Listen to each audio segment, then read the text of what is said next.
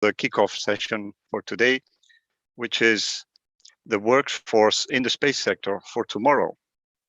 And that is precisely what our dear university has been doing for more than 30 years to help prepare the workforce for tomorrow.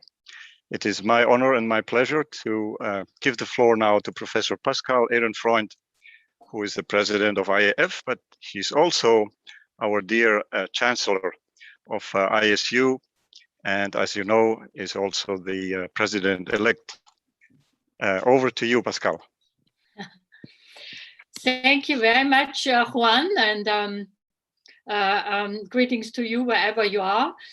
And I would like, to welcome all the participants of this ISU Alumni Conference, and also to the panel on the space workforce for tomorrow. And I thank you very much for keeping and actually evolving this transition of coming together as ISU alumni and discussing the exciting progress within the space sector. I was very impressed when I read your program over those 3 days.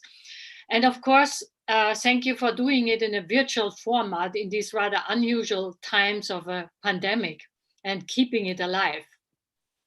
So the global space economy in 2020 valued at about $360 billion.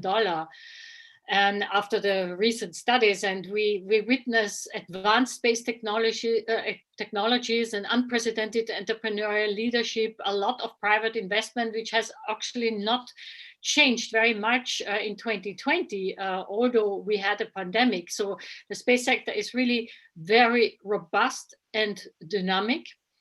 And when we look at the predictions, they estimate probably $1 trillion global space economy by 2040, 2045, according to recent studies. So in the last years, we have observed really an evolving space economy, not only with new emerging space nations, but many commercial actors, a growing downstream sector, and also very strong connections with the non-space sector. And there is a significant shortage in STEM workforce. We know that all over the world. And we need tens of thousands of highly skilled employees in the space sector, especially in industry, in order to design, manufacture, and operate innovative space technologies and missions. So to understand the trends of the space workforce of the future, and in particular the needs of the space industry, including primes, SMEs, but also startups. We have a lot of startups in the space sector in the last decade. So this is really crucial for all of us to understand the trends, but also in particular for organizations such as the International Space University, which are really educating and training the future space professionals. So I want to introduce the distinguished panel of today. We start with Angie Buckley, which is the Chief Engineer of Human Spaceflight of Aerospace Corporation. Marella Graziano, which is the Executive Director for Strategy and Business for GMV. And Lisa May, which is the CTO of Lockheed Martin. We have the CEO of Lean Space, Guillaume Tanier. And we have the CEO of Earth to Orbit, Susmita Mohanty. So I'm very, very happy that we have all of you with us today, because that shows also diversity in continents, but also in the size of companies, primes and smaller companies. So I think we learn a lot today about trends and what we need for the future from all of you. So every panel member will give a statement of approximately 4 minutes before we go into a questions and answers cycle. And before I give the word to our first panel member, Angie Buckley, I want to remind you that you all online, you have got instructions to ask questions. We have a tool for you, and we will collect those questions, and they will actually also appear on the screen, and we will ask them when all the panelists have actually given their statement. So thank you very much to the panel for being with us. And we start with Angie Buckley for her first statement. Thank you. Okay, good morning. Thanks, Pascal, for that introduction. It's really a pleasure to be here to take part in this panel that's addressing this really, really important topic. Just as a way of background, the Aerospace Corporation has been a very strong supporter of ISU since its inception, and we continue to support, and we still hold a seat on the Board of Trustees. I'm going to share a brief introduction to the company, and then this will provide you some insight into why we're so very interested in this important topic. So let's see if I can apologize. There we go. So the Aerospace Corporation was established in 1960 as a California nonprofit to operate a federally funded research and development center, which is sponsored by the United States Air Force. We provide independent, objective analysis that cuts across the space enterprise to provide decision makers with the information and solutions they need. Our sole interest is the mission success of our customers. Aerospace is the only FFRDC federally funded research and development center that's dedicated to the whole of the space enterprise. We are the trusted technical advisor to the United States government on complex space enterprise problems, and we provide disciplinary continuity, unique capabilities, and foundational knowledge to help shape this new era of space. Today, we find ourselves in another period of rapid innovation. Our customers look to aerospace to be an innovation leader by addressing emergent challenges, leveraging commercial sector developments, and continuing to find new ways to use space for public enrichment. Our workforce comprises top technical talent with extensive experience developing solutions that satisfy multiple stakeholders. Of our nearly 4,200 employees, almost 80% comprise the technical staff. This includes about 800 PhDs, with about 45% of the technical staff holding a master's degree.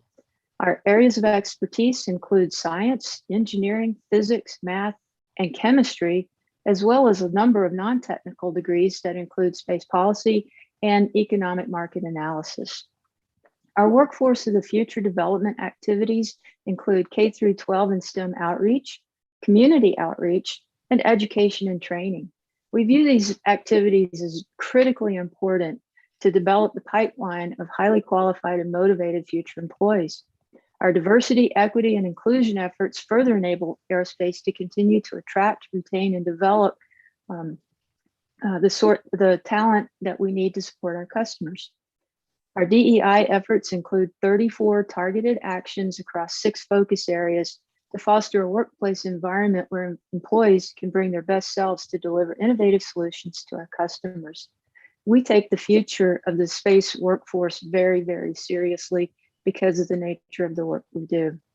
I have the privilege of working with a team that values not only what we're doing now, but also what we need to ensure the future space workers, to ensure that they're prepared to step in when the time comes. One of my colleagues in the Center for Space Policy and Strategy, Colleen Stover, recently published an excellent paper on developing the future space workers. And you can find that paper at the link that's on the chart that you're seeing now. I really look forward to our space workforce development discussions, and especially look forward to discussing how ISU plays a pivotal role in the development of that workforce, as well as what ISU is doing to continue the education and training of our current space professionals and executives. Thank you very much. Thank you very much, Angie. And you mentioned one thing which I think is important about papers. What this alumni conference has also provided is really also a literature list. Even interesting for me, I have downloaded a lot of papers with every session. You can actually download certain very recent studies, and please take the opportunity to do so if you are interested in a subject.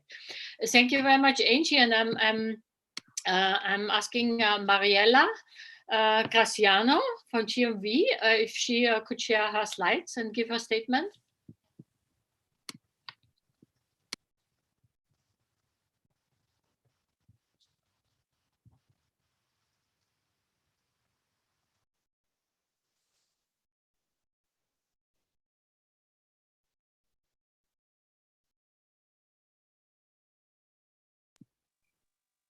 Wonderful. We see the slides. Okay. Okay, now I think, can you hear me now? Yes, we can hear you, and Okay. we can see your slides. Okay, sorry. I mean, I was on mute and I was discussing alone. It's something that is it's happening often. Happens to all of us, yeah. You know, I think it's a new illness. Everybody just keeping on talking alone while thinking they are on the line. So first of all, thank you very much for giving us the opportunity of being here. It's always a pleasure. And for me, I was participating to this opening ceremony in Granada. And I have to say that 25 years ago, I was a student in ISU. So it's very nice now to be on the other side. So very quickly on GMV, if you don't know, GMV is a private company. It's founded in 1984. It has been founded by a professor from University of Madrid. That's why we are very, very interested in education, and we keep on being interested in educations because, you know, our strengths are basically the wish of innovation and the talent of our people. So, I mean, those are the basis of our companies. As you may see, without going in details, because after lunch details can be boring, you can only just see that we are growing. It's a company that is growing very fast. It's an average of 20-25% every year. This is in personnel, this is in revenue. The most of the company, I mean, when we started, it was 100% space. Now it's on the order of 60% space. And we are growing in diversifying, in international expansion, being now in 11 countries, but always having space in our heart and in our center. Just a quick information for people, we are at the moment company number 6 in Europe. For number of people. We have been succeeding in growing also during the pandemic here. You know, I have more than 57 people whom I never met because of the pandemic. It's almost 2 years that we are working from home. And we are keeping an average of hiring in the order of 20-25 people every month. So very, very interesting. And again, after the big guys in Europe, so after the Airbus, Thales, Airbus Safran launchers, Leonardo, HB, you can have GMV now. So we are very happy of those achievements because, as I told you, we are still a family company, a private family company. So very proud and also with lots of responsibility on those achievements. But now going to the topics of this chat, as mentioned to also by you, Pascal, we are living a big change within space, and we are really going from a kind of institutional dominated arena to something more hybrid, more where institution and private shall find new places and shall find new roles and need to learn on how to working together. So there are at the moment lots, especially let's say in US. I hope that this will come also in Europe soon. There are lots of enterprises that are private enterprises that are drawing a new ecosystem and are also leading project, innovative and big projects that was let's say always done as things that were always done by big guys and big countries. And the idea of this new ecosystem, in my opinion, in order not to have always the same remark at the end, oh, we did it. So I think we have to do it good from the first day, is to try to have a market useful for the benefit of Europe, of the economy, but worldwide and European or depending or also national, but shall be done, shall be taught from the very beginning to be sustainable, to be beneficial for everybody, because at the end we are preparing the future of our new generation. So it's not only a matter of educating them. I mean, we have also to put strong basis for them to live. And again, we need to draw those markets very sustainable. And we need also, I mean, despite many other arguments remaining strictly to the topic, it's true that we need educational entities to adapt to the need of emerging market. Excuse me. And this shall be, in my opinion, done within the respect of human beings' ambition and dreams. I'm sorry, but I don't like the idea that everything is driven by pure power and pure economy. I really think that this shall be done in a way that our young generation, maybe it's because I have teenagers, I have two sons that most likely will be engineers in the near future. I mean, they are born from two engineers and they look like they will be like technicians. So maybe I'm driven by this and I have a personal urgency on those things, but I don't think I need that. I think really that without being populist, that we need to draw something that anyway respects the ambition and dreams of our generation, because we are putting lots of pressure on them. So we need to find a balance between the needs that the economy will have, but also between taking into account their dreams and the way that they need to live a nice life. So it's clear that, every time I go to a lecture or I listen a lecture, there are some common mantra moments. So artificial intelligence, robotics, cybersecurity, big data, optical links. So all those things, it's clear that we need a professional, talented professional in those areas. But those new markets are opening also new area like traffic management, like telemedicine, like mining. I see, for instance, in mining, or lots of, and this is a mechanism, a dynamics that we have in GMV, of spinning technology, spinning in and spinning off space technologies from mining to terrestrial, from space to terrestrial, and terrestrial to space. I mean, food production, new way of doing space. I mean, at the end, especially, depending on where you are working, but in many cases, the most of us, we are also working with public money. So we have this deserves a particular, let's say, respect, in my opinion. There will be lots of services that will be needed in the future. And also, if we stick to the fact that we are still being human, in my opinion, there will be needs also of space musicians, space artists, space everything. So, I mean, if we really want to do a space, if we really want to live in space or to the maximum extent, or if we really want to create a new ecosystem, we have to think all the needs that human beings have.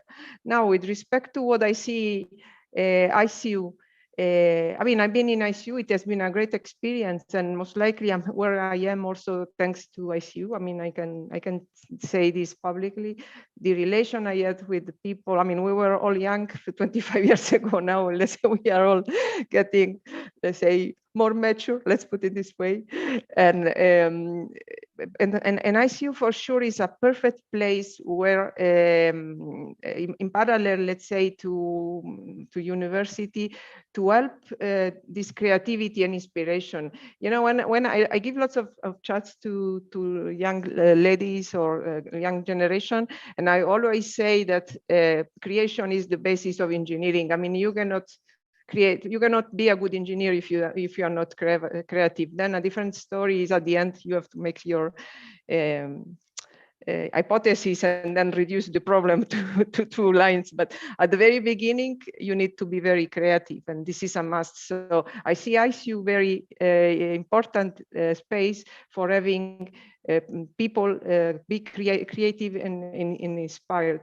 We have, I think ICU can have very wide ambition in helping drawing this new space ecosystem, or let's say helping in having ideas on how this new ecosystem where they can go. And this new ecosystem will ask also a different way of being entrepreneurs. So ICU can have a very big role there, in my opinion. There is also a place where ICU could help in finding these new dynamics between institutions and private. It's very important. It's a different way of doing space. There will be also a space for preparing new actors in those new relations between ecosystem and all those ecosystem entities, because we will need everybody. I mean, again, I think that we cannot miss any of the, let's say, human being needs. And also at the end, ISU can contribute in inspiring sustainable approaches for all parties within this emerging space ecosystem. So in my opinion, and this is in parallel to what I mean, is already doing, which is already a lot of information, if I remember correctly. So, but I think entities like ISU, because you are in the position of connecting different worlds, different people coming from all over the world, can be very, very good place, ideal places for, let's say, drawing and helping drawing the new dynamics that are today needed. And with this, I close my presentation. Well, thank you very much, Mariella, and also your important personal thoughts, and that we need a lot of innovative skills for the future to support all those emerging markets within the space sector. And I give now the word to Lisa May from Lockheed Martin. Hi, thank you so much for this opportunity to speak to the ISU alumni this great event. So I'm hopeful that the slides are now being shown. We're good. Thank you so much. So I'm going to, like Angie, I'm going to give a brief introduction to Lockheed Martin. I realize that everyone has heard of Lockheed Martin, but even as a fairly recent employee, I wasn't aware of the breadth of the work that Lockheed Martin does. So I'm going to give a brief introduction to Lockheed Martin, but in the context of how people can move into careers in a large industry prime company. I think that's an important feature of what we offer. One of the things I get asked a lot is, well, how do we keep young people engaged? How do we bring people and attract them? And the answer is it's the same as with us old folks too, right? It's people like challenges, and they like recognition, and they like opportunities. And Lockheed Martin is a big company, and so as a prime for a lot of global security efforts, from the helicopters, the rotary mission systems, and the aeronautics, as well as our missiles and fire control, and all of our sort of U.S. and global security efforts. We also have what is of primary interest to this group. We have the space sector, the space enterprise, where we do commercial and civil space, as well as some national security and global security space. And the reason why all of this is important is because I work with people in my organization in commercial civil space and that have come from all of these other organizations, and that the skills and the problem solving and the technologies, they cross all of the sectors of Lockheed Martin, and we make a really concerted effort to try to integrate our technologies and to recruit from within. And so if someone were interested in one part of Lockheed Martin, but wanted to take on new challenges, it's an opportunity to do so. And I will, in just a minute or two, get to some specific skills, and you'll see how those skills also dovetail with this idea of taking advantage of opportunities even within a particular organization. I myself was at NASA for 14 years, and I think I held 8 different positions in NASA, and similar opportunities are available inside Lockheed Martin. So as I said, I'm a recent acquisition for Lockheed Martin, and I wanted to point out that it was stunning to me as I joined the company, and periodically I have to remind myself that we are a large company. We have 105,000 employees, 54,000, almost half of which are scientists and engineers. We have a presence in over 54 countries, and so and facilities worldwide, and it is very much a part of our workforce trend and workforce planning to continue to collaborate internationally and to hire internationally as well. And in the bottom corner, you'll see LM Space. Again, that's where I live. And we have over 18,000 employees also located globally. And we actively support more than 30 education and training programs, including ISU.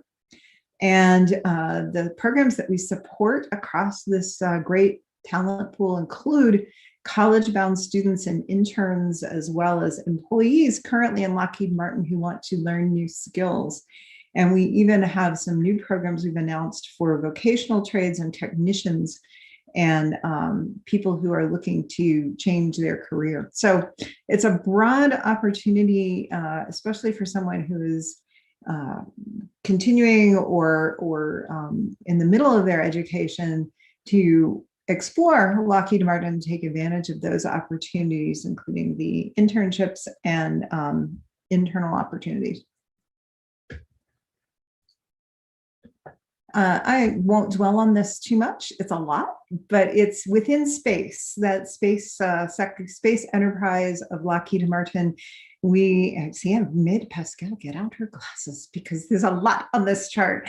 But really the key points here is at the bottom, we have Advanced Technology Center, which is an R&D organization within space. We do mission solutions, which are things like IT and ground systems, as well as the global security space and commercial civil space, which are the Mars missions, the Jupiter missions, Orion, and also weather and remote sensing and communications satellites.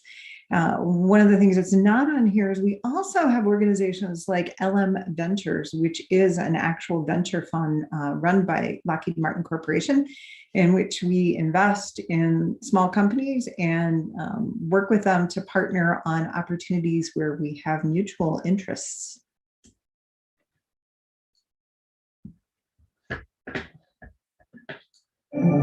At Lockheed Martin, our why is found in connecting, protecting, and exploring.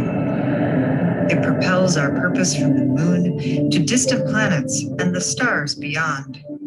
We've been a part of every NASA sample return mission, every NASA Mars mission, and we are building the spacecraft that will carry humans to the moon and on to Mars. At Lockheed Martin, your mission is ours. And that is why I love what I do. I get to do that. That is my organization, Commercial Civil Space.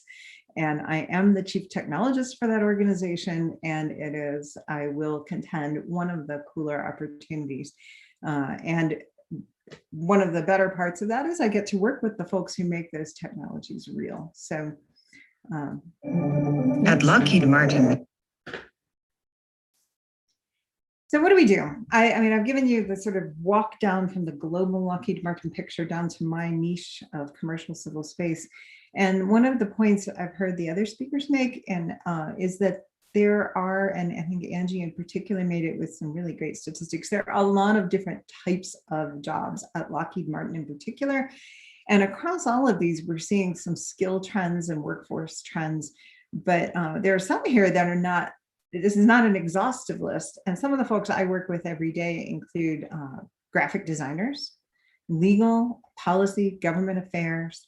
And it is important, as Mariela said, that the International Space University and those who are responsible for the workforce of the future also fold those. And I know it's ongoing, but I'd like to emphasize the importance of folding in the space law, policy, government affairs, governance, as well as the more traditional technical disciplines. And of course, we have communications, public outreach, and folks who do contracts and accounting. And so even though Mariela is going to provide us with 2 new engineers in the near future, we also look for folks who can help us, because Lockheed Martin is a business, and it's a large business, and it requires all of those other skills in order to ensure success for all of our customers.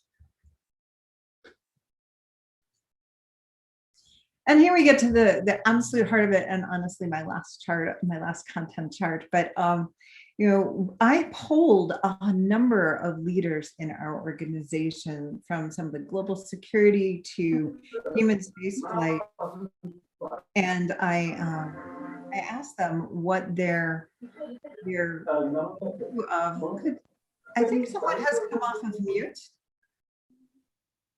Thank you. Yeah, so I asked them, and they gave me an amazingly long list of things that they look for and where they see the skills of the future coming into play. And they boil down to 4 particular categories, but they're actually quite rich. So communications was at the top of everyone's list, and it's traditionally at the top of my list. I have a background in communications before I went into engineering, and the ability to tell stories and to convey your what it is you're working on or what it is you are proposing to a wide variety of people is probably the most important skill that certainly when I was coming through engineering school, communications was not emphasized at all. But it really is the heart of how we get things done, particularly in culturally diverse and global ways. Remote work, which was a thing previously, but is now everyone's, enables distributed teams across time zones, across cultures. And it's morning here in Colorado, and I know we're after lunch locally there. So it is just important for people to be able to relate to others. I see trends in more project and team-based education as being a really good foundation for that, rather than the sort of individual striving. So project-based education and team and collaborative education, as well as intern opportunities and working with a variety of different institutions and employers. Growth mindset really means being open to opportunities and adapting to change. The pace of space is accelerating, and we need people to adapt and think outside the box and really even drive the pace of change. Lockheed Martin is frequently viewed as sort of an old space company, but we are actually driving that pace of change internally in ways that are new to us, and having employees and having personnel that are on board for that is really important. The other is the ability to synthesize disparate information, to work with the policy, to ensure that your solutions and our customer solutions are really taking in all of the needs of the future. And also resiliency, the ability to bounce back and being resilient to adverse outcomes. And for that, I really think that that's an experiential thing, and the encouraging students to do activities, extracurricular activities, or again, internships or volunteer projects that enable them to experience some of that resilience and develop some of that resiliency is an important trend for the future. And a mixture of engineering and business acumen. Simply having technical solutions is not enough. Everyone sees management as a path to the top, but technical excellence is also the foundation of that. And also, companies are in the business of business. The future space economy is an economy, and understanding how business decisions affect engineering and technical solutions is really an important part of that synthesis and diversity of thought that we are looking for in people. And also non-traditional career paths. Angie spoke to the shortage of, or actually it was Pascal that spoke to the shortage of STEM professionals, and the idea that employees can come from within, from different disciplines, the idea that folks can come in through vocational and become, in more conventional engineering paths, but also embracing that agility and mixture of engineering and business acumen. And I came from a very non-traditional career path. I started in radio news.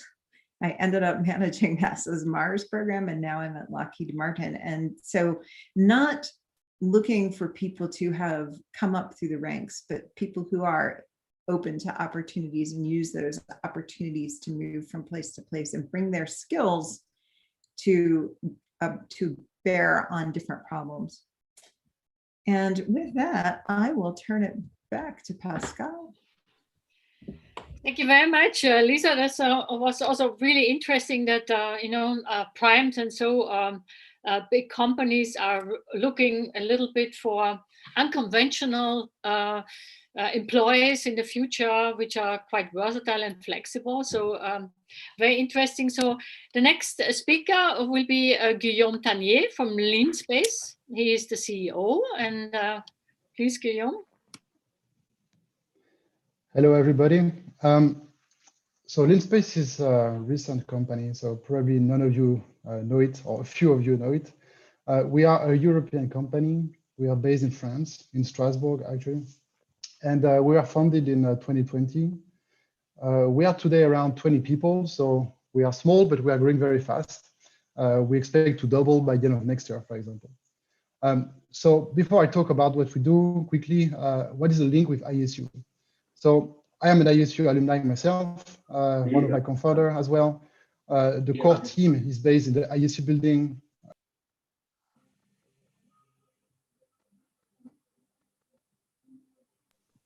Hello? Now you're back again.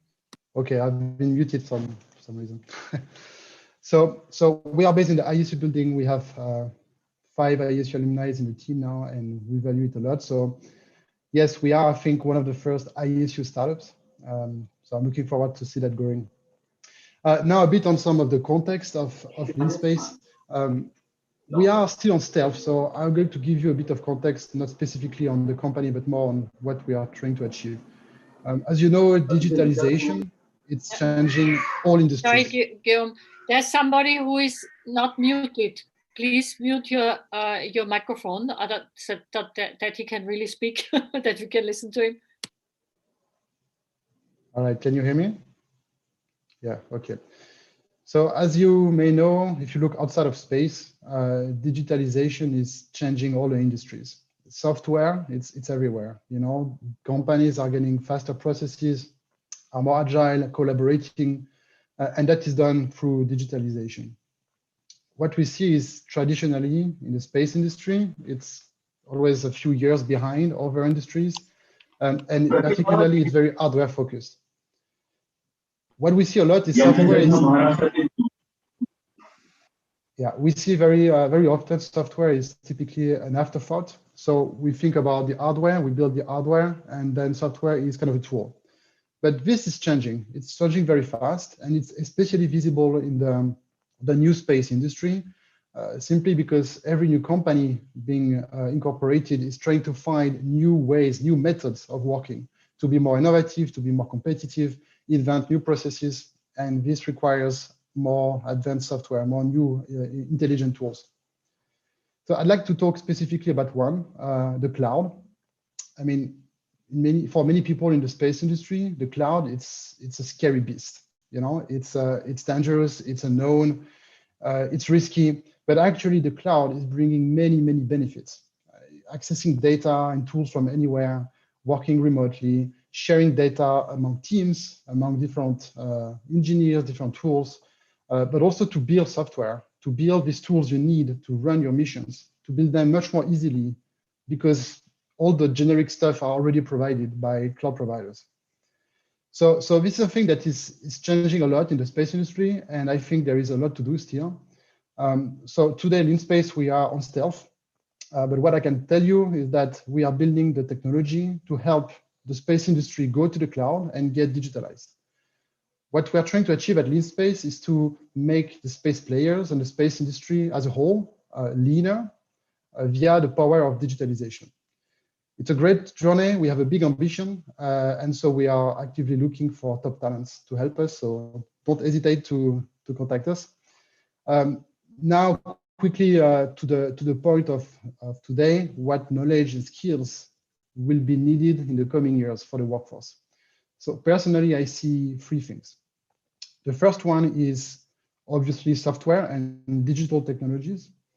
And you see that in many things. For example, software-defined radios. You know, it's a new thing. Before was hardware. All these collaborative systems, being able to process data on board the satellites, ground stations as a service, model-based system engineering. all of these examples, they are entirely running through modern digital technologies. And they are getting more and more powerful, more and more automated. So the workforce of tomorrow, I think, will really need to know how to leverage this. Being able in your daily work to build your processes, to build your tools yourself in every aspect of what you do, and leverage things like the cloud. Second, I think there is a need of a global overview. I think ISU is great for that, providing a global overview, an end-to-end knowledge of space missions. What we see is like the technical details on space missions, they are made as a service, day after day. More companies are providing abstractions of this complexity. And so it means that the workforce is getting kind of higher in the value chain. We need to understand better the big picture. And I think ISU is a perfect spot-on education for that. And the third one, it's, let's say, operations, space operations, business operations, which is also very traditionally an afterthought. And that is logical. Huh? I mean, after the era of space exploration for decades, we are now in the era of commercialization. So it means space now is mostly for business. And so understanding how companies are going to deliver the service to the customer is paramount. I think today space engineering education is very, very good at teaching how to build a spacecraft and how to integrate it and test it, but not so good, I believe, at how to operate the constellation, the satellites, the system, and how to run a business out of it. So that's the three points I see, and I'll be happy to answer some questions about that later. Thank you. Thank you very much, Guillaume. It's also very interesting, and I want just to say one sentence. I think ISU is really going into direction with the dynamically evolving space sector, that entrepreneurship is a very important topic. It is now an elective, but it will be a core subject very soon in the curriculum of the master and also in the other programs. So I think it was very interesting to see also, from a company like Lean Space, the point of view, and we come back to that. I go now to Susmita Mohanty, the CEO of Earth to Orbit, and ask her for her statement. Thank you, Pascal. Hello, everybody. I think I'll start with the latest space development, which is the recent suborbital flights that we saw from Blue Origin and Virgin Galactic. And the reason I want to start with that as my launch pad is space as it was in the last century, and as it has been in the first 20 years of this century, is now entering a new phase where, in my view, space has gotten out of isolation. The space sector for a long time had a very clear connect with the military establishment. But now you see that aerospace is very easily and seamlessly tied to information technology, commercial automobiles, commercial jetliners. And that's the kind of thing you will have noticed in the new breed of entrepreneurs who are opening up access to space. And right off the bat, I would like to add that I've never quite subscribed to the idea of STEM personally, which is why if you look at my space trajectory, I've had a very overt multidisciplinary education and also a professional story. I started in old space. I started with a brief stint at NASA Johnson in the late 90s when the Shuttle Mir cooperation was ongoing.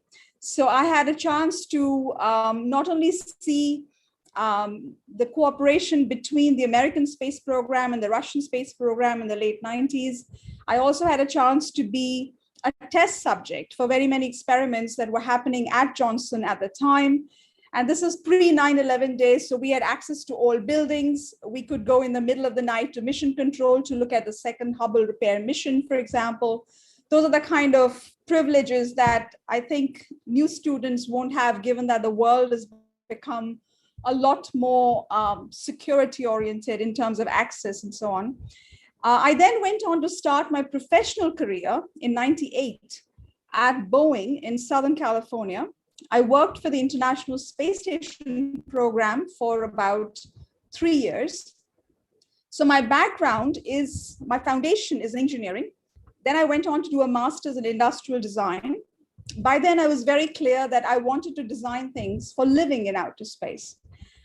And then I went to ISU, like many of my co-panelists.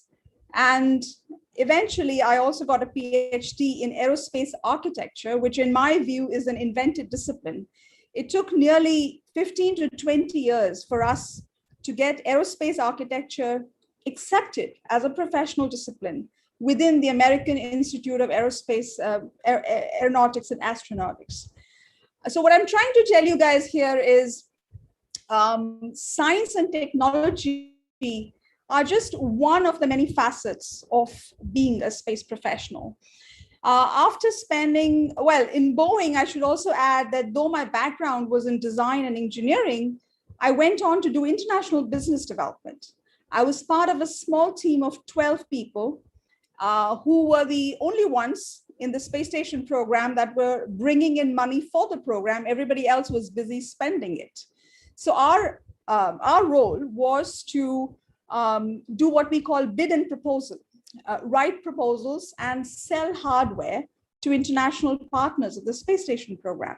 Anything from a space qualified fire extinguisher to something as large as an entire module.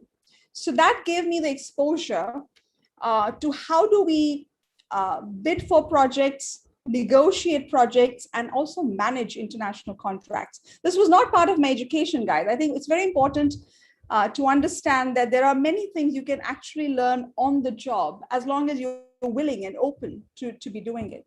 And then at age 29, 3 years after being with Boeing, I decided that I wanted to start my own company. And back in the day, the word startup didn't really exist. So I left Huntington Beach and I moved to San Francisco and I started my first little company called Moonfront. And that was in the year 2000. Neither did the word new space exist, nor did the word startup exist. We just called it a small company. It was a consulting firm. In 2004, while I was still living in San Francisco, I co-founded yet another company in Vienna, in Austria, which is still around. It's been 17 years. It's called Liquifer. And what Liquifer does is it not only designs human exploration systems, everything from space habitats to rovers to spacesuits, but also builds prototypes of these systems. The reason I chose to become an entrepreneur in the year 2000, after spending a good 3+ years in what I would call a prime, like Boeing, and having seen NASA Johnson up close, was very simple. There were two main reasons for why I became an entrepreneur and have been for the past 20 years. One is when you are with a big company or a big space agency, you have to toe the line. If you need to speak your mind, be independent, have an agency of your own, I think you have to step outside the system. The second reason was if you want to challenge the status quo and change the status quo, it is sometimes a good idea to start your own enterprises. So I think with the Vienna company, the idea was to show that the engineering-centric approach that's been used by space agencies for decades is kind of obsolete, and it's time to use a multidisciplinary approach for designing systems for space exploration. I moved back to India in 2008 after spending about 12 years in California, and I started my third company, which is called Earth to Orbit.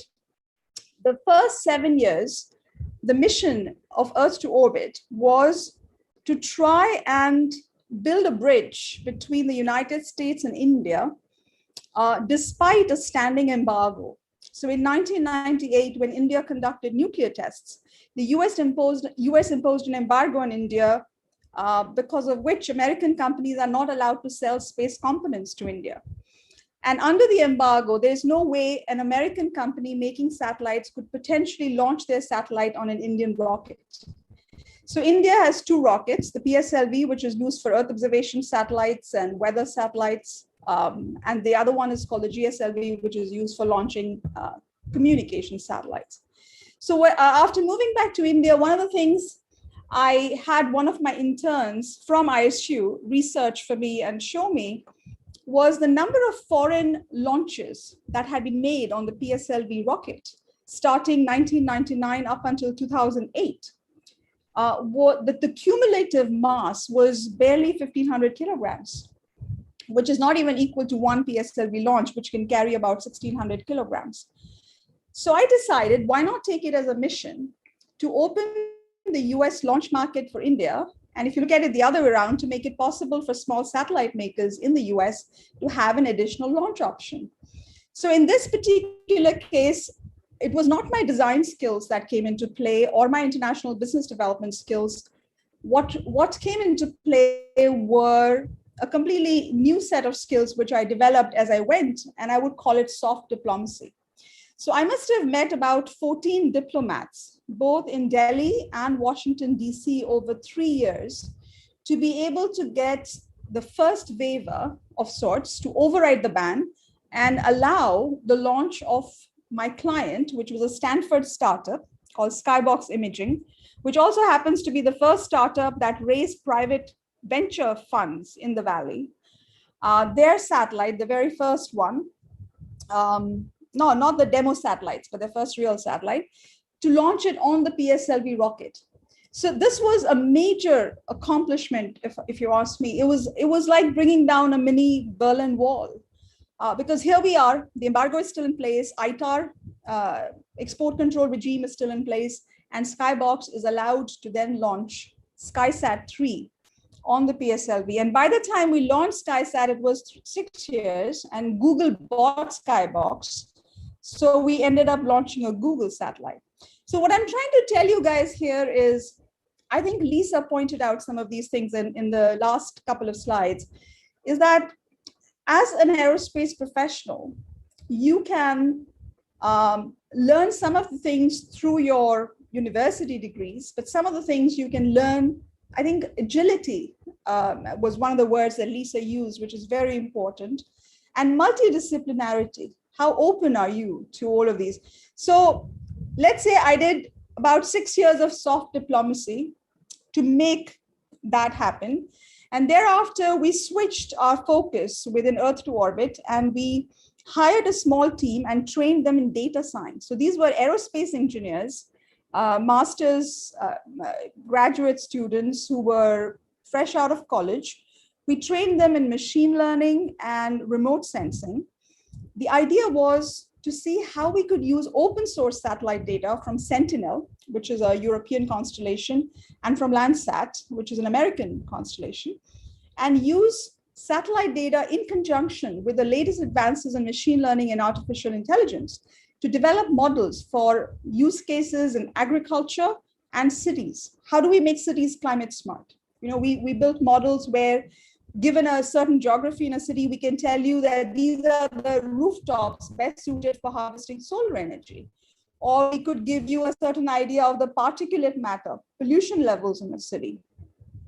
So I've gone from working in human space exploration for about 15 years. Then I was into launching foreign satellites on an Indian rocket for about 7 years. And I spent 3 years in downstream applications. And now I think the pandemic has been a great time of catharsis and getting a chance to recalibrate what is it that I want to do in the near future. And I'm thinking of moving away from mainstream entrepreneurship after 20 years and starting or launching a new space think tank out of India. So I think the idea here was to give you a broad overview of the trajectory that an ISU alum such as myself has taken. And I really think the 21st century workforce needs people who can think in these seamless ways. I mean, I also do a lot of cultural things. So I had invited one of the French choreographers, Kitsu Dubois, who has done amazing dance experiments on parabolic flights and underwater and with circus acrobats, to come to Delhi to organize an underwater dance workshop. So how do we seamlessly straddle the worlds of art, architecture, design, technology, and business? I think that's the kind of the entire spectrum that could potentially drive how we train our workforce for the future. Thanks, Pascal. Over to you. Thank you very much. So, Susmita, and I think what you have explained touches very much actually what Lisa said as one of the criteria, non-traditional career paths. Yeah. So I'm a little bit in a problem that your discussion topics and all your introductions were very versatile and very interesting, so that we have hardly any time for question. What we could actually do is that we will, when we have many questions, we could actually answer them later on and also put them on the web for everybody. And right now, I would like to take one question, and then I'm unfortunately to wrap up because you have a very intriguing next subject at 5 p.m. Maybe the host can send me one question.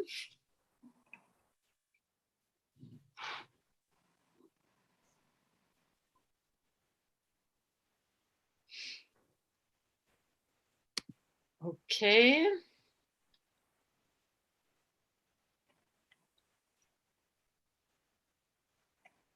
Okay, I can actually I can hardly see that. What do you think are the top 3 soft skills that professionals need for the future, and why? I think if you could help me to answer these questions very fast, and we will probably try to answer all the questions which are impossible to answer right now in this time scale online, and publish them in the next days during the conference. Angie, can I start with you? Sure, Pascal, thank you. In terms of soft skills, I think very important skill is to be able to communicate. And I can't remember who made the point, but when we go through engineering school, that's not, an area of emphasis, but it's very important to be able to communicate.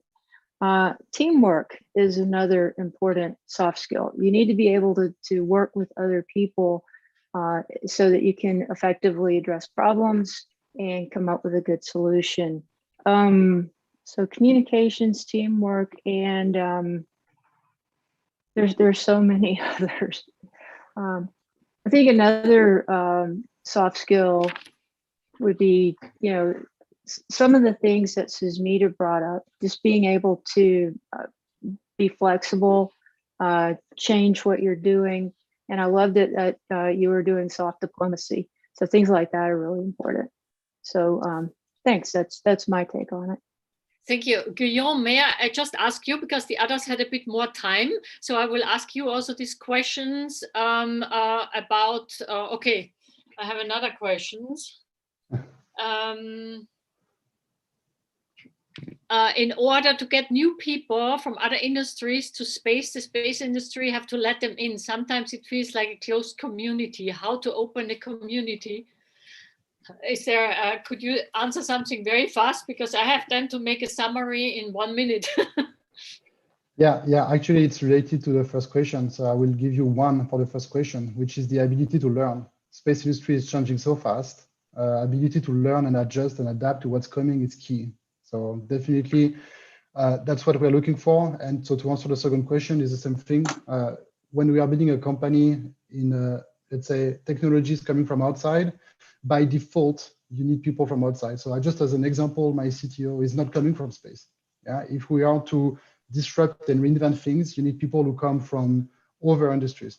So I believe startups have a big role to play, and it's basically opening up our mindset and having the, I don't know, the will to say, let's do it differently, and not just, it was done like this, so we just repeat. And I think that's how you can get people from outside to bring their talent. Pascal, can I quickly say something there? I think space is no more a closed community. I mean, the 2 new spacecraft that flew came out of Seattle, where you have the information technology industry. So I think cross-pollination has already begun. So commercial jetliners, automobiles, IT, nanotech, it's already, if the new workforce needs to adapt to this change. Wonderful. I have gotten 5 minutes more. So I negotiated, on chat. So there is one question, last questions. What about people that do not hold an engineering background? Do you think there can be an opportunity for them to join a company like Lockheed? I think that's to me. Yes. Absolutely. As I pointed out, there are lawyers and accountants and graphic designers and publication specialists and policy analysts and government affairs specialists and people from all different disciplines. Any large-scale space enterprise needs to be multidisciplinary. Every team needs to be multidisciplinary. Every team I'm on at Lockheed Martin has people from, I'm sort of pulling at the threads of the people that I work with day to day. And so there are a lot of opportunities because, as Subsita said, it's absolutely necessary that we take an integrated approach to the projects and the economy and the future and the opportunities that we have in front of us. And Graziella, would you agree with that? Is it possible that people at GMV do not need an engineering background? Yes, of course. As I was mentioning, we need lots of experts. I mean, in many different areas, mathematician. Most of us, we are all technicians coming from a technical background. But I was mentioning, we have lawyers, we have economists, we have also creative people to make our boring engineering solution more nice when we sell them. So everything is needed. So I think we are in a very good overall. The space world, I agree that is not closed anymore. So it's open to many new talented people. Between the skills, I would also add patience, to be patient, because space mission, we don't do space mission in 1 or 2 or 3 years. We need to do things. But if you want to work in space and you are flexible, you are talented, and you are patient, I think all different skills are welcome. Thank you very much. So I'm trying to summarize in 2 minutes. I must honestly say I really enjoyed that you actually really spoke from the heart. I would have liked to discuss a question about the female leadership in the space sector also, which I think is probably really expressed in this panel, where Guillaume is actually the only male. So there are changes, we see that. And I just want to summarize that I think what you all expressed is that you actually really need an interdisciplinary and intercultural and international education, like you actually get it at ISU. And that was very interestingly discussed in many of your companies, and what are the needs. So we will need innovative skills to support emerging markets, and in particular in combination with a downstream sector, which touches with the non-space sector in all areas such as transport and energy and security, agriculture, medicine, and so on. And so we really need a very diverse workforce, and engineering is not the only background which is necessary. We talked about new relationships between between entities of the space ecosystem gets more and more needed in the future because space broadens and gets really an important part of our daily life. We talked about entrepreneurship. And we talked about primes opening up in order to have stronger relations between government policies and the traditional technical disciplines. Resilience was a buzzword for the future, and also non-traditional career paths, which has been discussed very typically as an example by Susmita. It's always good to have an example. and what we need for the future, the skills, software, the global overview, and really, I think a lot of communication skills in order to also to convince politicians in order to invest more in the space sector, and looking forward to all the benefits which the space sector can bring to society in the future. So I think we have learned a lot, but this is a topic which we will have to discuss, because one of the bigger problems is that we have a shortage in STEM workforce. We have to somehow really reach out that people really understand how rich the space sector is, how diverse, how dynamic, how fast it evolves, and what kind of people and skills we need in the future. And in this, we have to work together. And I am 1 minute over time. I thank you so much for all your statements and for all your personal experiences and the details of your company. And I think it was very helpful for all the people which are listening, and also for taking it away and taking these thoughts, you know, into think tanks, what we actually really need in the future. Thank you very much for the distinguished panel members and everybody who was behind in helping. And I'm gonna close this workforce panel because we have to go on to the next really interesting topic. Thank you very much.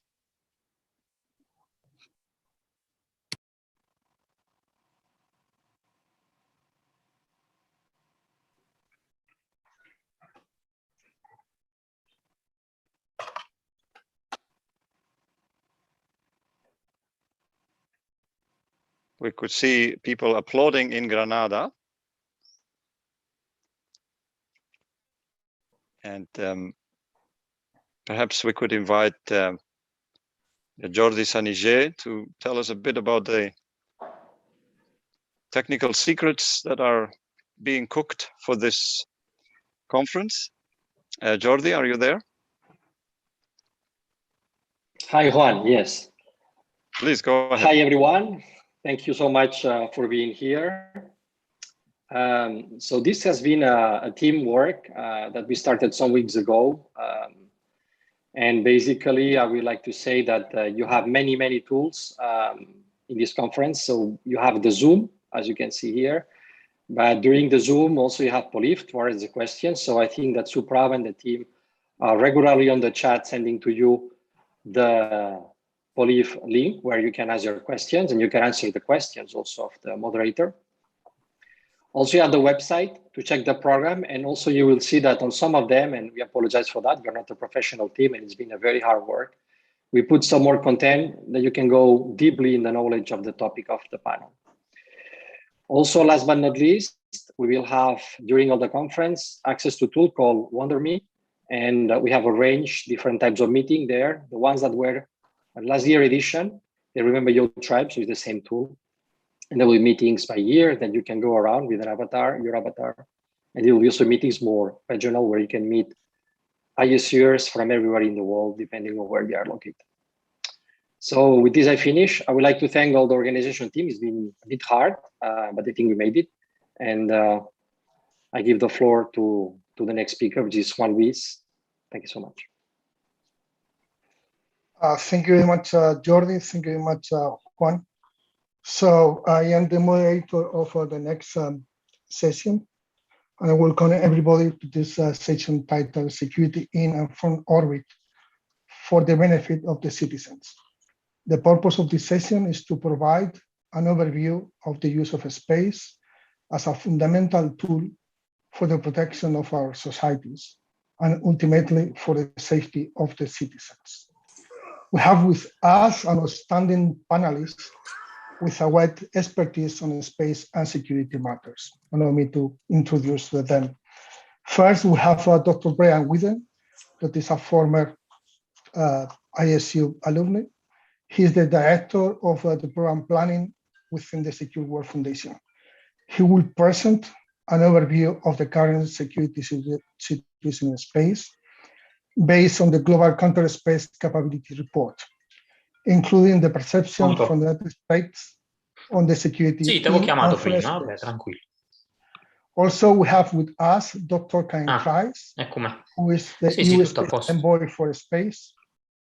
She is with the European External Action Service. She will provide an overview of the European Union space policy, including the 3SOS initiative. And last but not least, we have with us the Ambassador, Dr. Soren Ducaru, Director of the European Union Satellite Center. He will give a presentation on SATSAN as an operational tool providing security in and from space. I would like to thank them for the person with us, notably considering that some of them interrupted their summer break. At the end of the intervention, we'll have a question and answer part. The audience could put the question on the tool that is on the side on the presentation. Without any delay, let's move now to our first panelist. Allow me to provide a very short bio of Dr. Brian Whedon. Brian Whedon is the Director of Program Planning for Secure World Foundation and has nearly 2 decades of professional experience in space operation and policy.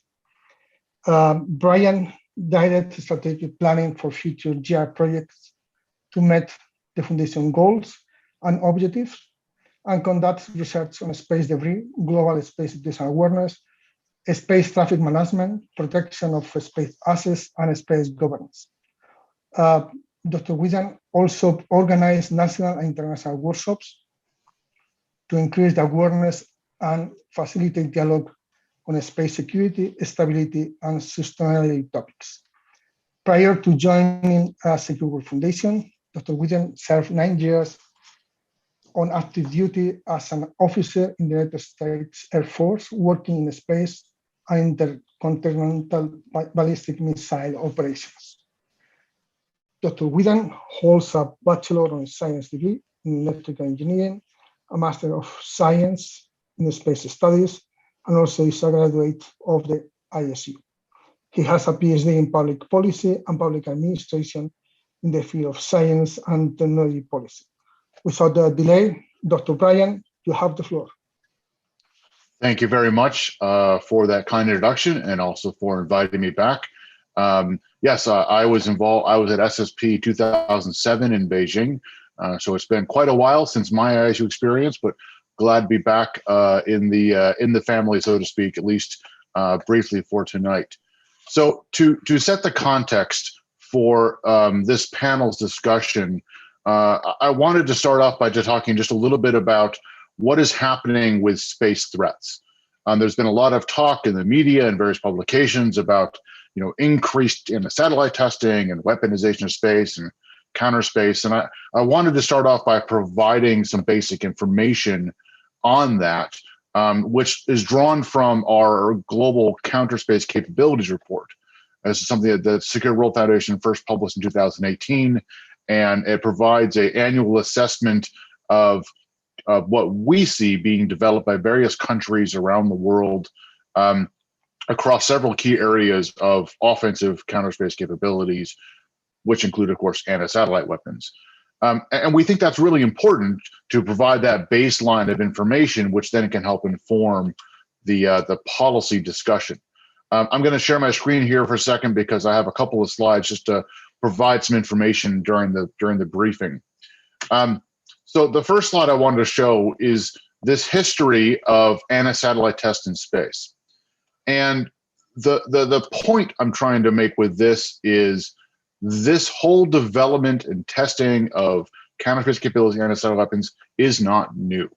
As you can see from this chart, there were quite a few tests conducted by the United States and Soviet Union between 1959, when the first anti-satellite test was done, and 1995. More than 50 of these tests against satellites or other parts in space that resulted in the creation of hundreds of pieces of space debris. There was then this brief window of time between 1995 and 2005 where we don't have any evidence of testing happening in space.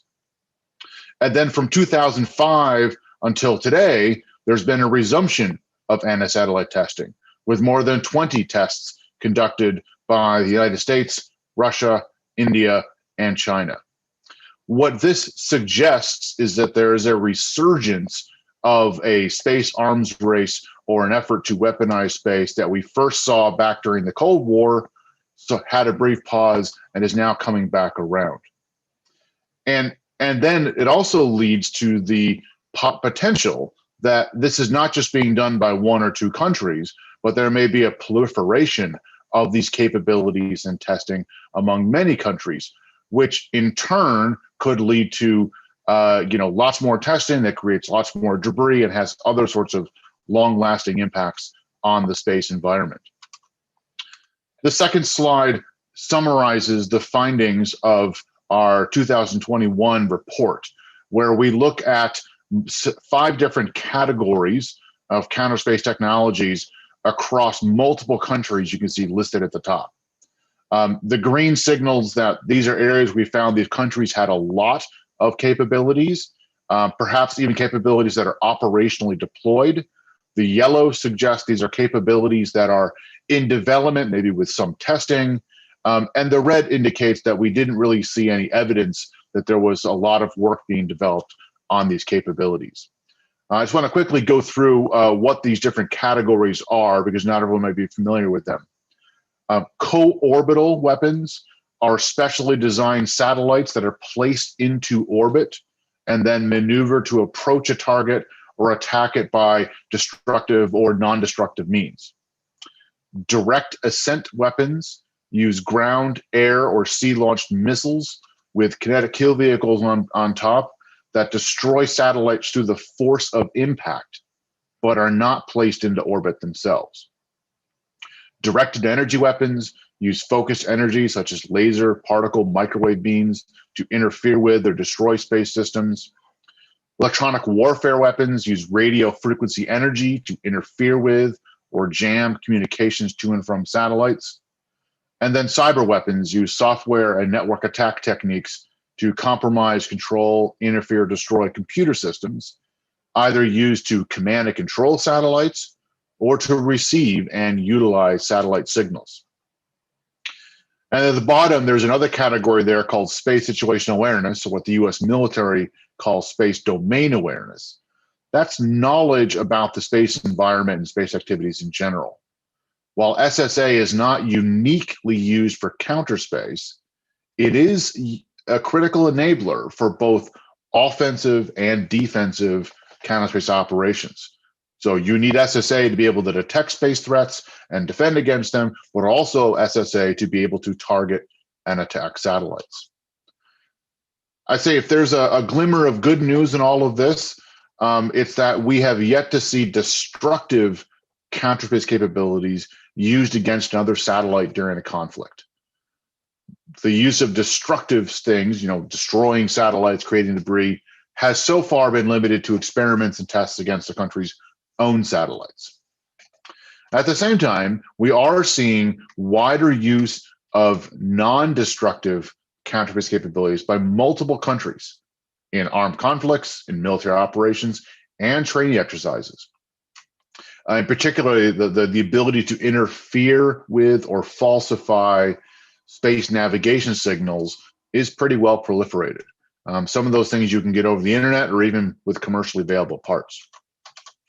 For the last section here, I just wanted to briefly touch on what the United States perspective is on all of this, and I'm happy to provide more details or answer questions when we get into the discussion. The United States, as sort of the preeminent space power in the world and a country that relies on space capabilities for much of its military power, but also its ability, its economy, and many other things, is very concerned about this, particularly as the world is shifting towards what the US considers to be a great power conflict with Russia and China. The US national policy for the last 10 years has been to deal with these growing threats by increasing the resilience of US capabilities, to deter attacks by denying the benefits to the attacker, while still having the ability to fight and win conflict that does extend into space. How the United States plans to do that resilience and deterrence mission A big part of it is the attempt to try and shift from small numbers of very large, expensive satellites to more smaller, cheaper satellites, perhaps in different orbits. Also, if you can't shift to smaller satellites, add survivability features to larger satellites, so more maneuverability, the ability to detect threats, perhaps the ability to have countermeasures akin to flares and chaff that we see on aircraft. There's also the desire to leverage commercial services and allied capabilities to complement military. Strong push in the US to establish norms of behavior. And the goal there is, if we have established norms, we can help identify abnormal behavior, which could then be a threat and also shape international pressure. And there's also been some discussion, although not yet confirmation, on developing new offensive capabilities, most likely to counter what an adversary might use during a conflict. The last slide I want to show is just 3 different documents with some links that you can look up and find these details. The one on the left is the 2011 National Security Space Strategy. The one in the middle is the 2020 Defense Space Strategy. And the one on the right was just released in the last week. And this is a memo from Secretary of Defense Austin outlining 5 tenets of responsible behavior in space that the US Department of Defense says it will abide by. So with that, I will stop and I look forward to your questions.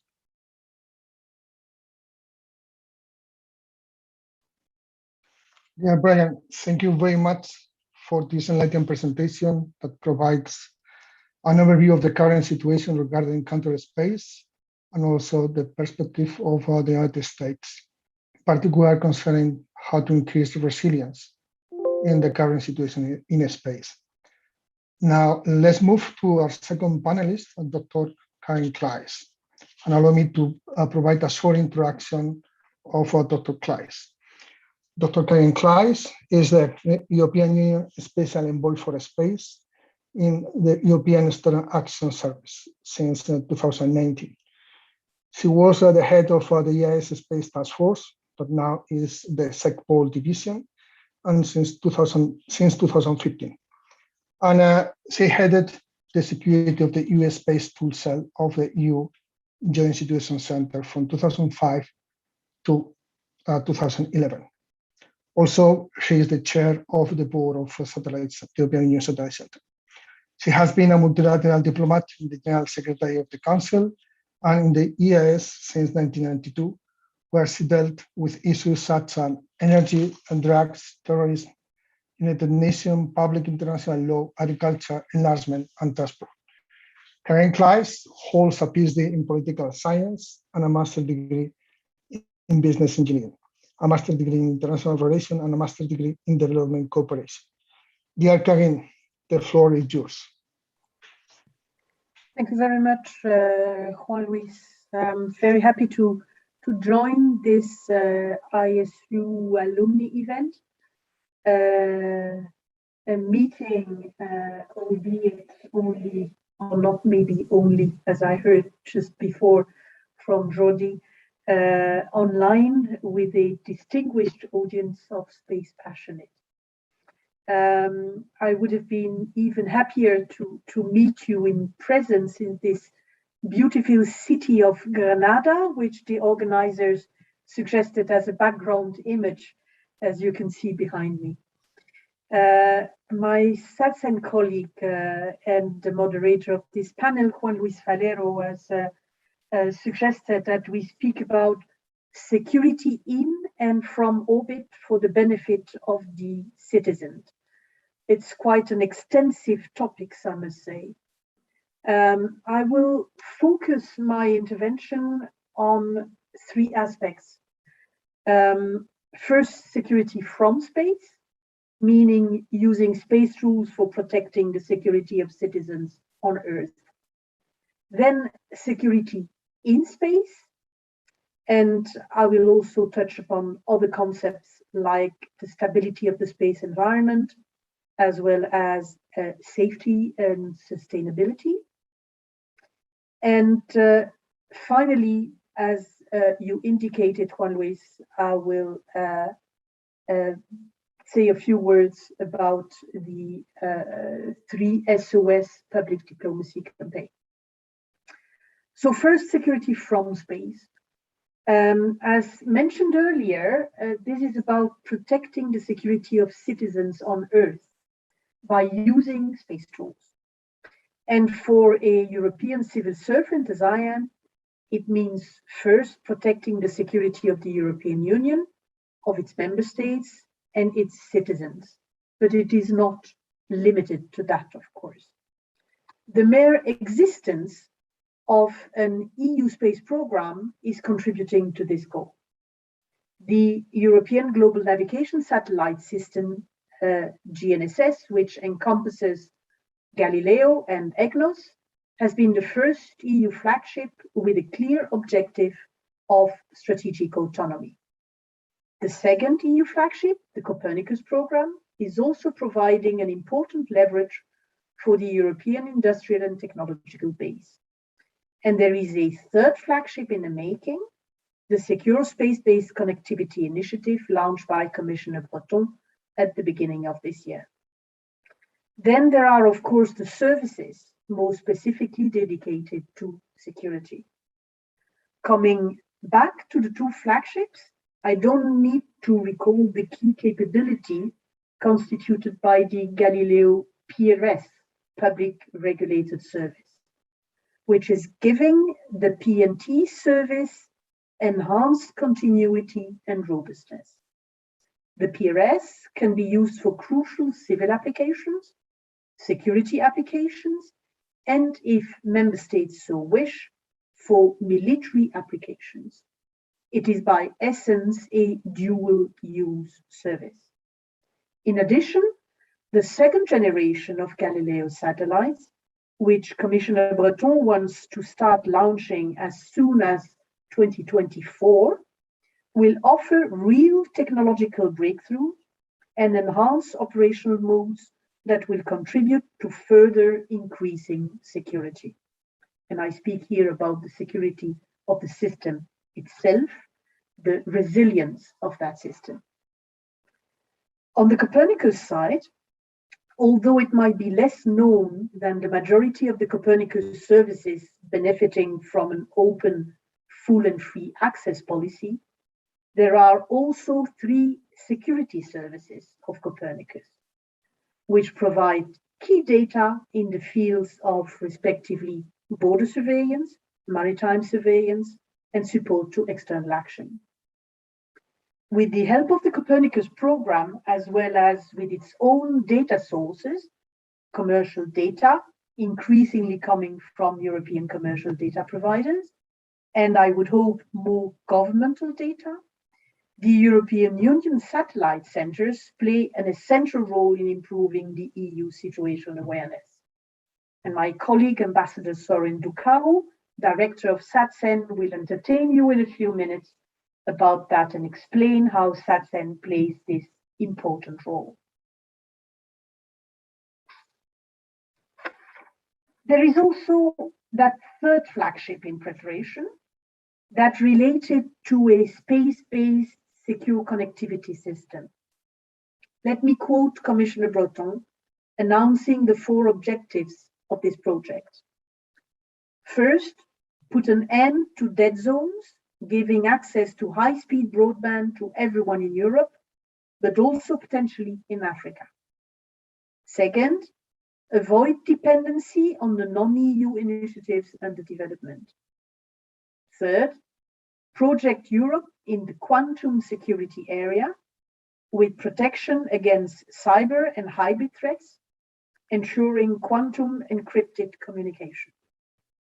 And finally, keep the continent connected in a reliable, cost-effective, ultra-secure manner, whatever happens, including massive attacks on the terrestrial infrastructure. This initiative is intended to build upon and complement the pooling and sharing GovSatcom component of the EU space program. Space security has another dimension, what I call a second pillar, that of the security of space. This is to protect the security of the Union in space by protecting its assets and services from which our daily life is increasingly dependent. Most of the time, they are invisible, transparent. As the French Minister for the Armed Forces said, Florence Parly, from rural to urban areas, from the very small to the large companies, every day, more than 10 satellites on average accompany us and help us in our daily life. And I'm not speaking here about soldiers, it's even more.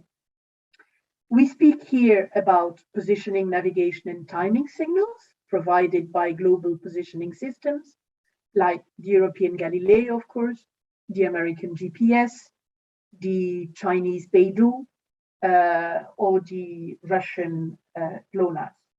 About remote sensing, Earth observation data, for which the European Copernicus system is the largest provider in the world.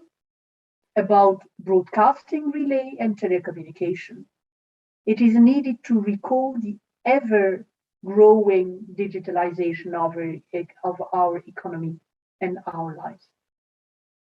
The digital economy, the fourth industrial revolution, agriculture, transport, across transport modes, land, water, air, fishing, energy, finance, urban development, telecommunication, environmental monitoring, and the broad security chain from civil protection to security and defense are amongst the space-reliant sectors, and therefore sectors that are vulnerable should space assets be at risk.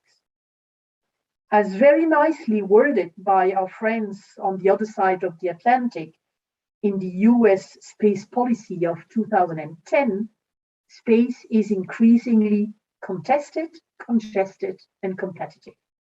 It is no longer limited to a handful of state actors and has never been as crowded and adversarial as today.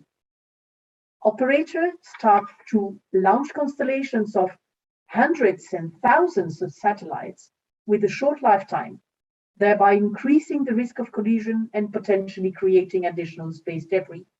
And the scenario defined by NASA scientist Donald Kessler in the 19s is becoming increasingly risky. Moreover, new missions such as active debris removal or on-orbit servicing include the ability to rendezvous or proximity operations with other space objects and even the ability to move them. Such new technologies could potentially be used for interferences and offensive actions. Furthermore, operations undertaken to remove debris might be understood, misunderstood as hostile actions vis-à-vis other space objects. And in addition, although space tools have always been used also for military purposes, as rightly underlined by Dr. Whedon, space tools are dual by nature. Similarly to any other key infrastructure, there is an increasing risk of weaponization in outer space. Space assets are therefore indeed at risk. This means that our economy, our security, and our daily life are vulnerable. There are three ways to ensure the security of space, and two of them are the essence of my work and that of my team.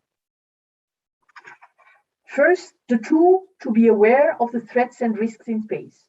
This is the subject of Space Situational Awareness, SSA, and more particularly, although not exclusively, of Space Surveillance and Tracking, SST.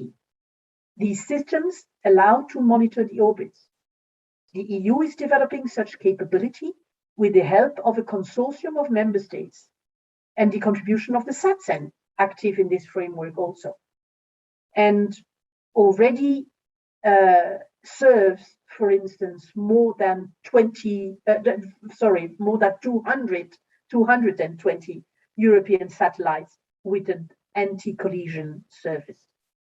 A second way to ensure the security of space, also on the operational side, and this is my responsibility and that of my team, is the EU's ability to react in the case of a threat to the Union's space asset, or a threat to the security and an essential interest of the Union or of one or more of its member states through a space asset.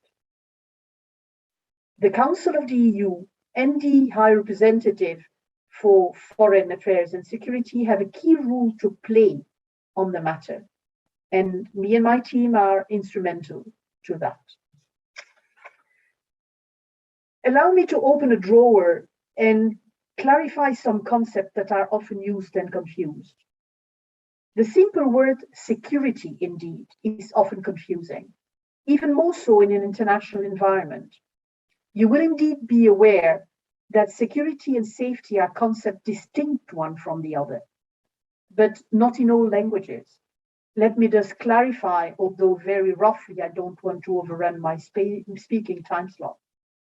Security in outer space is related to intentional threats. It is linked with the stability of the space environment. It is dealt with in the UN framework by the disarmament and non-proliferation community and bodies under the UNGA First Committee in New York and Geneva. This is the contested part of the US congested, contested, and competitive. Safety, on the contrary, is considering unintentional risks, natural hazards, and space debris. Safety is usually considered together with sustainability and is dealt with in the UN framework by the space community, or shall I say the civil space community, essentially in the UN COPIOS, supported by the UNOSA under the UNGA Fourth Committee. This means always New York, of course, for UNGA, and Vienna this time. This clarification being made, let me revert to the UN framework and multilateralism. Indeed, space is a responsibility as well as a dream and an ambition. Space is a global common. It requires global rule for the benefit of all, not only for the present spacefaring nations. More needs to be done in an inclusive and responsible manner, beyond the traditional geopolitical mistrust. The EU continuously promotes the preservation of a safe, secure, and sustainable space environment and the peaceful use of outer space on an equitable and mutually acceptable basis. The Outer Space Treaty and the other international legal instruments developed in the framework of the United Nations remain the cornerstone of the global governance of outer space. Transparency and confidence building measures also provide an important contribution to the security and safety and sustainability of activities in outer space. And as I said earlier, activity in the UN framework happens in two silos, which don't meet very often, except once every second year, with a joint meeting of the UNGA First and Fourth Committee regarding outer space. There has been undeniable progress the last 2 years in both silos, after years of stagnation, but this is far from meaning that all issues are solved. It will still take a lot of time and efforts. In 2019, the UN COPIOS adopted the preamble and the 21 long-term sustainability guidelines for outer space activities. And this was confirmed, although with some nitty-gritty and frightening hiccups, by the UNGA. Something the US and its member states and also our ESA colleagues indeed supported and welcomed. Furthermore, the working group under the agenda item, the LTS of outer space activities of the Scientific and Technical Subcommittee, will start its work at the end of August in the margins of the annual meeting of COPIOS under the chairmanship of Mr. Raman Umamaheshwaran from the Indian Space Research Organization. In the disarmament community also, there has been some important progress. A new resolution on reducing space threats through norms, rules, and principles of responsible behaviors was adopted last year by the UN General Assembly, with a very strong majority of 150 yes, 12 no, and 8 abstention.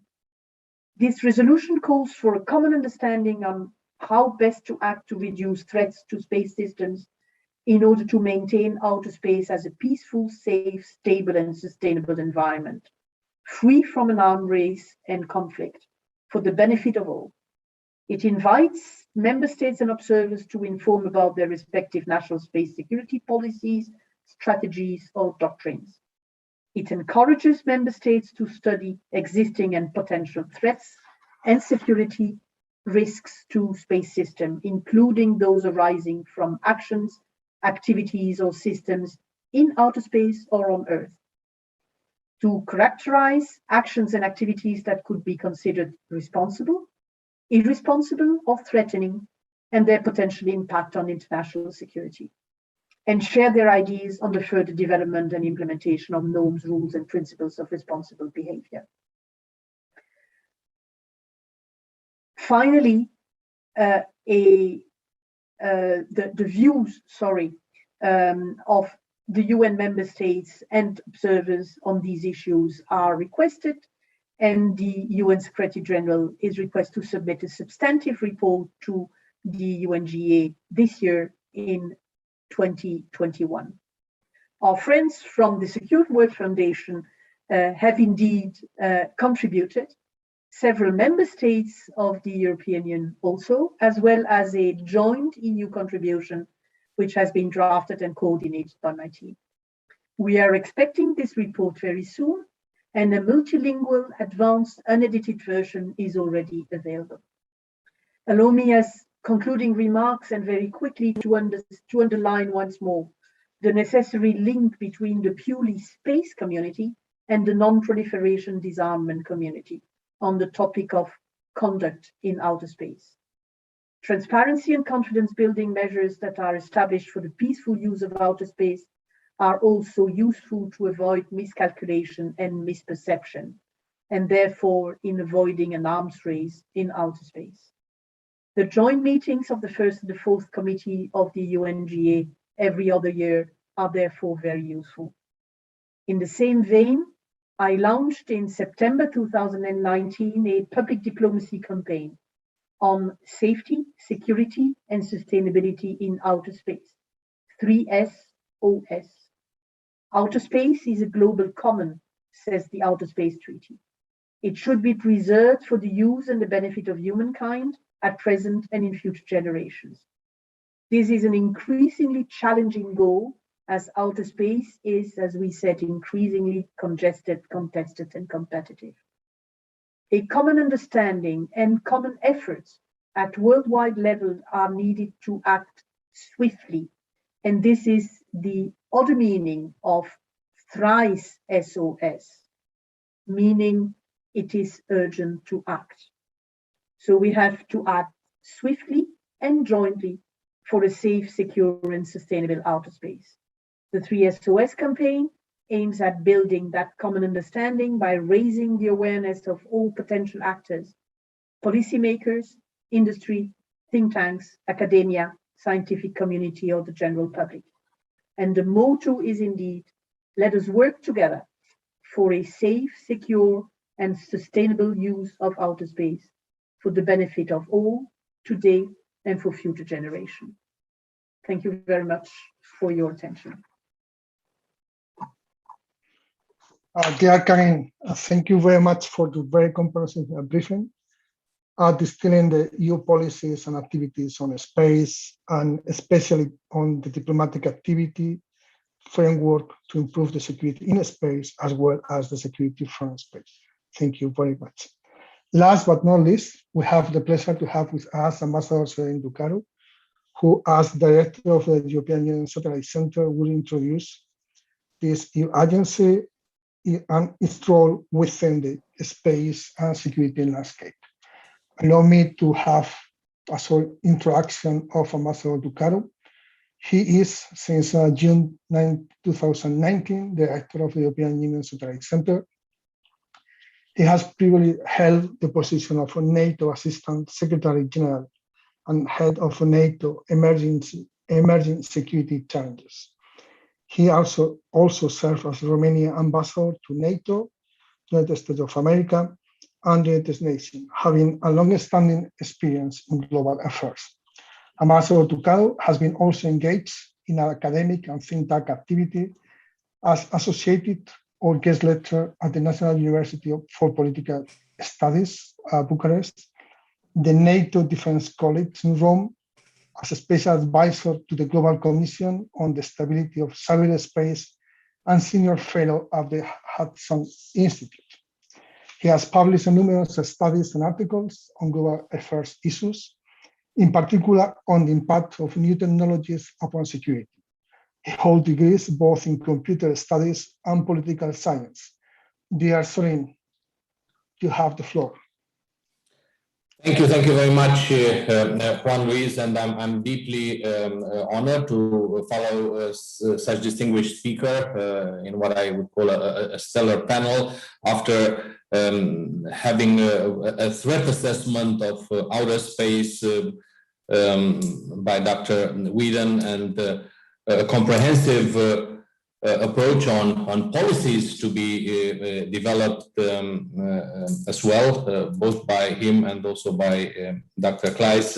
Let me give you a sense of the operational value of specific assets, such as European Union Satellite Center in implementing, in this case, the policy of the European Union in security, defense, and space matters.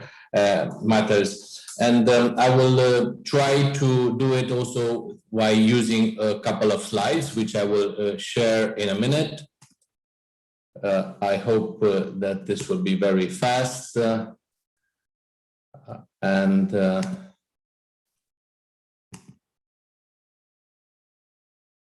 Is it on?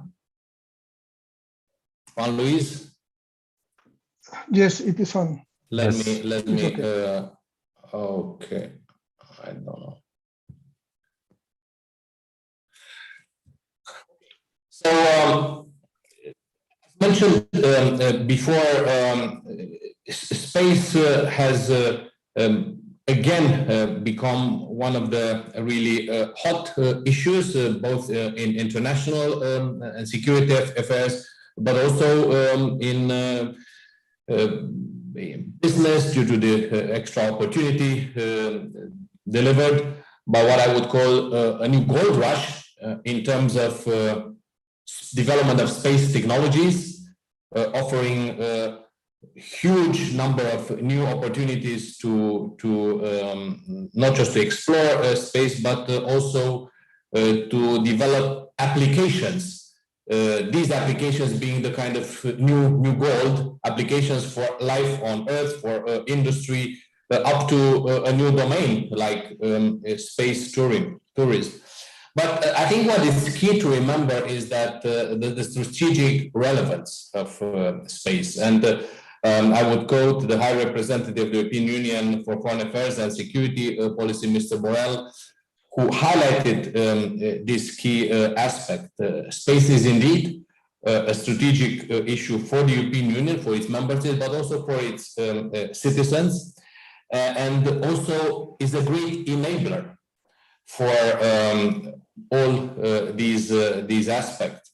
What I want to highlight is that while implementing EU policies with a main focus on security, defense for the European Union, its member states, but also for the safety, well-being of its citizens, the EU Satellite Center is mandated in certain situations to support other organizations, such as the United Nations or the Organization for the Prohibition of Chemical Weapons or the Organization for Security and Cooperation in Europe. Therefore, contributing for the peace, stability of different regions and increasing security, I would say, beyond Europe's borders. And I know I'm addressing an international audience, so I wanted to make this point from the very beginning. The mission of SATCEN has been anticipated by Karin Kleis. Yes, the core mission is linked to what Juan Luis highlighted as a theme, providing security from orbit or from space. And this is mainly through its core mission of geospatial analysis. Yes, it is security focused, but as we know, the meaning of security is, and the concept is evolving itself through a stronger link between external and internal security, through key aspects that are needed to be covered, most recently impact of climate, for example, upon security, but I will give also other examples. The other, what we call the associated or contributing mission, is to provide security in orbit or in space, since SATSEN performs the so-called role of front desk for the European Union Space Surveilling and Tracking Consortium, which is constituted by 7 member states, but also benefits from the support of the EU Commission. And as a front desk, it provides the interface to the users. It communicates specific alerts. Users being, could be governments or satellite operators or the civil sector, with a clear aim of avoiding collisions and focusing also on re-entry aspects or fragmentation analysis. It is an agency which is in a French, I would use a French word, is defined by souplesse, not big, about 140 to 150 staff, multinational staff from all the 27 EU member states. It is one of the intergovernmental agencies of the European Union under the political guidance of the Political and Security Committee, and also operational direction of the High Representative. And it is located near Madrid in Torrejón. The activities of the Satellite Center are, of course, to support the common foreign and security policy and common security and defense policy of the European Union, by providing geospatial intelligence analysis for political decision making, but also to support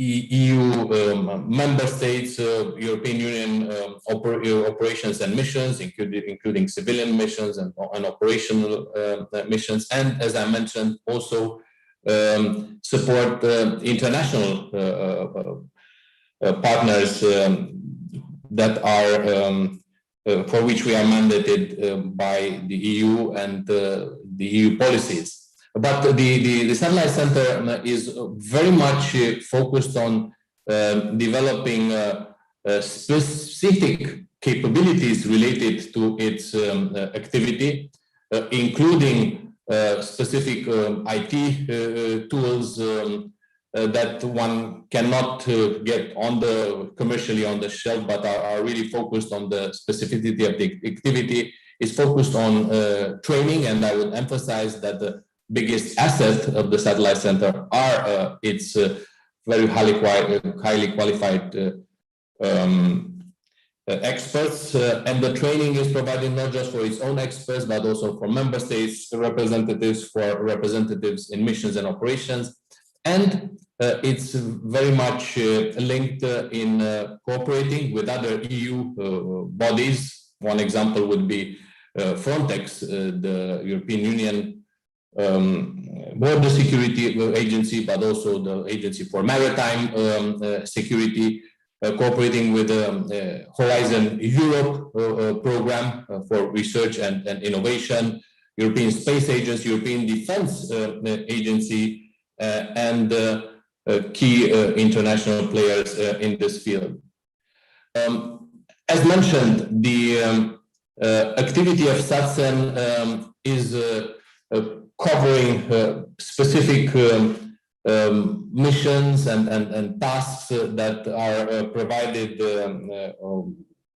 that by our key users from EU bodies, but also member states and our partners, very much focused on providing stability, security, and peace, with a focus, of course, at the neighborhood of the European Union, but also worldwide.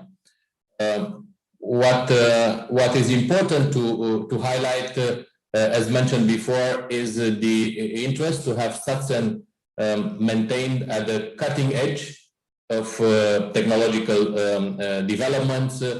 One example of the use of artificial intelligence is the fact that the access to data from satellite sensors and SATSEN benefits of such data from the EU Sentinel constellations, from commercial satellites, sometimes also from governmental satellites.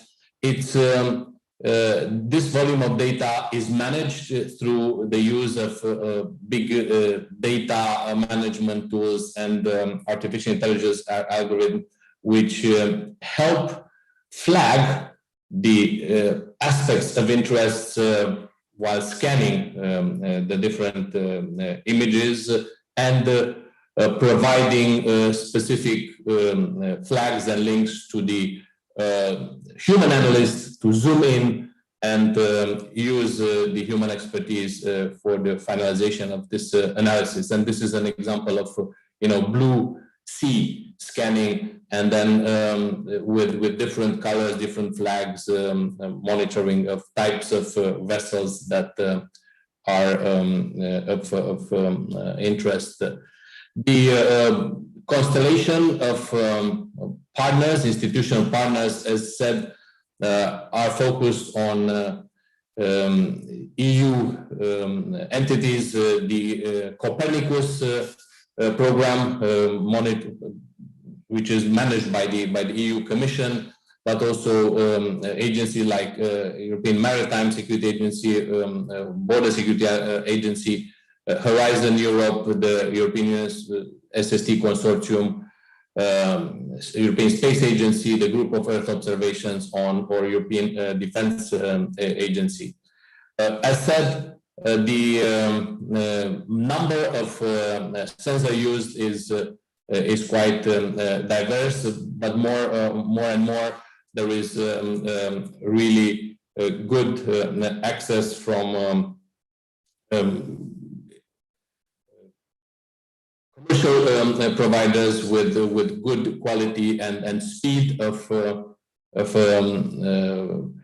data, and this shows that the challenge in the future will be not so much the access to imagery, to data like it was in the past, but more and more the capacity to manage this ocean information in an efficient manner, also fuse it with other information from other types of sensors to come with the best analysis.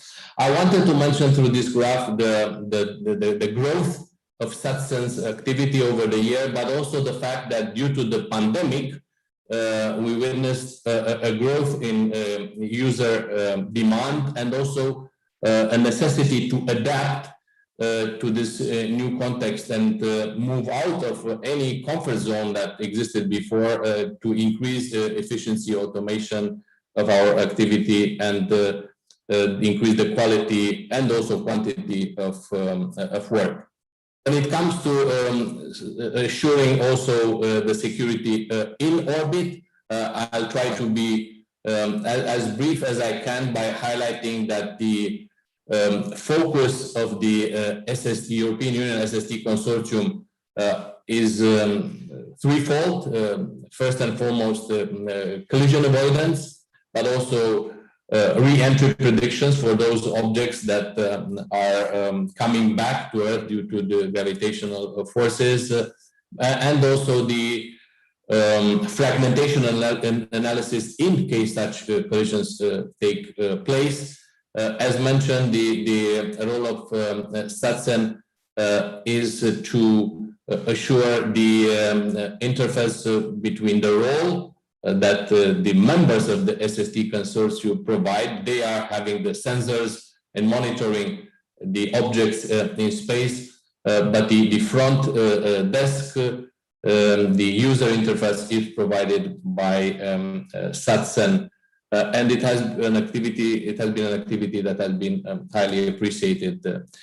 I will come to closure by highlighting the fact that SATSEN's activity and modus operandi is in a continuous process of modernization. While in the past the activity was mainly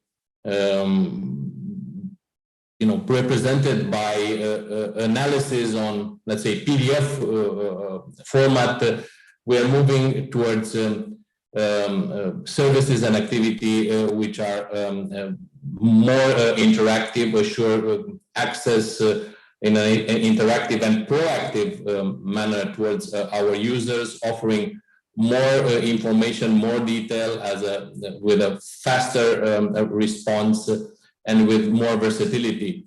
And to make a comparison, this change of business model approach is like moving from driving our cars by using paper maps for guidance, for orientation, to using the GPS technology.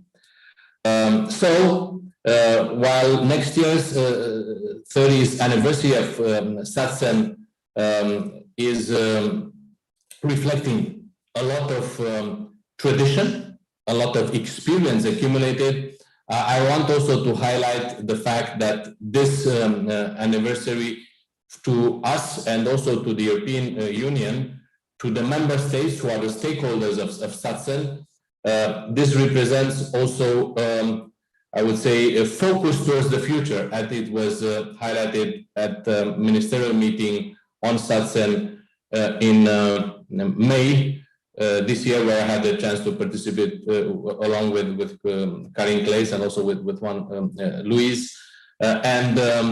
This will also focus towards further alignment between the level of ambition of the European Union in the fields of security, defense, and space, and also the, I would say, increase in capacity and, I would say, operational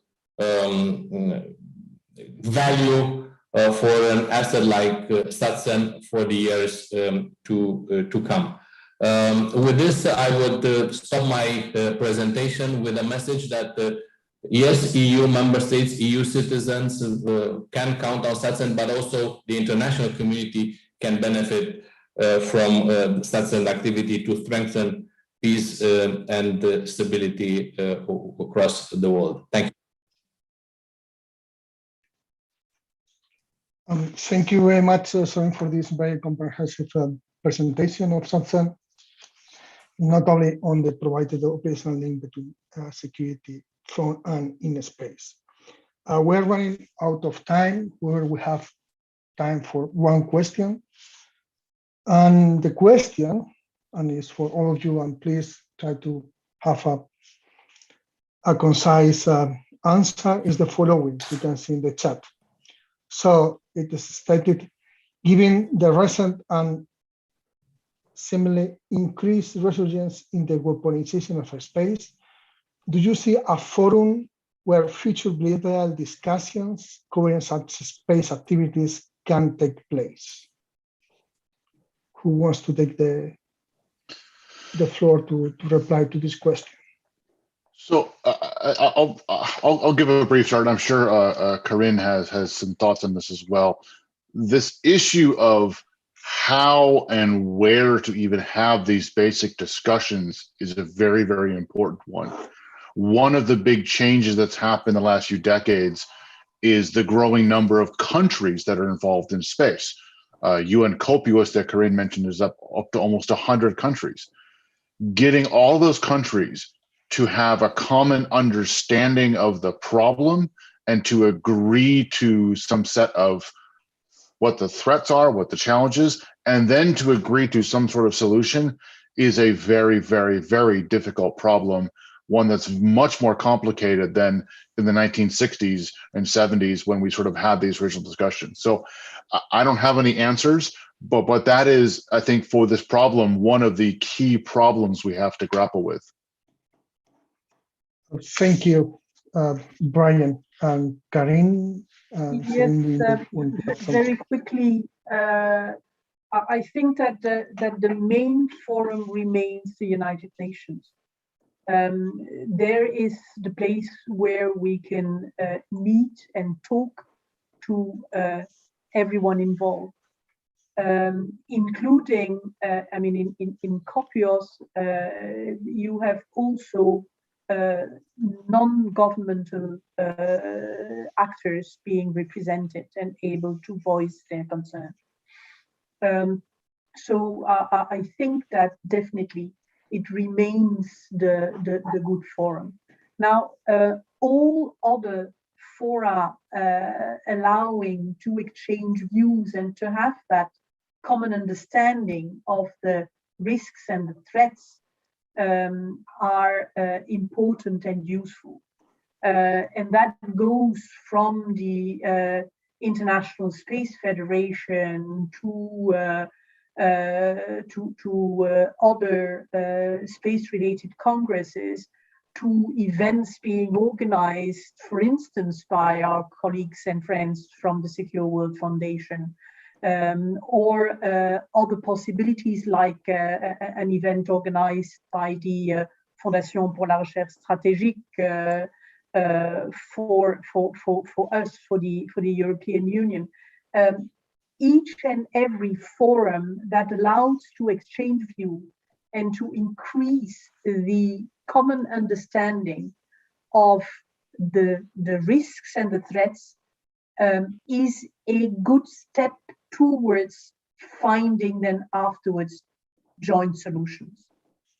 And the joint solution, I think, should be found in the framework of the United Nations and multilateral bodies. It is the best way, because any unilateral solution would be then challenged by the other side of the geopolitical spectrum.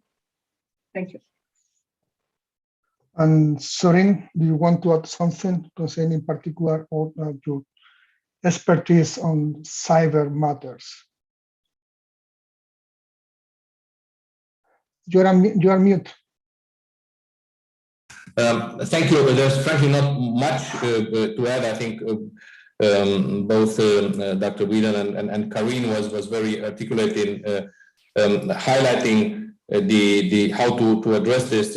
And I agree that UN should remain the main forum.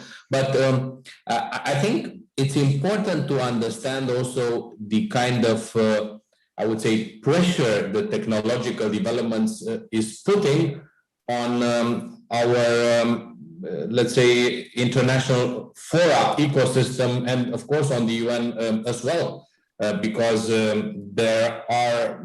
there's a need for some new approaches, given the fact that domains such as space are now accessible for many more countries than many years before. The let's say barrier of entry has been going down. They are linked with other aspects of security or I would say arms control or non-proliferation.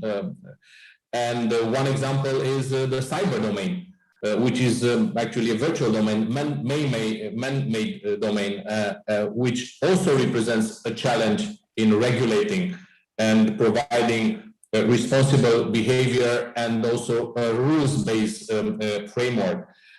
So I would just end by saying that yes, we need this institutional to take advantage of the institutional framework provided by the UN, but at the same time there is a real need to provide awareness in a multi-stakeholder approach, where not just I would say governments, but also the business community, the think tank community, and the private sector actors are involved in the debate. And Karin has given some examples of such fora. I think they have an important role in order to provide the background for the difficult job of developing sustainable regimes for outer space. Okay, so the time is running quite fast and we have to stop here. And on behalf of the International Space University, I would like to thank again our panelists, Brian Whedon, Karin Kleiss, and Soren Ducaru for the outstanding briefs enlightening the current situation of space and security. And also I would like to thank you, the audience, for its engagement during the session. So we concluded the session and I wish you to enjoy the rest of the conference. Bye.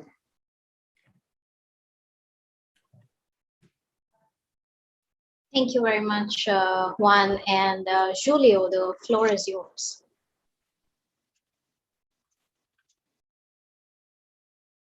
Your mic is on mute, sorry. It mutes itself automatically, apparently, when we switch rooms. Welcome, everyone, today to the ISU Alumni Conference of 2021. I certainly miss doing these ones in person, but it's good that this keeps happening in this format. My name is Julio Prea. I'm from the Masters 0405, and I currently work at the European Space Agency in the area of space transportation.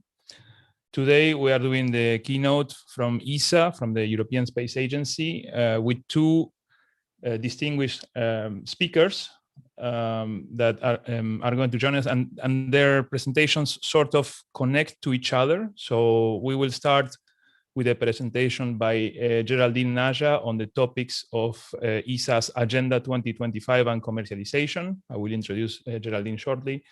And then we will move into a presentation by Giuseppe Borghi on the topic of the PhilLab and innovation at ESA, with a focus on Earth observation projects. So I'll introduce first Geraldine, also because the two presentations connect, sort of are related. What we decided is to present them back to back, and then we do the Q&A after both presentations are finished. So you get the full picture first. Geraldine, who is already in the room and will start presenting soon, is currently the acting director for commercialization, industry and procurement at the European Space Agency. She joined the agency in 1987 as a payload operations engineer on the International Space Station program. And then she moved through various strategic and programmatic and managerial functions within ESA.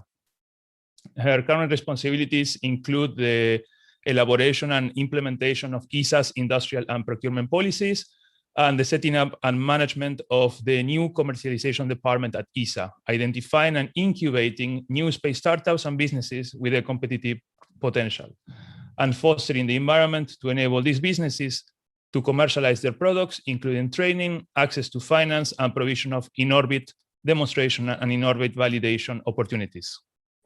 Geraldine, I leave the floor to you. And thank you for joining us today. Thank you very much, Julio. Thank you. So I'm happy to be back to ISU.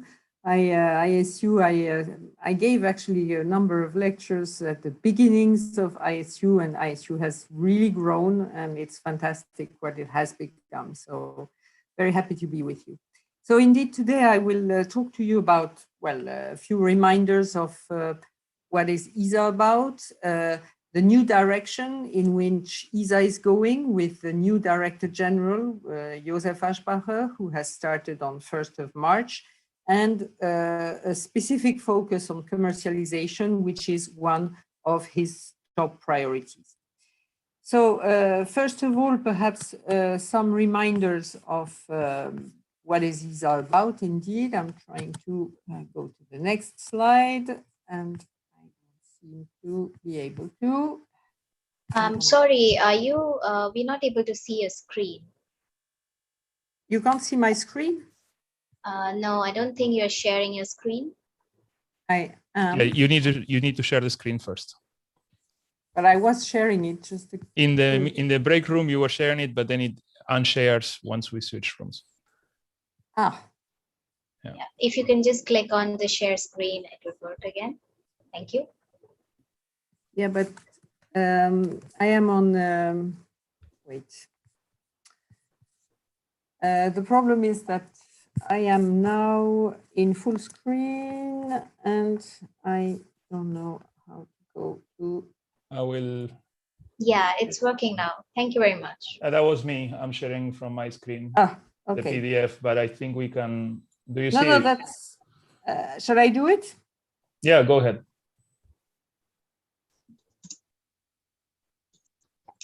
But I think you have to stop sharing it. I already did. Okay, so tell me if you see it. Just give it a moment. Not yet.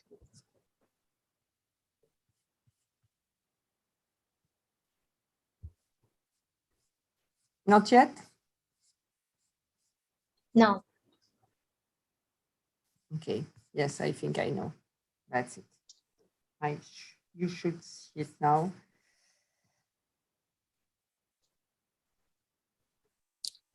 Yes. Yeah, that's working. We have to go again to display settings and swap like you did before.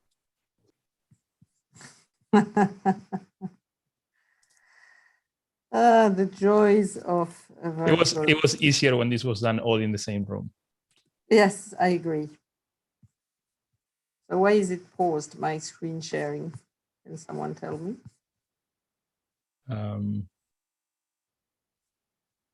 It seems to have gotten stuck. Try to change slides. And you will have to do the display settings switch again because it's showing your notes. No. Are you sure I have to do that? I don't see my notes. I do see your notes. That's why you need to go to display settings and swap. Otherwise, we can go back to showing from my PDF. Up to you. No, but it's just that Well, we don't see them. Probably only the host. Yeah, because I don't see how you can see them. Honestly. Yeah, we see. No, we see the notes. I don't have notes besides. Well, we see the next slide. I'm requesting remote control so I can. Okay. Let's see. Okay, so can we go back to the first? Okay. Do you see my notes now?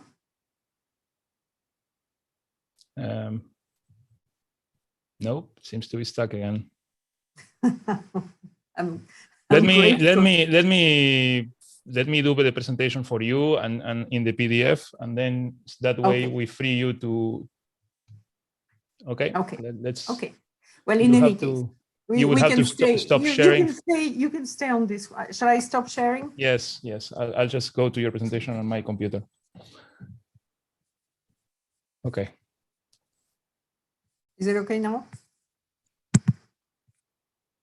Yeah. Okay. I hope you can see my screen, everyone. Yes, I can. So you can go to the next one. Okay, here we go with the astronaut. But now I don't seem to. Okay. Okay, so everything is okay now. You hear me and you see the slides normally.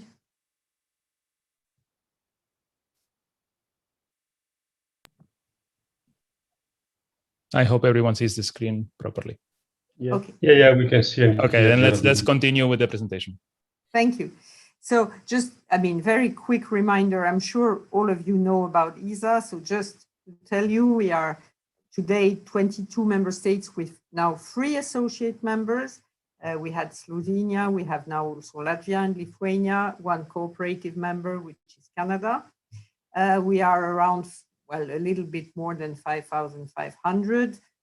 We were born, so to speak, in 1975, and our 21 budget is about 6.5 billion euro, which is quite modest if you compare it to the European populations. It's about 12 euro per year and per European. So we can go to the next slide. And And also a short reminder that ESA is actually quite a special space agency in the sense that we are active in all areas of space, which is not the case for all space agencies. For instance, one always thinks about NASA. NASA is active, of course, extremely active in science and exploration and human spaceflight, but not in, for instance, applications. So we are active in all areas of space, ranging from science, technology, also human spaceflight, exploration, but also Earth observation, navigation, telecommunications, safety and security, launchers, technology, so all areas of space. Next slide, please. And this is just for your information, how our budget is built. So our budget is composed basically of 3/4 coming from contributions of the member states and 1/4 coming from what we call third parties, mostly from the EU, the European Union, for the big programs on Galileo and Copernicus, which are well known to you.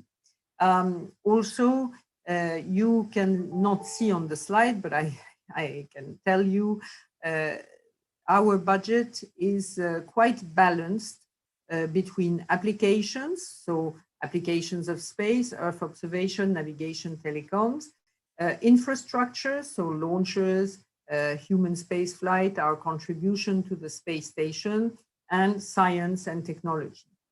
And these are really, let's say, the three main components of our budgets. Also, to remind you that we have a small part of our activities which are mandatory. This is mostly science and technology. The rest of the activities are optional, so mandatory meaning that all countries have to contribute to them pro rata their GNP, and the optional programs, member states are completely free to choose whether or not to contribute and the level at which they should contribute.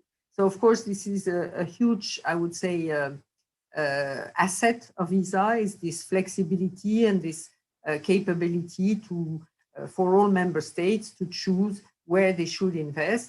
And as concerning the member states, you see that we have some larger member states, shall we say, Germany, Italy, France, but also the UK, more medium countries like in terms of contributions, of course, not in countries themselves, Spain, Belgium, Switzerland, and then smaller contributors.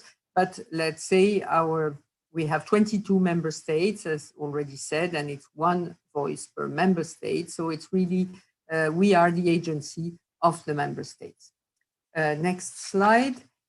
I would like to say also a few words on figures, actually, because why should we focus on commercialization? Why should we talk about commercial space today? If you look at the figures worldwide, you will see that the public spending in space is about, let's say, 70, 80, depending how you count it, billion of euros or dollars. And out of this, European public spending in space is about 12 billion, which is roughly, let's say, 15%, 16% of the total. And funnily enough, this is a stable percentage. That is, if you look at the European share of public spending in space over the last 3 decades, it is more or less stable, around 15%. The USA share was much higher. Of course, the Asian share of public funding in space has grown substantially in the last decades, and there has been, let's say, a rebalancing among the regions and the continents of our world.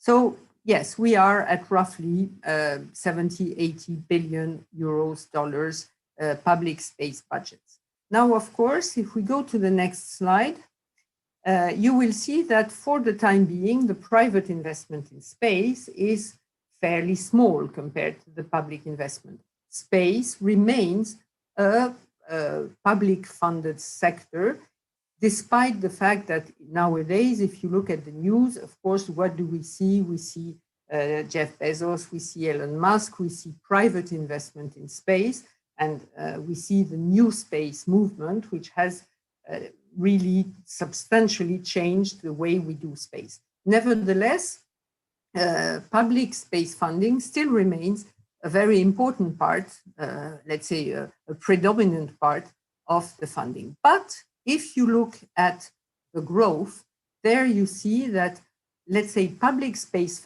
spending is still growing. It's still growing between around 10% per year, which is quite substantial in this time of economic crisis.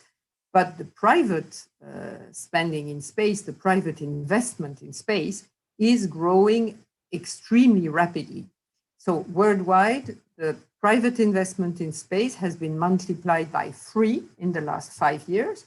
And in Europe, even if it's still very modest, with about 500 million euro private investment in space in 2020, it has been multiplied by a factor of 18 since the last 5 years. So you see that this is why we consider that private investment, commercialization of space is really something to which we have to pay extreme attention, because indeed, this is completely changing the way we do space. So I think we can go to the next slide. Another way to look also at this issue of commercialization and the relative figures, the traditional space sector is what we call the upstream sector. So it's the manufacturing of satellites, launchers. The revenues for the upstream sector worldwide are around 25 billion in 2020 and about 9 billion euro in Europe. Now, if we go to the downstream, and this is the next slide, if we go to the downstream space revenues, you see there that we are a factor 10 more important when we talk about downstream revenues. This is where the big figures are made. This is where the commercialization takes place. Worldwide, it's almost 300 billion in 2018, and in Europe, 70 billion euro in 2019. So you see that, yes, indeed, the commercial space sector is, of course, the thing where the big revenues are made, and it's mostly, not only, but mostly the downstream space sector. And finally, last figures to set the frame. In the next slide, we see space activity worldwide. Julio will certainly not contradict me there. Of course, what is essential is launchers, because if there are no launchers, there are no space infrastructure or services. And if you look at worldwide, in 2020, we had 114 launchers with corresponding to more than 1,000 satellites launched. This is an unheard of number. And of course, this is largely due to the Starlink constellation, the constellation of satellites of Elon Musk. And this is really a figure which we had never seen before, because normally we had, let's say, a number of satellites launched per year, which was perhaps, let's say, 100, 200 at most. Now we are beyond 1,000. And if we look at launchers per region of the world, there you see that indeed China is now accounting for more than 20% of the launchers, together with Russia. The US is still predominant at 40% and Europe at 10%. Okay, but now I would like to go to Agenda 25 and tell you what are the priorities for ESA for 25 and beyond. So as I said, to start with, we have a new Director General as of 1st of March, Josef Aschbacher. And when he took office on 1st of March, he immediately published his program for ESA, his vision for ESA, which he called Agenda 25. Defining the targets for ESA until 25 within a general vision extending until 2035. And the 5 priorities outlined in this agenda are, as you can see, ESA-EU relations, commercialization, safety and security, program challenges, and ESA transformation. So quickly, I will go over each priority. First of all, strengthening the relations between ESA and EU. As you have seen before, the EU is already accounting for more than 1/4 of ESA's budget. And two of the main activities of ESA, the main programs of ESA, Galileo and Copernicus, are conducted together with the EU, and even for Galileo, fully funded by the EU. So it is clear that we have to have a very strong partnership with the EU. There is no doubt on that.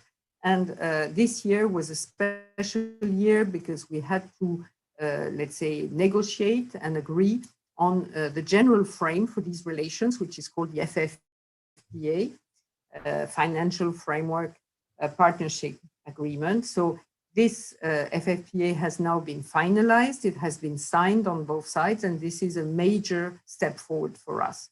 Now we have to define what will be the next flagship programs between ESA and the EU, what will be the next Galileo, Copernicus, what comes next. We already have some ideas on that, for instance, a secure connectivity program. But let's say this was a major priority, and already on this priority, a very substantial progress has been made. Next slide. The second priority is commercialization. And as I have shown to you before, space commercialization is really essential because this is where the revenues are made. This is where space industry can live, can thrive, can be competitive. And we expect that the space economy, that is, let's say, all the socio-economic impact of space programs worldwide, are already estimated at $300 billion today, and this could double or even triple in the next years. So we can see that space increasingly, and especially thanks to commercial programs, has a very wide societal and economic impact. But I will come back to space commercialization. For the time being, I just want to briefly show you the priorities of Agenda 25. So next slide. We have strengthened space for safety and security. So there, the priority is both to the security of space infrastructure, so protecting our space systems and infrastructure, but also providing security services from space. So both aspects are equally important. And certainly one of the, let's say, deficits of Europe vis-à-vis other space powers is that it is not yet fully using space for safety and security. And this is something that we intend to cover in the next years. Fourth slide is a fourth priority for Agenda 25, addressing the critical program challenges. We have in the next years, very quickly now, a series of new programs which are planned, and they are very challenging. Let me just quote, for instance, the future generation launcher Ariane 6, whose first launch is now planned next year. Of course, this is a big challenge to make sure that Ariane 6 will be fully competitive, but also other challenges in exploration with ExoMars, for instance, or in science with a number of large scientific programs to be launched in the next few years. So this is really important for us at ESA. And finally, last but not least, let's say transform ESA. So this is the next slide, complete the ESA transformation, because as I had said at the beginning, ESA was born in 1975. So ESA is still youngish, shall we say, it's in its mid-40s, but it is also the right time to, let's say, adapt it, evolve it, and make sure that it remains relevant. And to that effect, we have to make sure that ESA remains a very modern, dynamic agency, that it can attract talents across Europe, that it can be more diverse. This is essential, but also that it can be an agency which is paying the proper attention to its, let's say, climate footprint, that it is active in the green transition, also in the digital transition. So all this, we have to make sure that ESA is evolving in these ways. Okay, next slide. And as I said, the Agenda 25 is not only looking to 2025, it is looking to define a complete and common European vision for space for 2035 and beyond. So in the next few years, in the next, let's say 2-3 years, we have a series of rendezvous who will define the future European space programs. We have a ministerial conference at the end of next year, but early next year, we have a space summit at heads of space level, which should define the new flagship programs, which should also address the evolving governance of space in the European frame. And then, of course, all these new flagship programs will be translated in concrete ESA projects at the ministerial conference end of 22 and also end of 25. So we inscribe ourselves in a really long-term vision, including for very futuristic challenges beyond. Okay, I think we can go to the next slide. I don't want to be too long. I think we can skip that one and go directly to green and digital commercialization.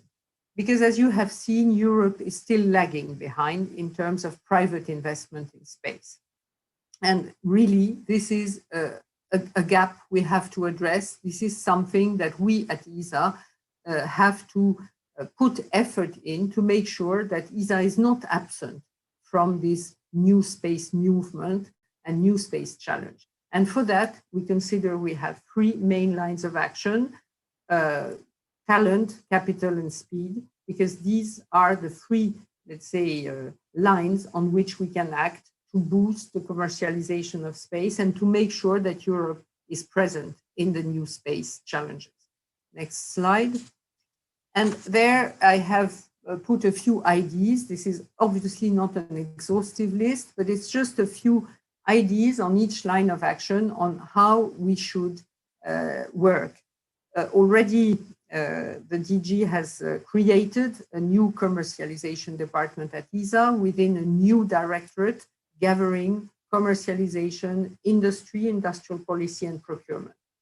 Because we believe that the action of ESA to stimulate commercialization must build on industrial policy and procurement to change it also, of course. So the 3 lines of action are: number 1, talent, because as we all know, what matters most is people, and people are what makes us rich, what makes us let's say, successful. It is our people. So we have to invest in open innovation, encourage cross-discipline, multi-domain activities. We have a very nice tool called the BIC network, the Business Incubation Centers. We have to consolidate it and ensure that there is a real synergy between the startups which are incubated in the BIC network across Europe and the ESA projects, that they can benefit from this innovation. Also, to make sure that the very successful startups maybe have an interest to integrate the supply chain of the larger European primes. For innovation, we also have a fantastic tool, but I'm sure Giuseppe will talk about it. It's the PhiLab, and I'm sure he will address it in his presentation. Second point, beyond people, beyond human talent, is capital. When you ask startups, small SMEs, what they need, of course, they need innovation, they need access to funding. So, and not only to seed funding, not only to start, but also to grow. This is, I think, the main problem of European startups. They need to grow beyond the first stage of very small startup, and this is scale up. So it is our job, I think, at ESA to assess within our incubated startups in our BICs, but also possibly in other incubators, what are the most promising startups for scale up, provide them access to funding, but also set up the right partnerships with the financing entities. We are currently assessing and starting a partnership with the European Investment Bank and European Investment Fund. We are also collaborating with VC funds, and this is how we intend to, let's say, give access to capital. The third point is speed. Yes, why speed? Because the new space movement, in my view, is really challenging us by its speed. Everything is faster. Time to contract, time to orbit. Within a few years, we have been completely challenged by this new space movement. And one of the things on which we must improve ourselves is our reactivity responsiveness. So to that effect, we have to review the way we work in placing contracts, in industrial policy, in managing projects, and see how we can adapt or even transform ourselves to work with new space entities. But also, I think a key point, which is also something that the SMEs and startups tell us regularly, what they need is not many ground activities, simulations, many reviews, etc. They want in-orbit demonstration, in-orbit validation opportunities, because this is the way for them to be faster on the market and to be cheaper as well. So this is also something on which we have to work. And last slide, a few ideas also, how to boost commercialization and innovation. These are the type of ideas that, or goals that we have set ourselves and that we shall work on now, working especially, as I say, on the speed. We want to have first results really rapidly, if possible, by the end of the year. So this is the path on which we have started to walk, or should I say run. This is the direction to which we are heading. And we want ESA to be a relevant space agency for new space in Europe. Thank you.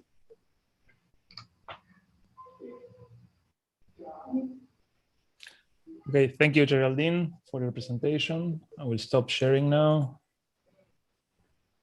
And now we are going to go to Giuseppe. Well, Giuseppe,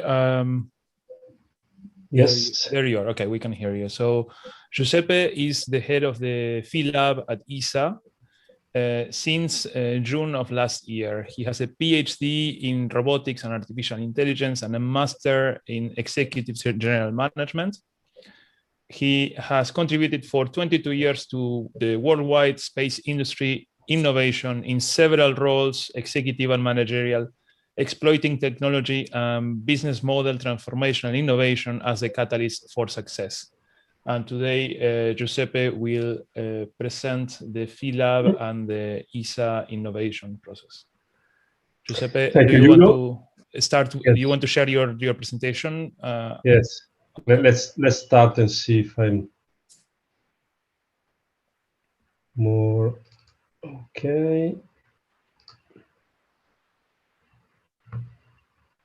And start presentation full screen. Okay. You see? I see. And then if the manager of the room could anchor you so we can see you constantly. There we go. We're good to go. Okay. Thank you very much. And I'm really happy to be here at this event. Really very interesting. I need to thank also Geraldine for the great introduction and the link to what we do at the PhilLab. So my presentation will be more focused on one of the application activity of ESA, which is Earth observation, and in particular to the ESA PhilLab, which is a kind of innovation engine inside the Earth observation activity, and in particular the focus that we do for space commercialization. So Earth observation program of ESA is one of the largest in terms of budget, and ESA can proudly say that is one of the world leader in Earth observation. We have 60 satellites in operation right now. There are 38 under development and 14 in preparation. And the vision is to take a pulse of the planet, so to observe our planet in many different ways, in many different, let's say, parameters, with the goal to monitor and understand what's going on to our planet for two reasons. One, to predict what will be, let's say, the future of our planet, but also to take advantage of all the value that we can deliver from, let's say, a commercial perspective point of view. In particular, if we look to one of the key programs that is run together with the European Union, which is Copernicus, is constituted by a constellation of satellites. This constellation deliver every day 250 terabytes of new Earth observation data. And these data are free and open to everybody, so are available to researcher and entrepreneur to deliver, let's say, value to the European Union. I was responsible for Sentinel-6. I hear some return. Yes, please. I will ask everyone else to mute themselves. Yes. Anyone but Giuseppe. So you can understand, let's say, which is the amount of data available and the value that is inside. And we predict that these will be in the range between 70 and 130 billion value by 2035. And with the target for science and application, but also to boost the competitiveness of European in technology and innovation. In particular, big data, artificial intelligence, and cloud computing are key topics of this. And another goal for the activity we're doing with the European Union is the European Green Deal Initiative. So Europe will be the first continent to be climate neutral by 2050. And you can do only if you are able to monitor what's happening to your planet and also to predict. So what we do with all this data? As I said, we monitor the planet. For example, we measure the sea level rise. Or, for example, we observe and predict also. Now we are starting to make prediction with technologies of prediction technology, of which artificial intelligence is one, but not only, to predict extreme events. Here you can see some heat events happening a couple of years ago. Or we measure the quality of the air pollution. Here you see NO2 measurement made by Sentinel-5P satellite very recently, or we monitor what's happening to the rainforest. And here you can see a dramatic image of Brazil in 1989, sorry, and 2019. You can see let's say the impact of what we do. So I would say that there are so many data available to demonstrate that the climate change is happening that I really cannot understand people still negating what is really evident to all of us. But as I said, and what Geraldine was really highlighting, all these value as a commercial benefits. And that's why the PhilLab is being, let's say, founded and where is working. And we are, what we say, we take advantage of what we call the Earth observation perfect storm, which is the convergence of new technology that make available at lower cost and faster, more data, richer data than ever before. And for example, the Copernicus data that are available free to everybody is a great asset. The new entrepreneurial spirit that we see, so the commercialization of space, the so-called new space, but also a different approach to develop systems and to take risks in space. So this is really showing that Earth observation still being a market in infancy. So we are, Earth observation is still, let's say, commercial market, smaller with respect to telecommunication or navigation, but it's growing in double digit. And that's something really remarkable.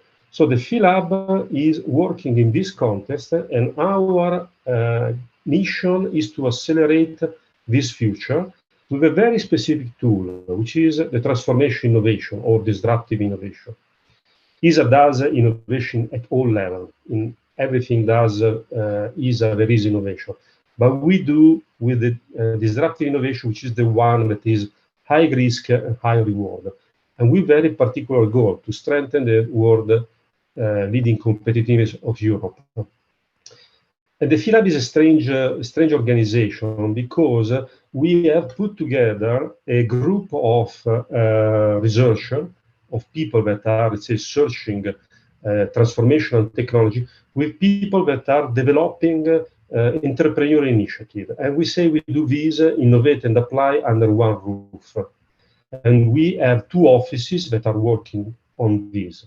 And so we follow the full pipeline. We go from discovering idea in our, let's say, network of researcher, entrepreneur, or talent, blue sky idea. We select some that we think are promising. We can help them to nurture this, develop, make some tests, and verify if these ideas are great. And then we have also the tool for the ones that are commercially promising to invest on them, on talent, on competence, and also on funding, with the goal to enter the market, so to deliver what is called the minimum viable product, so the initial step to enter the market with a new product or services. So as I said, we have 2 offices. The first one, which is called the Explore Office, which is focused on, let's say, generating disruptive innovation, and the other one, which is focused on creating commercial value. And this tension between researcher people and people that need to deliver a business is the one which is creating the value of the PhilHub. In terms of technology, as I said, we have a group of researchers. We have about 30 people, of which just a third is staff. All the rest are people coming from outside the PhilHub as visiting researcher, or people stay with us for a limited period of time. And the know-how we develop is mainly in artificial intelligence and machine learning. And why these two? Because these are the most transformative technology for Earth observation. They are really changing the value chain in the way we do Earth observation on downstream, but also on upstream in very recent years. We are now starting to prepare ourselves for the next transformative technology, that is quantum computing. This is more prospective, it will take 5 to 10 years, but is something we need to start to prepare ourselves right now. And we also work on other technology, which are Internet of Things, for example, blockchain, and what we call cognitive space. So bringing intelligence from down from the Earth to the space. And through our commercialization program, we apply this innovation to all the elements of a value chain, of space value chain. So flight hardware, flight software, downstream application, end-to-end systems, so complete satellite and business model. So why is it important to join innovation and commercial application? Because innovation is the tool for an entrepreneur to generate what is called a unique selling point. So the differentiator with the competitors. If you can innovate, you can generate value from that, then your path through the growth to becoming a successful business is easier. So in particular, to help entrepreneurs to deliver their success, we host at the PhilHub the commercial program, the Earth observation commercial program, that is called Investing in Industrial Innovation, or InCube. And this is a program we call is industry-led commercial program. Means it's not easy that is a customer procuring something from industry, but it's the entrepreneur or the talent or the researcher that has a great commercial idea that come to us and propose this idea, okay? And we support this idea to become reality. The focus we put again is in Earth observation, but need to be innovative and commercially viable. A lot of the work we do at the PhilHub and in collaboration with other parts of ESA is to verify if this entrepreneur idea is commercially viable, if the business plan makes sense, is compelling, and if there is a strong customer engagement. And can be applied to anything, from satellite to platform to flight hardware, software, communication channel, anything that is Earth observation, innovative, and commercially viable. This can be assessed in the InCube program anytime, is an open call, and it is a collaboration between industry, the European Space Agency, and the national delegation of the European country that is hosting the company. So what we offer? So we offer funding, co-funding, so we provide up to 80% or 50% of the development cost, but mainly we provide you a program that is zero equity, so we don't ask any equity of your company.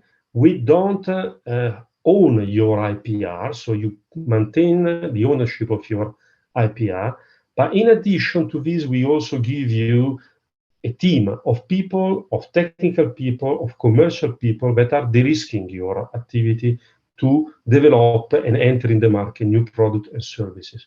So you can imagine that doing this, we give a kind of ESA stamp on your entrepreneurial initiative, because if ESA is investing on you, means that there is a value. We believe there is a value. And you can use this to go to other, let's say, investor, for example, private investor, or to your board if you're a corporate, or to your organization to tell, look, my idea is great because it's supported by ESA, so you should help me to grow on this direction. In addition, we offer access to ESA facility and to the field lab. We are a kind of open lab. You can come to us and stay with us for a couple of months or for 2 years, and also be part of the field lab community. We have a very large community of, again, researcher, private investor, and company. If you are interested to this commercial program, I would encourage you to have a look at this website, so incube.fi.esa.it.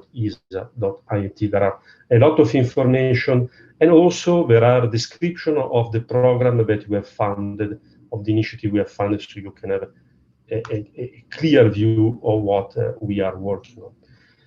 So the FILAB has been founded about 4 years ago, so it's a quite recent organization, but we can count already quite significant success.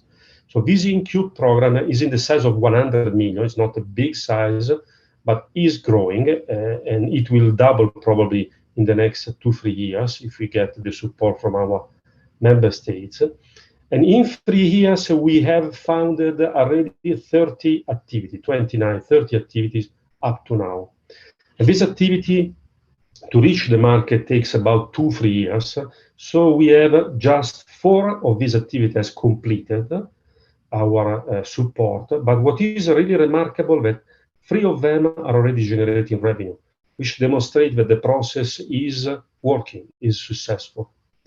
Another thing we are very keen is partnership. We call compelling partnership, so concrete partnership with company, agency, and private investor. We have recently signed a partnership with a private investor, a new space private investor. We have signed a partnership with a big company, European company, active in space, and with a leading research center in artificial intelligence. In total, we have 12 of this kind of collaboration with also space agency or other entity. From more the scientific point of view, the FILAB has contributed to 2 AI-powered satellites, a so-called FISAT satellite of ESA. One has been launched in September very successfully from the artificial intelligence point of view, and one is in development. But we are also busy in supporting our colleagues to transport the artificial intelligence technology to operational satellite, to some of the Copernicus satellites of the future. And this is very important to see moving these to an operational satellite. From a scientific point of view, again, we have published already 30 papers in peer-reviewed journals and conferences. That's very important. And we are leading a research branch which is called Artificial Intelligence for Earth Observation within Europe. Here I just want to show you an example of the entity or collaboration we have, partnership we have. So we have a big research organization like CERN, APFL, TUM, ATH. We have a lot of company, small companies, startups, a new space, but also what are called large system integrator like Airbus, OHB, and others. And also, let's say, innovator organizations that are helping us to create, let's say, transformational innovation. And these are just few of the ones we collaborate in our network. Here are a few examples of activity we have funded, and I will not go in detail, but just to show you that you have a couple of examples of downstream application, and the first one on the top left is the one that has one of the company that has finished and already generating revenue. Down on the top, on the bottom left, you have the flight instrument development, Hyperscout, that we have supported, but also full satellite like Mantis or Sat4EO or other satellites. So we have 30 of this activity currently running. So in summary, the innovation model of the PhiLab is to take and identify innovation, disruptive innovation, high risk and high reward innovation into the ecosystem. Some we also develop internally, select a good one, nurture and develop, and then the one that are commercially interesting, commercially promising, we can invest. We can help to reach the goal. And this can be done everything in one single organization. And this gives, let's say, some of the advantages that Geraldine was mentioning, to be faster, to be quicker, and to react with a single flow of activity. And as Geraldine was mentioning, this model is now planned to be distributed across several sites of ESA and across other countries in Europe where these will be, let's say, interesting and bring value. This concludes my presentation. I would suggest to who is interested to learn more to go to this website, so philab.esa.int, where you can have much more and more detailed information about what we do. Well, thank you, Giuseppe. Thank you, Geraldine, for both your presentations. I understand, Geraldine, that you have a scheduling that you need to leave us soon. So I guess I will start with the question that we received more for you. The question is, how do you see the future of commercialization activities between ESA and EU in areas of Moon, Mars, and deep space exploration and settlements? So I guess it means commercialization cooperation between ESA and the EU, but in this case for deep exploration. Yes. Yes. Yes, indeed, this question covers different subjects. First of all, cooperating with the EU, I would say, is now part of our DNA. I mean, we cooperate with the EU. And by the way, we are also cooperating on the Cassini initiative, which is let's say an EU initiative on a new space, which is composed of activities such as hackathons, prizes, but also an IOD/IOV activity, which will be delegated to ESA. And as you may have heard of it, the EU is planning a big investment fund for space, the Cassini €1 billion investment fund. So we do hope that this fund will materialize, and we shall be happy to work with EU on that. This is already the case. As I said, we have supported them on their first hackathon. We shall continue to do that. So this is part of our daily work to cooperate with EU. Now, turning to the commercialization of exploration, because indeed, this is perhaps a new feature. We have all watched, I guess, with interest, the launches of Branson, of Bezos. We wonder, is there a future for space tourism worldwide? And also we are looking at commercialization activities, for instance, for lunar exploration and exploitation. And this is a very interesting domain for commercialization of space, because here we are looking at completely new, let's say, applications. We are, for instance, looking at the use of in situ resources. We are looking at mining. We are looking at energy from space. And so I am convinced that the commercialization of space indeed will stretch to sectors which so far were not so much, let's say, considered when talking about space. We were quite classical. We were thinking about applications, about telecommunications, navigation. I am convinced that exploration, Moon, and then in the future Mars, perhaps also asteroids, will be a major sector for the commercialization of space. And as for cooperating with the EU, I say it will be a part of all that we do. I am also convinced of that we are the European Space Agency. We are the development agency for space in Europe, and that means also for the European Union. So I do not see that we should not cooperate. I mean, it is obvious for me that we shall cooperate with the EU on this subject. But indeed, I think we have some fascinating endeavors to expect in the next years in terms of commercialization of exploration of the moon. Yes. Okay, thank you, Geraldine. So I have a next question is for Giuseppe. The question is, what are the ongoing programs of ESA AI4EO with the ISU or other partners universities? I think the question is if the PhilLab is partnering also with universities, in specific this AI4EO. Yeah, yes, let's say we have several collaboration with many university in Europe, in Italy, in Germany, and in Finland. So we have many of these kind of collaboration. What we work on in terms of AI4EO, I can give you some examples. Some are, for example, the let's say analysis of the impact of climate to the health of, let's say, of the population on Europe, or the spread of disease like COVID, for example, or dengue in South America region. So we work on program to exploit the information you can get from, let's say, Earth observation asset to make a model that allow you to predict how these, let's say, will impact the health of people.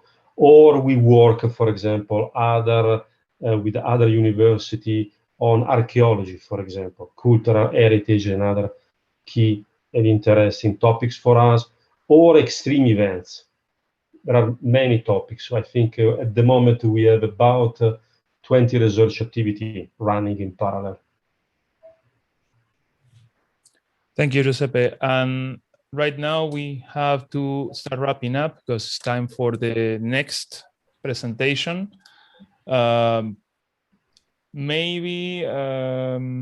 No, I think by the messages I'm receiving now being private from the organizers, I have to apologize because we have a few more questions. I propose that you contact the panelists directly, or you can contact me directly and I'll put you in contact with them. And well, thank you everyone for participating in this session with the European Space Agency. And now we move on to the next session, which maybe who is the main host that can present it? Who wants to take the floor now? Yeah. Thank you very much, Julio. Bye. Thank you, Geraldine, and thank you, Giuseppe, for thank you, Julio, for the great work. Thank you. Thank you. Bye-bye. Thank you to all distinguished speakers. Thank you, Julio, for this great panel. I'm so happy that we already started to ISU Alumni Conference, another year in distance. Hopefully next year we can be all together face to face. So I wish you safe and healthy days. So our current topic is astronauts training and future challenges. First, let me introduce myself. I'm Halit Mirametoğlu, SSP 2007 and Masters 09 from International Space University. Currently, I'm leading a center called Gökmen Space and Aviation Training Center, which I'm promoting in my background. It's a big center located not far from Istanbul, Turkey in Bursa. So it's an outreach center. We are not training the astronauts, but we are training the future astronauts. So from 7 years old to 17 years old. So we are willing to give them a base as well with this panel. We have two very distinguished panelists. I want to start with Dr. Soyen Yi. I want to introduce first very briefly. If you don't know yet, I guess all ISU family members knows you well, but she is the first and only astronaut of South Korea. She launched into space on board of Soyuz TMI-12 I guess she will give us some brief information about her experience there. She received her Bachelor of Science in Mechanical Engineering and Master of Science in Mechanical Engineering. Her PhD is from KAIST, Korea Advanced Institute of Technology, Science and Technology. Also, apart from her MBA, she is an ISU graduate from SSP 2009, which I already have a pleasure to meet her there. So she is also very passionate about nurturing the next generation leaders and STEMs. And she's doing lots of outreach, and I'm very happy about that. Dr. Soyani, so for the, I guess in the audience, there are people that could listen to you before in the previous years, but there are still the new generation coming up, the new ISU alumni coming up. So first of all, we want to hear your story, how you reach to Sky and how you feel there. Floor is yours. Oh, okay. Thank you so much. And so nice to meet you, everyone. And then, yeah, as Khalid already introduced, I'm ISU alumni. So I joined the SSP program after my flight 2009, and then my flight was 2008. And then since then, I've been working as ISU faculty member and enjoying almost every SSP, but recently several SSP, not only because of the coronavirus, but also my own personal situation. I couldn't catch up, but thank you so much for kind of giving me opportunity to interact with the new SSP peoples and then meeting all of you. And another, I would love to apologize a little bit in advance because this scheduling is a little bit kind of complicated and we had some misunderstanding each other. So I have a meeting right before and then also another meeting right after. So I might leave a little bit earlier. So I will do my best to cover my things as kind of short as brief as possible and then help you understand what I really want to say. And then maybe Q&A session, I might join later in other alumni conference and to take care of that, because after my presentation in several minutes, I might need to leave to join another meeting. So let me start. Yeah, here as I learned. So everyone, can you see my presentation? Clearly. Very well. Okay, thank you. So yeah, my astronaut selection is a little bit different from Laura and another astronaut because Korea doesn't have a human space flight program yet. Actually, many of the countries are pretty much similar with the Korea situation to have their first astronaut or kind of thing recently, because except those Russia and China and then US, many of the countries, they just start making astronaut before building the rocket or a spaceship. So kind of similar. So I hope this can help you to think about, because many of the ISU alumni, they really want to have their own country's astronaut. They really want to initiate it. And then also be first their own country's astronaut in the future. And then those kind of dreams going along, I always got asked by some of the ISU alumni ask about this program. So in Korea, we have a satellite program and rocket program, but we didn't have a human space flight program. But Korean government think they really need at least one astronaut who can be the ambassador, and also not only internally in Korean general public, but also globally to find a global partnership.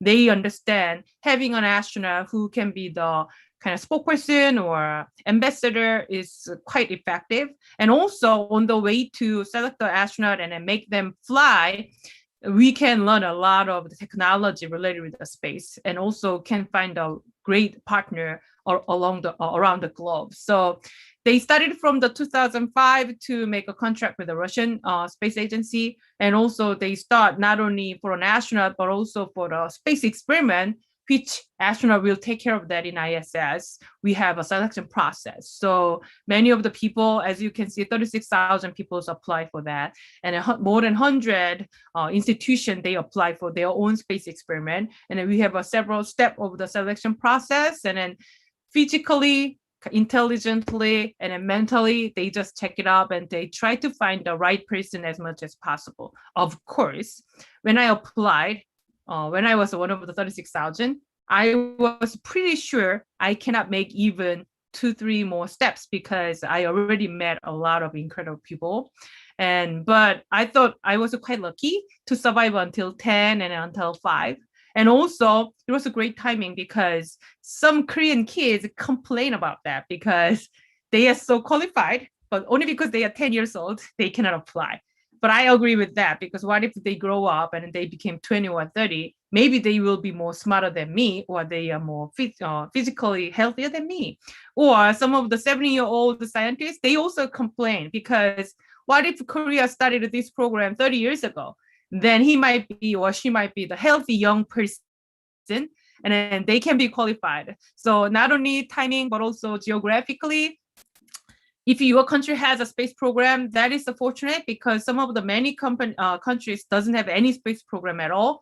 So even if we are not like a US or Europe or China, I think we have a lot of things to grateful to involved with the space, I believe. And that was my huge belief when I applied for an astronaut.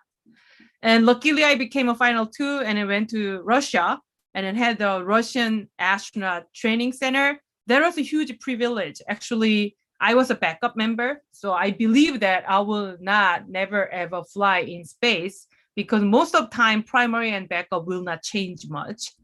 But at the time I feel so grateful because even if I'm a backup, I can have identically same training with a primary member and I can learn as much as possible if I push myself more. So it was really wonderful opportunity to learn much more about the human spaceflight science and technology and getting a lot of friends as technicians and scientists. And then, yeah, still I can remember that I met a really senior Russian citizen and he was almost mid-80 or something. And then he was the person who designed Yuri Gagarin's space flight. And then how can you imagine that, meet these kind of people? So that was wonderful. So yeah, having space flight itself, of course, is incredible. But to do that, spending a whole year in Russia was the really, really incredible. And I feel so grateful to have that kind of opportunity. And of course, during the training, I have a sea survival and mountain survival. And we should be prepared any unexpected situation, of course. If you have an accident, even if how well you prepared, there's something you cannot expect it. But we always want to do our best to prepare best and yeah, kind of prepare for the worst case scenario, but wish us best luck. And that's our kind of dynamic. And this is the 2008 April 8th, and then my launch date. And then, yeah, that was really kind of wonderful. Valentina Tereshkova, the very first female astronaut, she came to my launch site and then hold my hands. And this photo is the most inspiring photo of mine to me personally, because Tereshkova is not smiling at all, even if I'm smiling. Big, huge smile I have, you can see, because I'm so excited to go to the space. And I'm so excited to have a 10 days in space station. And some of my close friends, and they just joking around me like, yeah, maybe Valentina doesn't want you to fly well because her face is not smiley at all. And she's so serious. And then, but I want to let you know why, because she came here not as the first female astronaut as a hero. She came here as my grandma. Because my mom on that launch day, she was cried and then even passed away because passed out because she was so worried about me. And then she would never seen the rocket. She would never seen that vibration. She would never seen that huge fire under the rocket. So my mom think it was explosion, even if we had a successful launch, because my mom doesn't have a science background. And then my mom even didn't go to the high school because of the Korean Confucianism culture a long time ago. As a little girl, she cannot study much because of the farming area she grew up. And then Valentina also, she came here as my grandma because we met several times during the training, and then she advised me a lot, and then we communicate each other, and then she take me as a granddaughter because her granddaughter has exactly the same age of mine.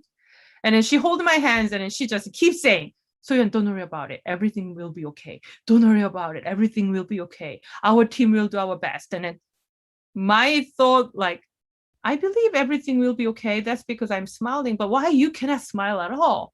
Because she is okay to be in a space capsule by herself because it's her flight. And at the time she was smiling. But she put her own granddaughter on the spaceship is her huge worry. It's exactly the same. When your dad driving their car, they are so natural. But when your dad watching you drive at the very first time in your life, they are so nervous. You should be careful. You should be look all the cars in the street, kind of like that. So this photo make me really feel sweet because Valentina take me as her granddaughter. And then even after my flight, she keep asking me, do you date with the guys? Do you have any boyfriend? Do you see anybody? And after I married, do you have children? Do you have any plan to have a children? And then kind of like that. So it was really incredible. And then I realized that even if for me, she is the heroine of the whole world, but she's also start from somebody's mom and somebody's grandma and someone's daughter. So we are all same humankind.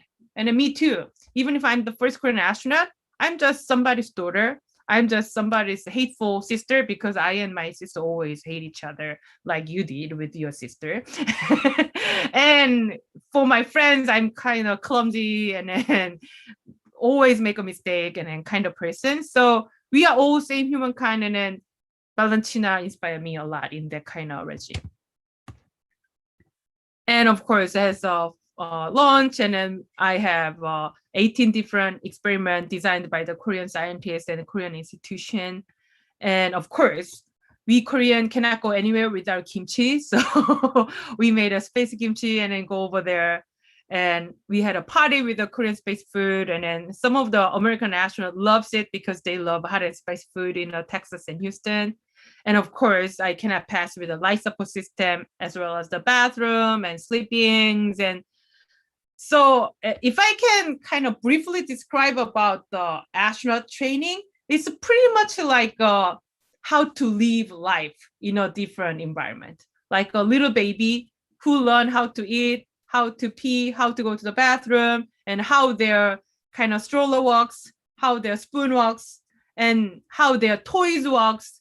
So as a grown-up, they just start from all the way back as a 3-4 years old kids and then learn what to do everything. And then that was also interesting, but that was also tough as a mentally because we already accustomed to live as we live for 30-40 years, but we should change our life patterns and habits, and we deny gravity even if we living with the gravity for 40 years. So at the very first time when I arrived in ISS, even if my brain knows it's a zero gravity, but my body cannot adapt it because we use our body not with the thinking always. So for example, when you sit on the dinner table, when you grab the spoon, you think I should grab the spoon. No, we don't. We just unconsciously grab the spoon. So those kind of habit is really hard to break, but in space, you should break that habit because environment is a change. So that was the kind of not well known, but very big kind of barrier to break as an astronaut. And of course, I always don't want to kind of forget about having fun. So flying kicks and meditation like Chinese masters and do a lot of activity as the first Korean astronaut. And at the time, Secretary General of the UN was the Korean also. And then he just gave me the special flag. And then I just brought to the ISS and we wish the whole globe peace, even if we couldn't have absolute peace yet. And then this flag was still in the HQ of the UN in New York office. And maybe all other astronauts agree with me. We never get bored to look down to the earth and look up to the sky and then look through the space. And of course, we love to make a memory when we were in a space. As you see, my background is the same photo. We really want to take a photo with including part of the ISS because we want to show that it's not from the satellite, it's from the humans' action of the camera catch. And then one thing I really want to kind of share with many as people of this thing, because 1950, 1960, 1970, at the time astronaut, their first sentence after getting back is, yeah, when I look down to the earth, we cannot see any border between the country. The whole earth is one. But astronaut in my kind of generation, because of the science technology is advanced, and we have a lot of technology around the globe, but some countries has a huge benefit of the technology, but some country cannot afford to have that. And then that's the distinct photo of that. Left upside is the South Korea, and then right downside is North Korea. As you can see at the night, we can see clear border between the South Korea and North Korea, because South Korea has an electric grid, so we never sleep even at night. But North Korea, they cannot afford to have a grid, so they have a small little shiny part of the Pyongyang, and then all other part is total black.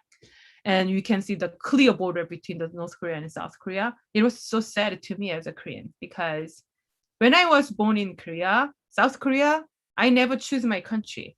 It means 5-year-old and 10-year-old North Korean kids, they never choose their own country, but they cannot help having this hard life, cannot go to the school, cannot have electricity, cannot have enough food. And as an astronaut, I really want to do something. Of course, I'm not a Bill Gates. I cannot feed them. I cannot do anything directly, but I really want to share this photo with as much as people as I can. Then we can think about how fortunate life we have and why we should help other people who didn't do anything wrong, but cannot help having really miserable life or environment, kind of like that. Still, a lot of kids are under the war field. Still, a lot of kids cannot go to the school. Even if some kids in advanced country, we even don't want to go to the school because we should go to the school. But some kids, they really want to go to the school, but cannot go to the school. And that's really sad. So whenever I have a talk like this, I really want to let you know, if you having Zoom session, it means you have internet. It means you have any mobile device. And it means you have a little bit more intelligent than others. Means our starting point is different from that 10-year-old kids who were born in North Korea or in other countries. So I hope everybody, we all make a dream come true. And then we should know that it's not fully from our own effort, but also from the starting point where we were born and what fortunate we have. And then we really needed to do our best to help other people to make the whole earth peaceful and then work together. And maybe I don't have that much time, and then that is always my last presentation. Oh, please play it. Oh, it's not, yeah. And yeah, I sang, Space Station, my favorite song, Fly Me to the Moon. Maybe Khalid and some other ISU alumni already saw that if you watch my presentation. That was my last day of my flight. So all my astronauts said, sing, sing, sing. And then I just sang the Fly Me to the Moon. And whole my space flight and then training, I was so inspired by the Konstantin Tsiolkovsky. And he said, a planet is the cradle of humanity, but we should not live in a cradle forever. I mean, that's the Earth. We are having the Earth as our cradle because we got everything from the Earth for free. But we should not live in a cradle forever because we always craving to develop. We always craving to have a challenge. We always craving to have exploration. So it's not only space exploration itself. Maybe if you join ISU or SSP, it means you get out of your own cradle, of your own country or of your own school, of your own comfort zone. And once you start your SSP or master program or ISU program, it might be really tough, especially during the team project, notorious team project, you cannot sleep at all. And it's really tough. But I think that is the process of the get out of the cradle and develop yourself. So whenever you start new thing, or whenever you get out of your comfort zone, please remember these Tsiolkovsky's wonderful words. And then please believe that it is the process of your development, your growth, and whatever good thing, you always pay for that, not only mentally, but also financially or anything. So yeah, maybe some of you have a hard time with changing your job, or some of them you have a hard time to change your major or starting new program and then finding the new job. I believe everyone, we have a wonderful time to develop ourselves. That's the Tsiolkovsky teaching me about that. So thank you. That's all I have. And Holly, do you think before leaving, should I get some question, or I just hand over to the next program and then I can meet other people later? So currently we didn't receive questions from the audience, but I can pop up a question if you still have a couple of minutes. Oh yeah, please. So I was curious about what was the most difficult moment in your training, most difficult moment when you think of your astronauts trainings that you are willing to quit, you know, that's too much. Yeah. You know what? I've never thought I want to quit, even if no matter how tough it is, because it is a huge privilege. I can learn something incredible. But most toughest part, actually not the physical part, but the mental part. Because in Russia, especially in a training center, not even that many. I and my colleague, two of us are only Asian in that huge city and town. Not because Russian people is kind of threat me or watching me, but because we look different. Everybody watching us and everybody is interested in us, and everybody talk about what we did and then what is the difference from them, and then kind of like that. So of course, any astronaut candidate, they can make mistake during the training, and then they can do something wrong because they are junior, they are freshmen.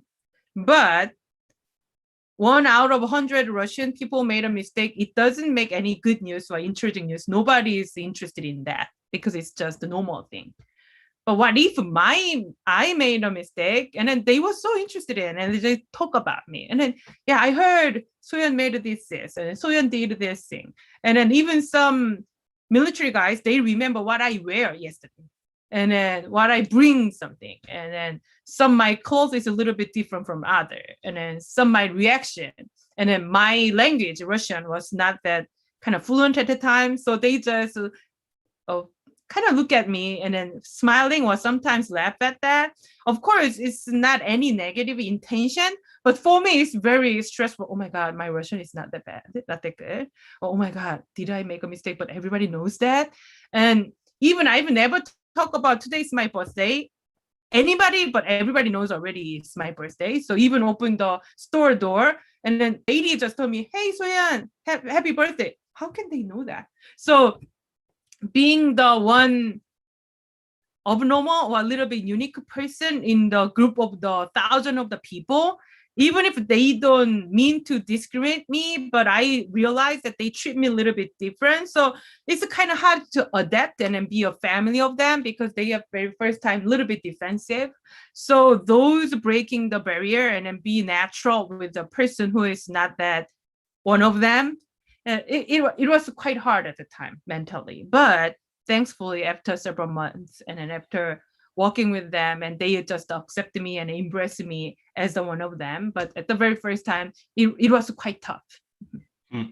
One more small question also came from the audience. As a woman, did you think that the training and schedules are specifically for men? And will you change something in the future for female astronauts? You know what? After my space flight, I don't know if other female astronauts agree with me or not, but space was quite gender neutral place because we don't need a huge muscle to lift something, and then everything's totally different. So you know what? Those difference always from the culture, not by the other thing. So many of the people are accustomed to working with a male colleague. They feel awkward with a female colleague, especially in a technology field or a space field. But in space, not only for the men, but also for female, it's just a new place. It's just a lot of things to do. So that was the huge opportunity for us as a female. We should do something in a space technology or space field, I believe. And of course, because very first astronaut group of them are all male. And then the person who walk all the way from the 1960 and 70s are all male. So they just accustomed to work with a male colleague, but I don't think they have any bad intention to discriminate female or make the females fail, only because they needed some time to adapt and they needed to some time to work together. So I don't want to accept, I don't want to think about that is the difficulty as a female. If something difficulties happen, it's same as difficult to the, not only male, but also female. So I didn't want to point it out. I didn't want to focus on that issue during my training or space flight, because I don't think that is worth to use my time. But of course, reality is that there is some difficulty. There is some tough situation for the female, but I have a huge passion. We can make it better. And then there's a lot of male colleagues who really want to help us and who really want to work with us and who recognize us as a person who overcome the difficulty. So I hope all female ISU alumni, they will forget about that if they are female or not, because everything's the same to everybody, I hope. Thank you. Thank you so much, Soyan, to be with us. I know that you have a lack of time to continue, but we are here. Join us anytime that you could finish your other commitments. Thank you so much once again to join us. Thank you. So nice to meet you, Laura. And I'm so sorry that I leave earlier, but I think everybody's a really wonderful, good hands with you. Thank you. Bye. Thank you, Soyan. I might call you sometimes to have a chat. Yeah, let's do it. Yeah. Yes, our next speaker is Laura Anderboye. She studied medicine and physiology. Then she holds 2 engineering masters, one from France, another from Canada. Proudly saying that she's also joined to our community by doing an MBA with ISU. While looking to your titles, astronaut instructor, ISS simulation director, parabolic flight instructor, payload experiments, and microgravity developer. I mean, no offense, Soyan, but astronauts are cool, but astronaut instructor is cooler. So, Laura, we want to hear more from you. I mean, we know as ISU as well, we are discussing the human space flights, and we are discussing what kind of steps are there. But we really don't know, if we are not working inside the human space flights, what is happening out there. I assume after 11 years, ESA started the new astronaut selection program. So you are working with this team. So can you tell us a little bit more, what is this training, how it's happening? Sure. Thank you, Halit. And a quick thank you also for the ISU to invite me tonight and to give me a voice.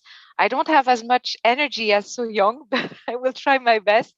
She's extremely energetic, and this is always difficult as a speaker to come after an astronaut. But yeah, I hope we will have some questions together. I have a few slides, if I can share them.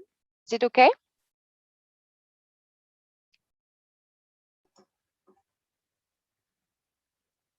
All right.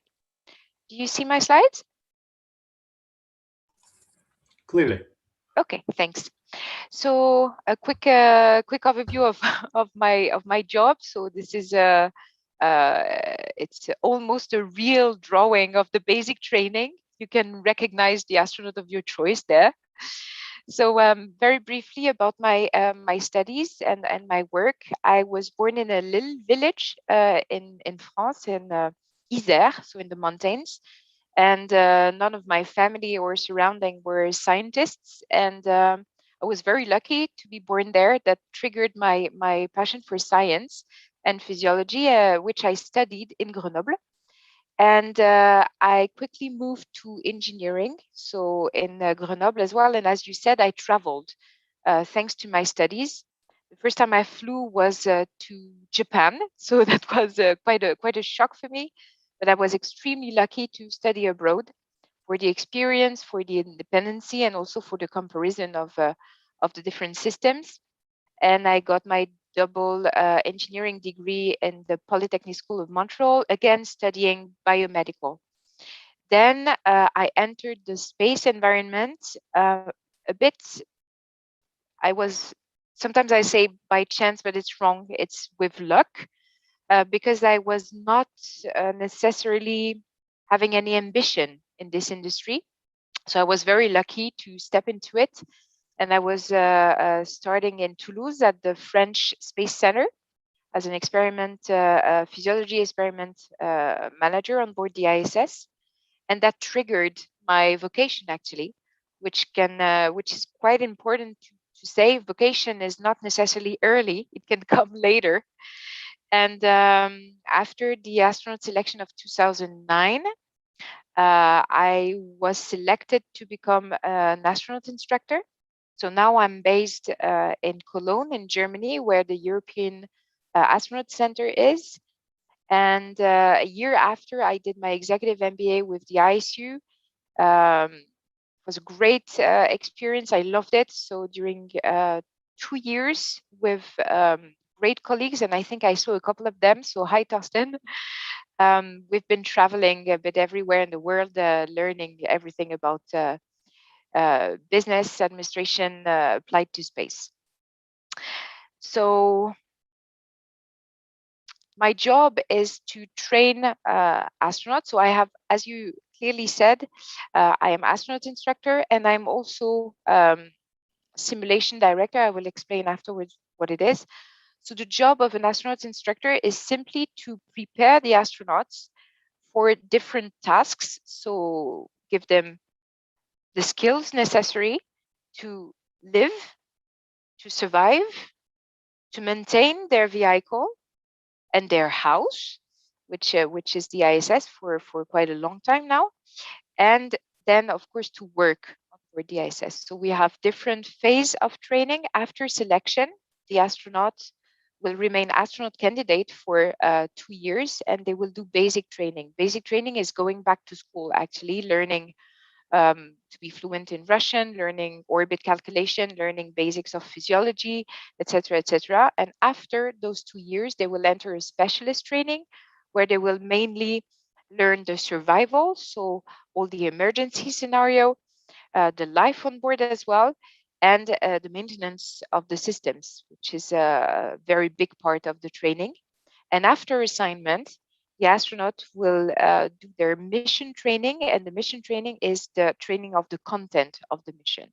So the content of the mission will be the experiment that they will have to perform. Here you have a picture of Thomas Pesquet that is currently on board ISS. This picture was for his previous mission, Proxima. And the idea is to prepare them with the theory, with the science attached to these experiments, then to all the mechanical interface, how to build up, to install, to deploy, and to connect. Sometimes it's really difficult to build those experiments up. And finally, how to do the science. So those tasks are very special. They have to be extremely qualified. And also this is like awkward equipment. And yeah, the idea is to train as much as possible of what we can do with gravity on ground. Sometimes it's difficult, as you can see maybe here. So this in space, Thomas is suspended to it. Of course, we're not doing that on the ground. It's too risky, but we are trying to do as much as possible with equipment that is as flight-like as possible. So as you can see, the markers that Thomas has here and there, only the color changes.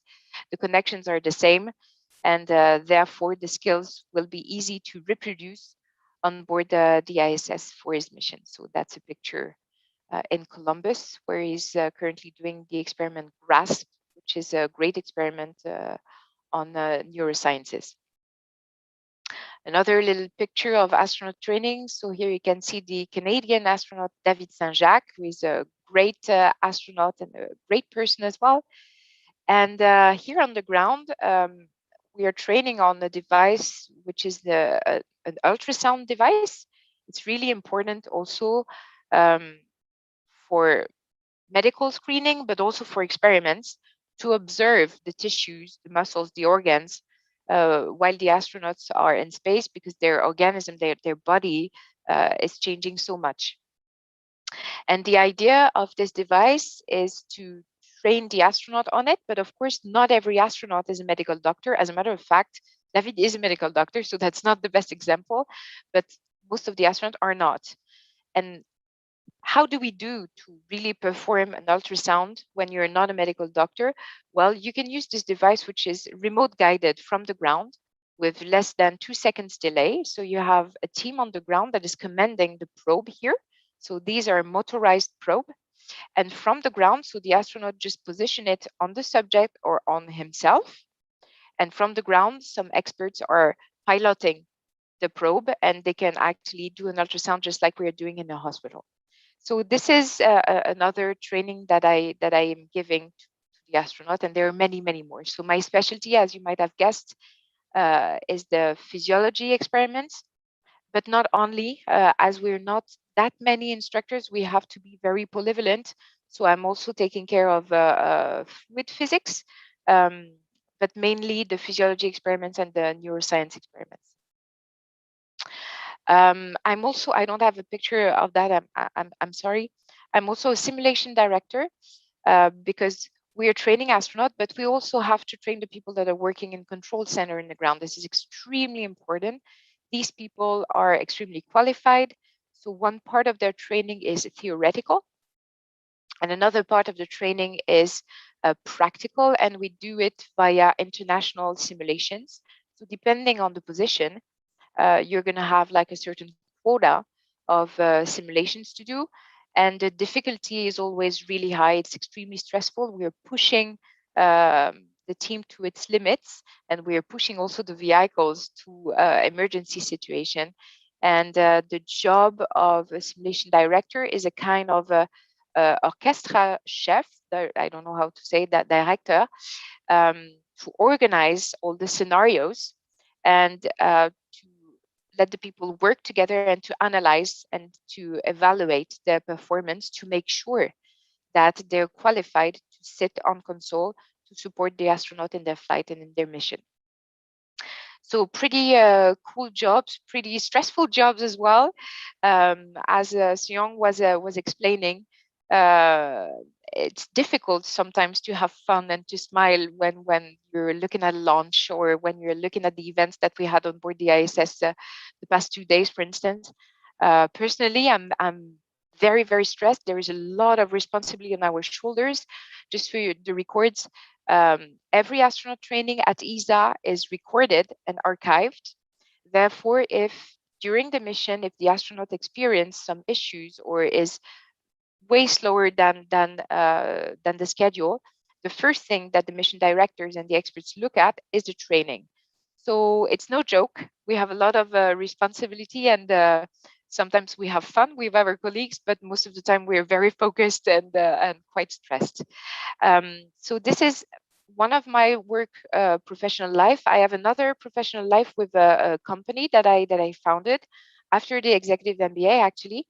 And with this company, I am working as a parabolic flight instructor. So here we have a fun picture. It's not always like that. So my goal is to train on the ground and on board to secure on board the parabolic flight participants. And this is very interesting for me because I'm really training them just like if they are astronauts, real astronauts. It's the same process, and these are very enjoyable moments. And yeah, I tried to keep it short so we can go to the question and answer session. Well, actually, great timing. Thank you. And your energy was great as well. So, as I said, astronaut instructors are cooler than astronauts. So, from that point of view, it's I keep Not sure of remain that. the same. Yeah. So, I want to pop up the first question, if you allow me. Especially in the last days, I have statistics showing how many astronauts are in space or gone to space for the last years. So for the last couple of months, I am not updating it anymore because it's getting hard to update. In the light of the current developments of Virgin Galactic and the Blue Origin, How do you see the future of this, space tourist / astronaut trainings going to be? Because you are also dealing with this suborbital flights trainings. I want to give another example, because there is KPMG has a report for the future of space, and there are 30 predictions for 2030. They are saying that you will know an astronaut. They are expecting to have many astronauts for the year 2030 and over. So what do you think about that? I'm scared. I want to be honest. I'm scared when I hear that. So there are different. Is it my mic that makes a lot of noise? No, because I have a lot of feedback noise. Is it all right?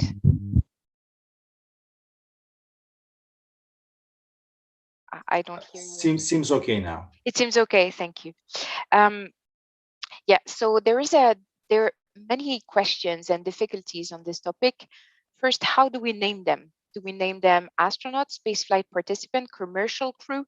So there is a problem with the denomination first. And this is probably a problem that comes from lack of regulation or legislation. I don't know. I think. The first question to ask is, what is the destination? So for the commercial crew or spaceflight participant that are flying to the ISS as a destination, there is no question here. That's pretty easy. They are trained on the vehicle that they're going to use. That's their problem. And then as soon as they're docking, they need to be trained by the expert of ISS.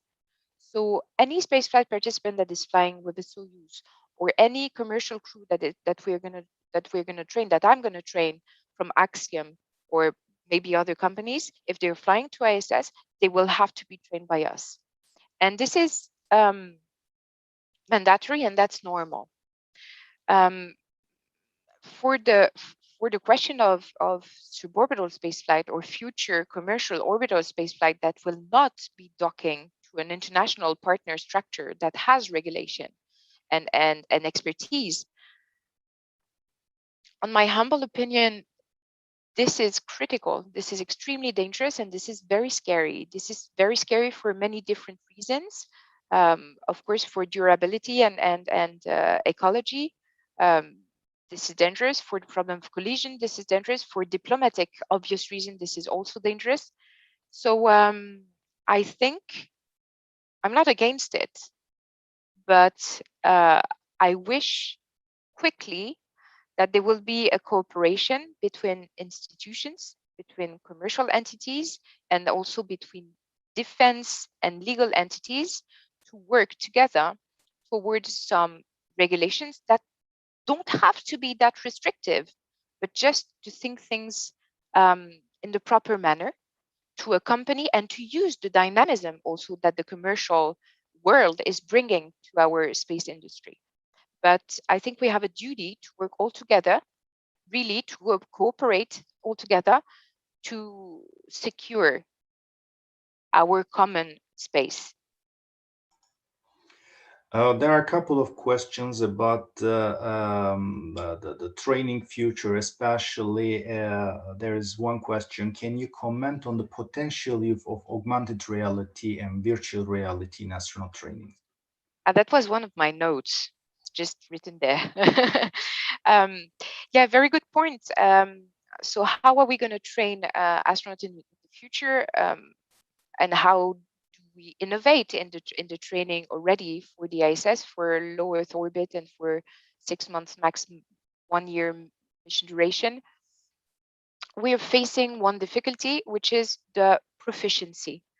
Let me explain you. So as one of the criteria, so whenever you are developing a training lesson, as a professional, we need to evaluate how long after receiving this training an astronaut will remain proficient regarding the skills. So how long he will remember flawlessly what he will have to do, what are the skills, where he will have to connect the things. I mean, this comes with the procedure, but really the skills that have been trained. And it can go from a couple months, to for the very critical, like safety procedure, very critical emergency procedure. It needs to be fresh all the time, up to 1 year. But this is too short. This is too short for a very long mission duration. So we have to find solution to train on board during their trip, or while they will be in the cislunar or on the moon or on Mars. We have to find solution to have a proper training, respecting the standards that we have. We have very high level standards. Therefore, artificial intelligence combined with virtual reality and augmented reality already presents a good solution, a good help, which means that we could have virtual instructors. So if you don like virtual reality or augmented reality goggles, you would have the machine in front of you, and you would have some help with the procedure, with the dynamic procedure. And you would even have artificial intelligence with a virtual instructor or even a virtual doctor. I'm also working on those prototypes for emergency situation, for critical medical situation, to don those augmented reality goggles and to be guided by artificial intelligence virtual medical doctor or virtual trainer. So yes, in my opinion, this constitutes good option, but we have to really improve and test more and more what we can do with that. There's another question about the biggest stress reasons for astronauts. I want to divide this question into two. What are the biggest stress reasons during the training? You know, from the training point of view, what are the biggest stressors, and on board as well?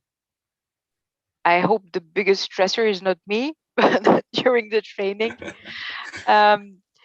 No, we try to be very careful and very gentle, because the biggest time spent of an astronaut is training. So that's obvious, and we try to take care of them and not to be too boring.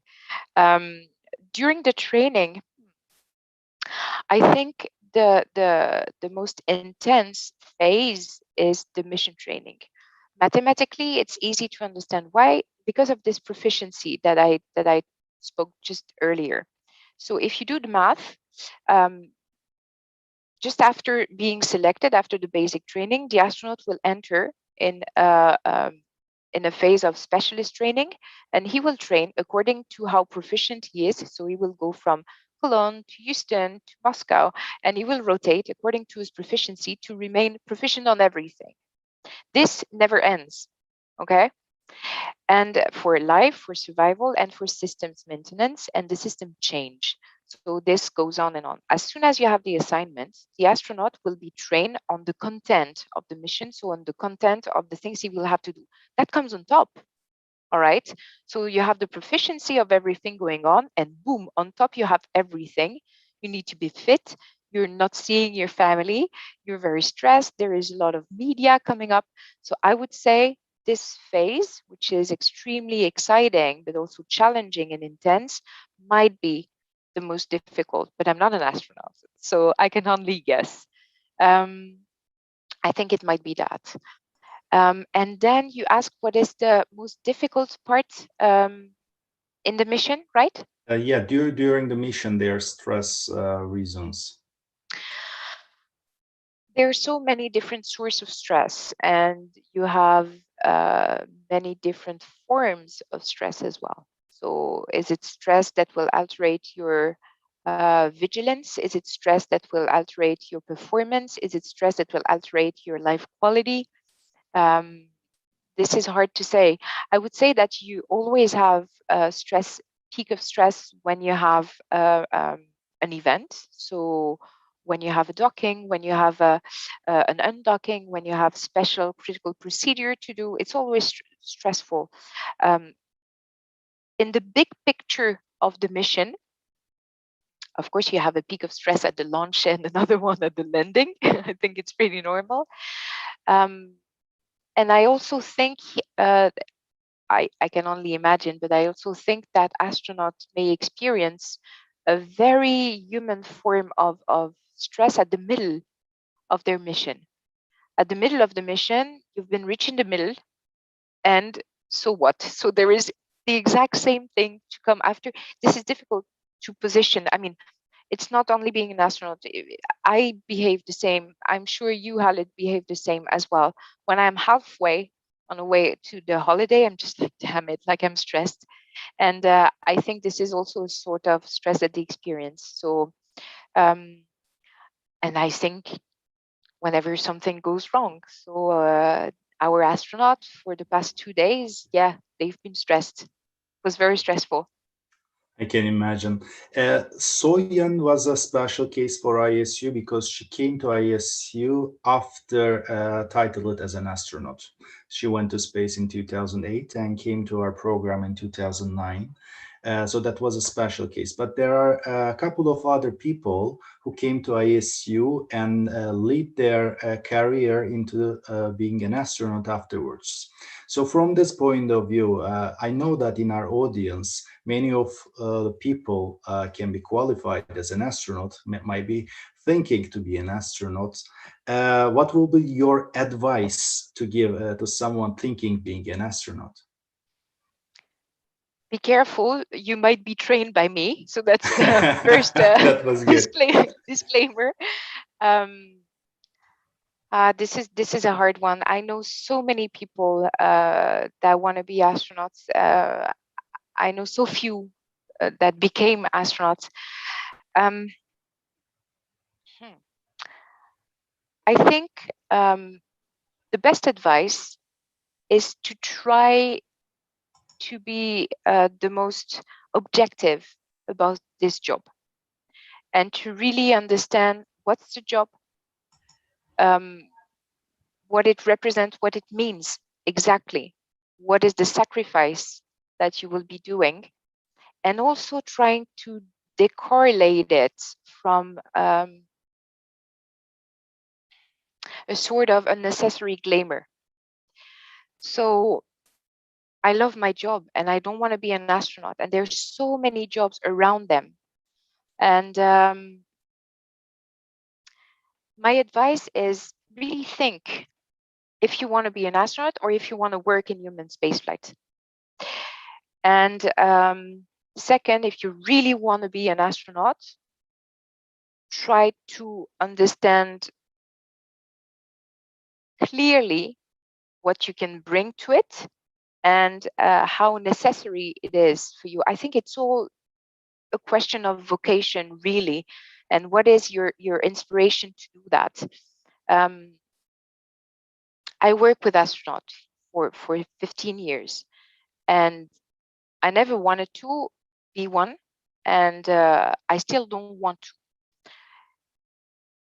But I'm doing so many cool things that are that close to be an astronaut. So I am flying weightless. I can do virtual reality of maybe what you do in your training center. There is a real question to ask about, do we want to democratize space or do we want to democratize space education? So I think that's a very interesting topic that might require a couple more hours. Yeah, for the next time, I really want to discuss this. Thank you so much for your presentation and patiently answering our questions.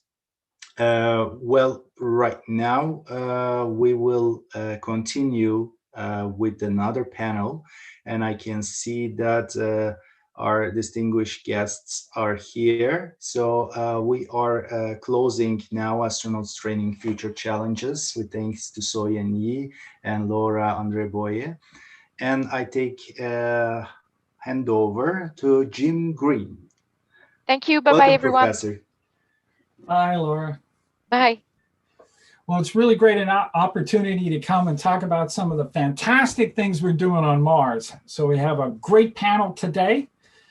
With me is George Tehu from NASA and Jose Moreno Alvarez. And I'd like for them to introduce themselves just a little bit so we can get right into the meat of the topic. So George, give us a little background. Hello, everybody. My name is George Tehu, and I work at NASA headquarters in Washington, D.C. I am a summer session 94 alumni and have returned since to do staff and guest lectures. So good to be back with the ISU family again. What I do at NASA headquarters is I'm the program executive for the Mars 2020 mission and have been spending past several years on that project. So it's been all consuming, and now we're on the surface of Mars. So I'm looking forward to telling you a little bit about both what we've been doing broadly with our robotic Mars exploration program at NASA, but what we're doing right now with Perseverance. Thank you so much, George. Jose, introduce yourself. Yes, good evening, everybody. Yeah, this is Jose Moreno Alvarez. I'm a senior expert of the Airbus Group, working in CRISA, an Airbus company here in Spain. I've been working in space for more than 30 years.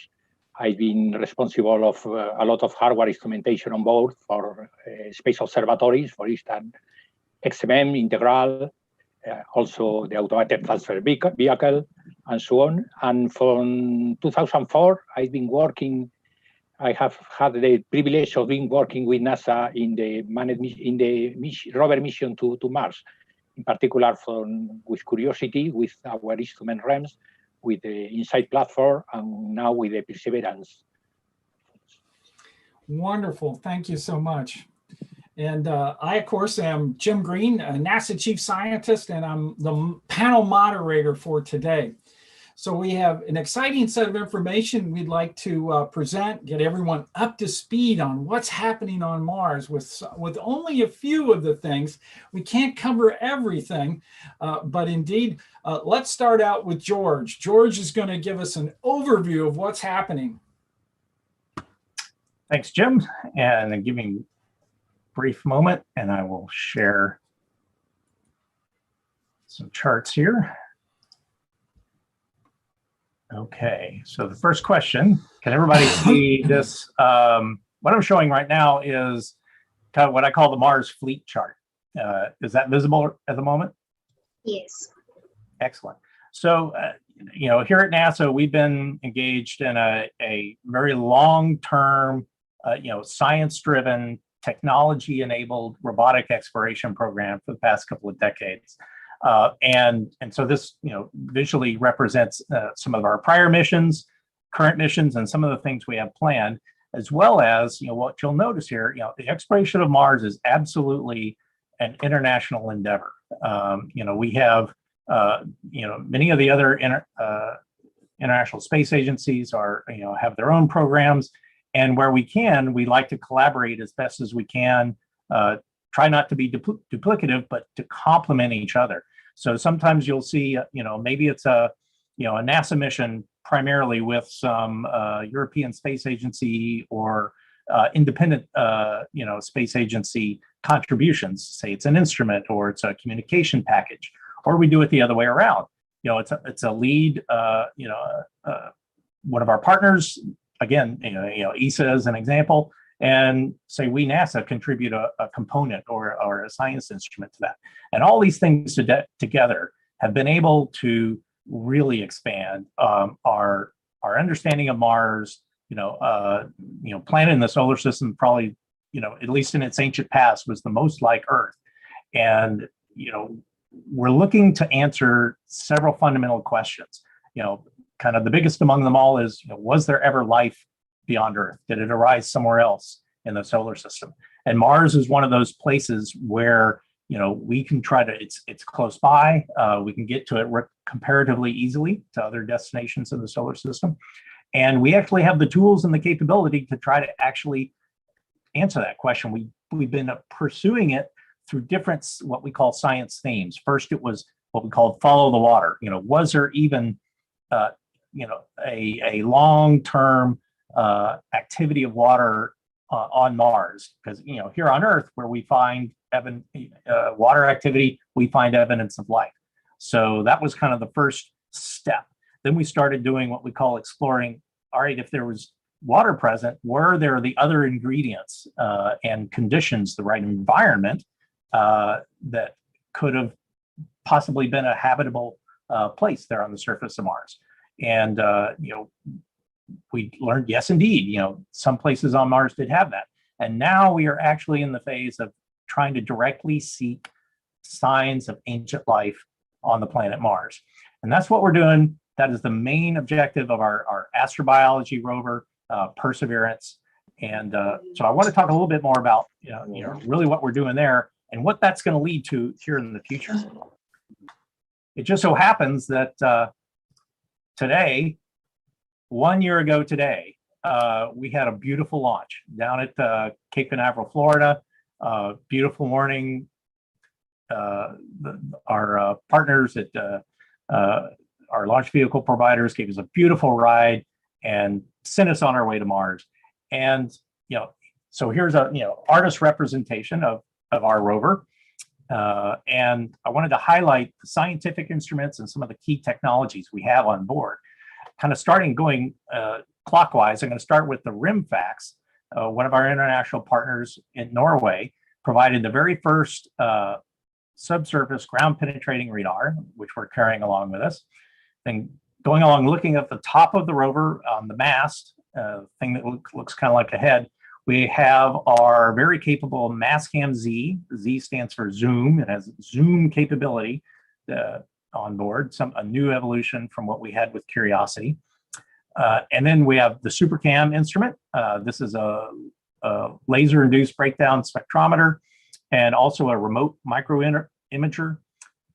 Also has a tiny microphone on board. And this is a collaboration between United States, the Los Alamos National Laboratory, and a consortium of universities and research institutes in France. Then further down on the mast, we have what Jose will talk to us a little bit more about is the Meta Weather Station. And this is a variety of sensors to really, it's one of our latest evolution of how do we understand the current environment there on the surface, and then try to use some of these other instruments to look at the rocks, to look at the past environments. So out there on the end of the robotic arm, we have what we call our proximity science instruments, Sherlock and Pixel. Sherlock is an ultraviolet laser spectrometer. And of course, if you have Sherlock, you got to have Watson along with you, right? So we have the Watson named micro imager at a super high resolution, and then the Pixel X-ray spectrometer on the end.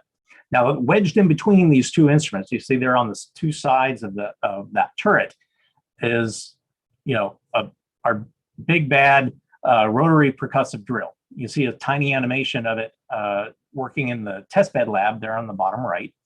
And this is what we use to both braid rock surfaces so that we can get really good spectrometry results from the Sherlock and Pixel, as well as doing the coring drill that we're going to be doing. Then we have our sampling system in the heart of the rover, and actually all the way from the end of the arm with that drill coming down to the interior part of the rover. There at the bottom left, you see what we call the adaptive caching assembly. And these are the components where we have a set of tubes. So let me get my prop here. These are small tubes. This is a model of it. See, hollowed tubes. And these fit inside these coring bits, straight inside. And these are chucked into that rotor percussive drill at the end of the robotic arm. We place it against a rock, forcing it down with the robotic arm, drill into the rock. We can twist this tube inside the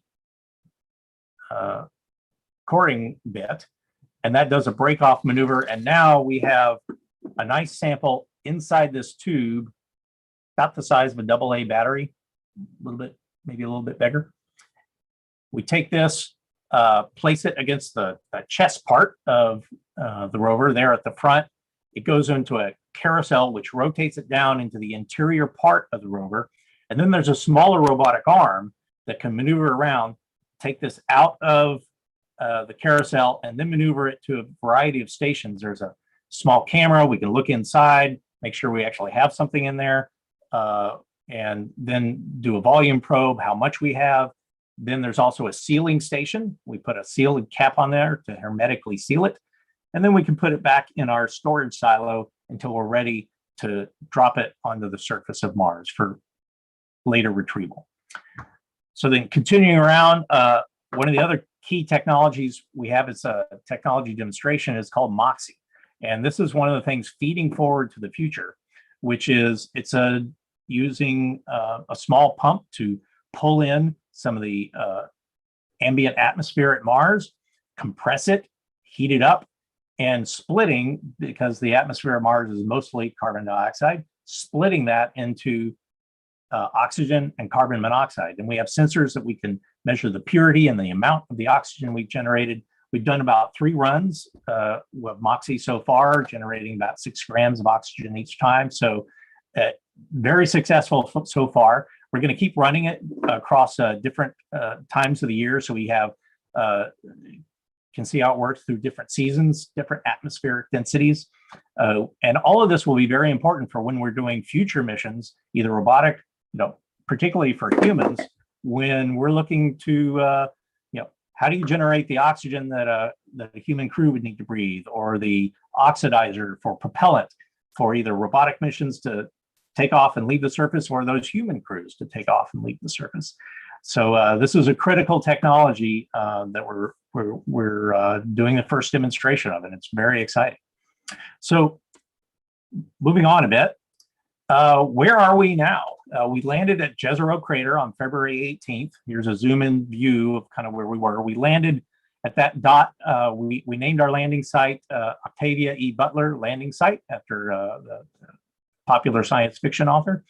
And since then, we've been driving south. We've traveled a little over 1 kilometer. And the science team, one of the main reasons we picked Jezero Crater was because it had, up in the top left corner, you see there, it's the edge of this alluvial fan river delta. And here on Earth, that's exactly the type of place that might have created rocks and landforms to have preserved what we call biosignatures, either chemical, mineralogy, or particular texture features that are indicative of something that might have been microbial life.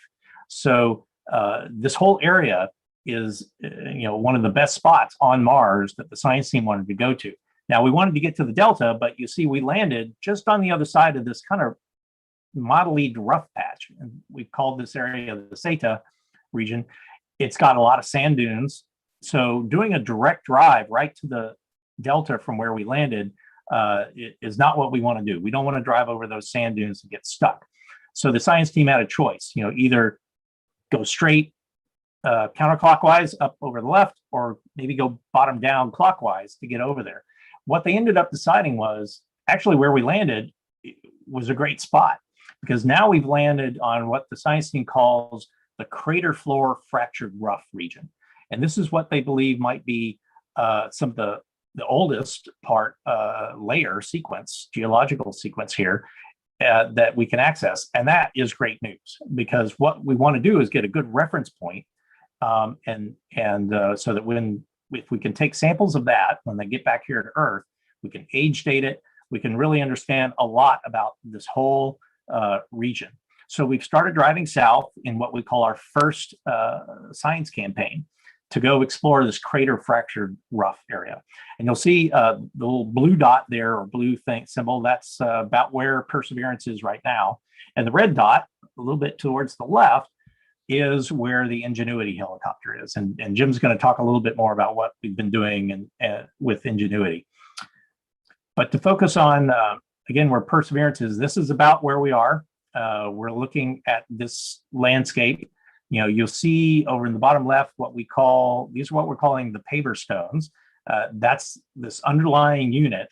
And the science team has really been looking for what are the oldest rocks that we can find here at Jezero. And this lower layer is what we're looking at. They can tell us, was this lake, potential ancient lake, was it only filled with water once, or was it periodic, multiple times, filling up and down and drying out? That's one of the key questions the science team is looking for. We'll close up of one of these paver stones. So this is what we're going to try to do our very first sample of here just in the coming weeks. But it's kind of challenging. one of the questions the science team has is, are these sedimentary rocks or are they volcanic igneous rocks? And one of the challenges of trying to answer that so far is, here's a close-up view using that Watson camera of one of those paver units. And you can see, it's highly weathered, it's covered with dust, there's pebbles maybe brought in from other places, so it's not really part of that rock. So one of the things we want to do is, first step is use our abrading bit, a little bit different bit that we have with us. Kind of looks like this, has these teeth, and we can use this to abrade a nice, smooth, polished surface, not quite like your countertop, but almost. And then we can use Sherlock and Pixel to really learn what they're about. So here we are, we're using the end of the robotic arm to interrogate these paver stones. This sequence of image was taken just a couple of weeks ago. And then this area is, we needed to define, where do we want to try to take our very first sample. So the science team has identified that kind of oval shape area. We're actually now, the rover has moved forward, and we're now kind of right to the lower left, to the left side of that ellipse. This is where we'll do all those final checkouts for the abrasion, use Sherlock and Pixel on that abraded surface. Now we can really understand, get below all that weathered modeled stuff and actually look at the crystals and the mineralogy. And then we'll get ready to take our very first sample. So it's an exciting time here in Jezero Crater. One of the other things after we finish this, looking at this crater fractured rough, is we want to look at, science team is considering looking over to what we call that SETA region. And so this is an image taken by some of our navigation cameras on board the rover. In the upper left, that's the SuperCam remote micro integer. It's kind of like a telescope. So we're able to look at the rocks far off in the distance to help the science team gauge, do they want to go, closer and investigate further. I've talked about samples. What are we going to do with these samples once we've taken them? We carry 43 tubes on the rover, 43 of these tubes. 5 of them have what we call witness plates inside, so that we would not put Martian samples in there, but we run these through the entire process as if we were going to take the sample, but not. And what those the witness material inside these samples is trying to detect any kind of terrestrial organic contamination or any other contaminants we might have brought with us. That'll collect anything if there is any.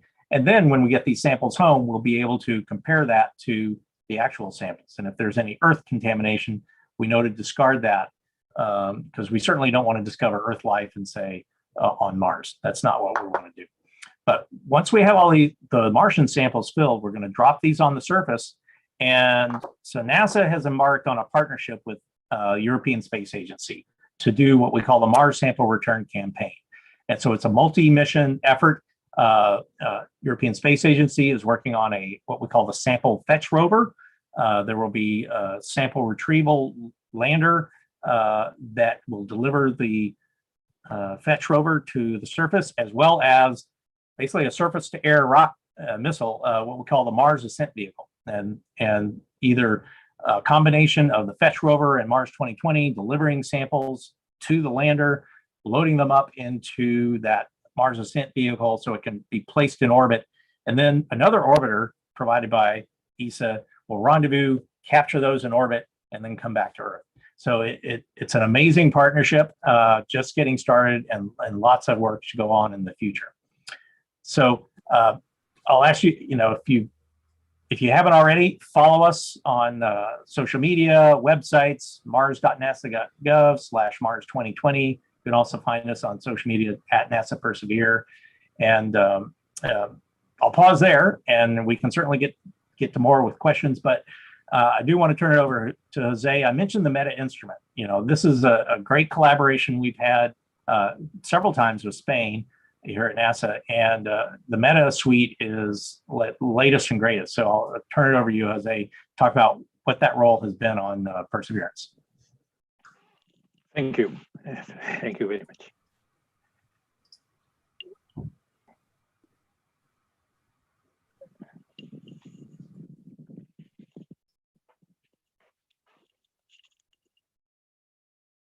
Okay, so I hope you can see the screen. Yes. Okay, thank you. So I'm going to talk a bit about the exploration objectives in general to later on briefly present the MEDA instrument on board the Perseverance rover. So we are on Mars since August 2012 with the Mars rover environmental monitoring station, the REMS instrument on Curiosity, followed by the TWINS instrument in the InSight platform in 2018. And now we are with MEDA in the Perseverance since this February, as you know. And we will be back in June 2023, hopefully, with ExoMars, the European mission to Mars also. Well, this is Mars. This is a Mars Global Surveyor image based on a mosaic of 24 images taken on the same day in April 1999. This is the real aspect of Mars. It's a bit exaggerated in contrast, maybe, but it shows a dynamic atmosphere with poles, with clouds, with the scene of winds on the clouds, and signs of superficial features, volcanoes, canyons, etc. It can be seen that it's a world like ours. To compare, Mars is almost half in diameter than Earth, with a very thin atmosphere and very cold. But you can see that this is a wide world to explore, because the surface of the planet can be compared to the surface of all emerged surface of non-Earth continents here. So really a wide world to explore. Then the question is, why Mars? Why to explore Mars? Well, Mars is in the limits of the habitable zone of the solar system. It had liquid water on its surface in the past, and all basic elements for life to use, as studied by the Mars rover, for instance, Curiosity on the Gale crater. Then are the basic question to answer. Did life exist on Mars in the past? Does it still exist? Why yes or why not? Or it is like the life we know in Earth? There are important questions to answer. And regarding the comparison with Earth, Mars is a small planet frozen in its earlier stage of evolution. But even so, Mars' climate has changed profoundly over time. And all that record of change is preserved in its surface morphology and composition, and can be studied remotely or in situ by the rovers. Finally, Mars is the only planet accessible to humans right now, or almost, let's say, in a short term, maybe in a few decades. So these are the Mars exploration program objectives. These 4 objectives can be summarized as for the search for life, understanding the climate, understanding the surface geology and the planet's evolution, and preparing for future human exploration. These are the top level requirements. So the objective or Perseverance, the Perseverance rover, are well aligned with these Mars exploration ones.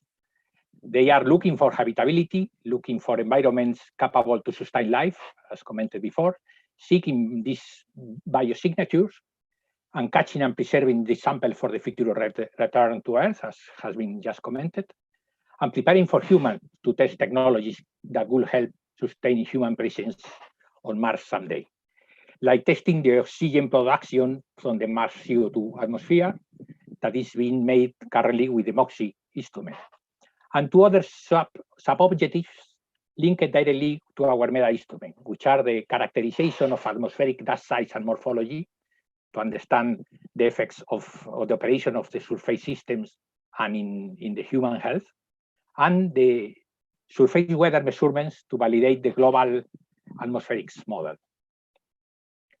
So the MEDA objectives are twofold: characterize this dust profile, these dust properties, the atmosphere dust profile and the geometry of the particle, as well as its temporal response to meteorology and so on, and to study the local near surface environment with the measurement of the different parameters, the temperature, the wind, the relative humidity, the pressure, the irradiation reaching the surface, etc., in a regular manner and sustain it in time.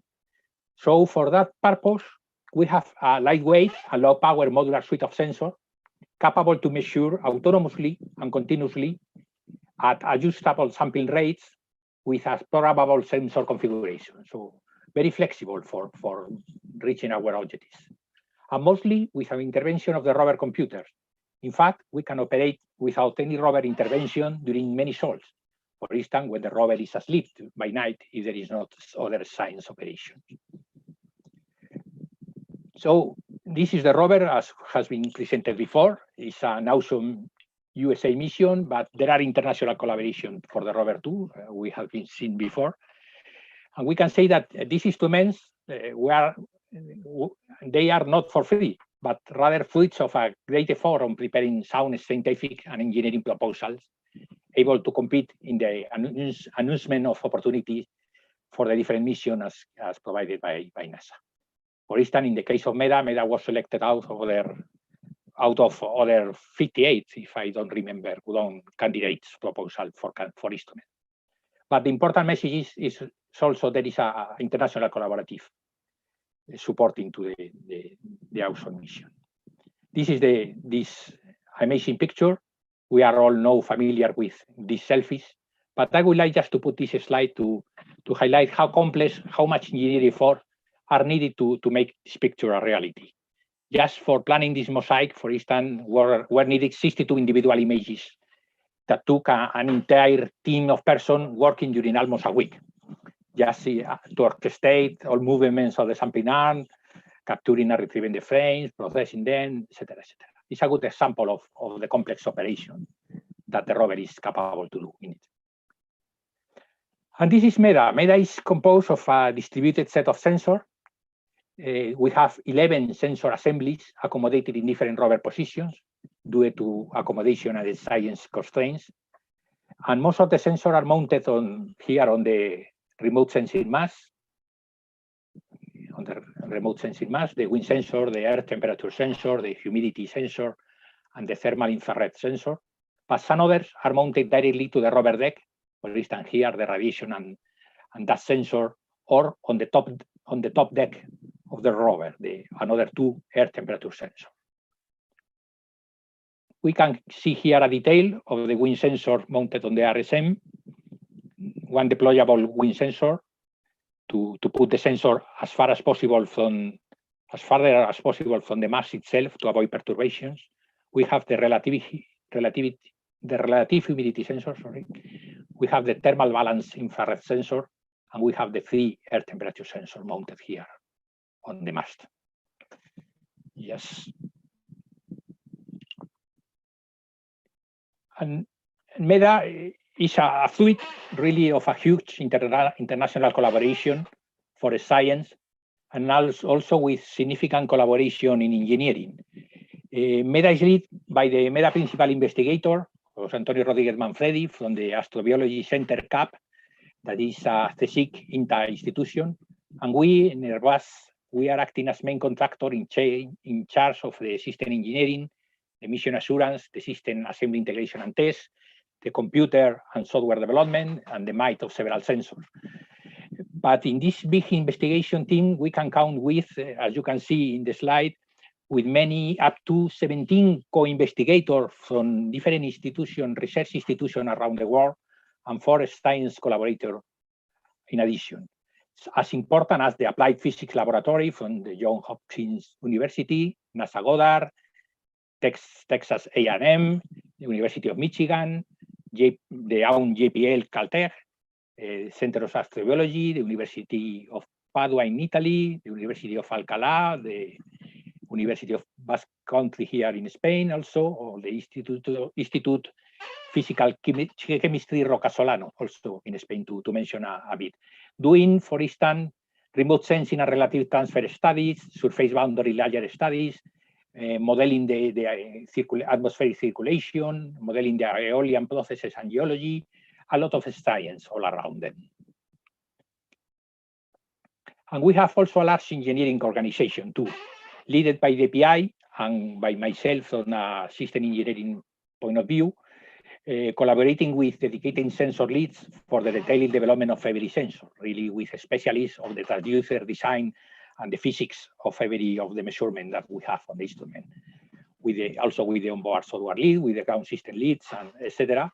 and with some other companies and institutions, for instance, universities, for a specific technological solution. That is important for us is that most of the personnel was bringing important previous experience for Mars mission, came from Mars Pathfinder, Phoenix, the Mars Science Laboratory, the InSight, ExoMars, etc. This is a close-out view of the MEDA sensor. I'm going just to pass fast through them. This is the instrument computer that is inside the rover deck, in the middle of the rover deck. In his base plate, there is the pressure sensor with a tube protruding to the surface of the deck, covered by a small dust cover here. We have in the middle of the deck the radiation and dust sensor, as shown here, with many field of views all around. And we have in the top deck the additional air temperature sensor, additional to the one mounted on the rover sensing mass.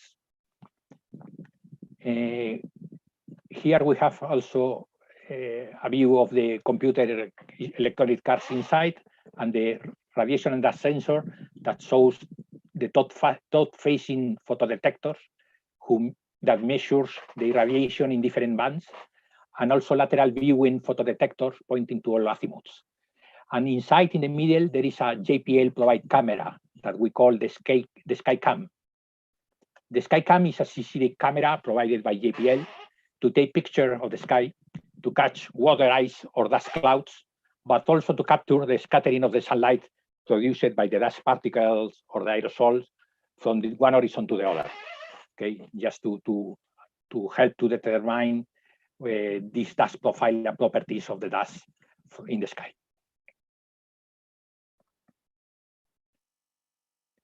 We even have this deployable wind sensor 2 in the mass for achieving better measurements for reducing these disturbance effects on the rover RSM and other rover elements. We have the thermal irradiation sensor to measure the thermal balance of energy in the surface from the direct or reflected energy, infrared energy. We have the humidity relative sensor, the relative humidity sensor, sorry. We have the air temperature sensor based on thermocouples, and the other wind sensor that is fixed, not deployable. And here we have a slow motion video of the wind sensor 2 deployment in the rover.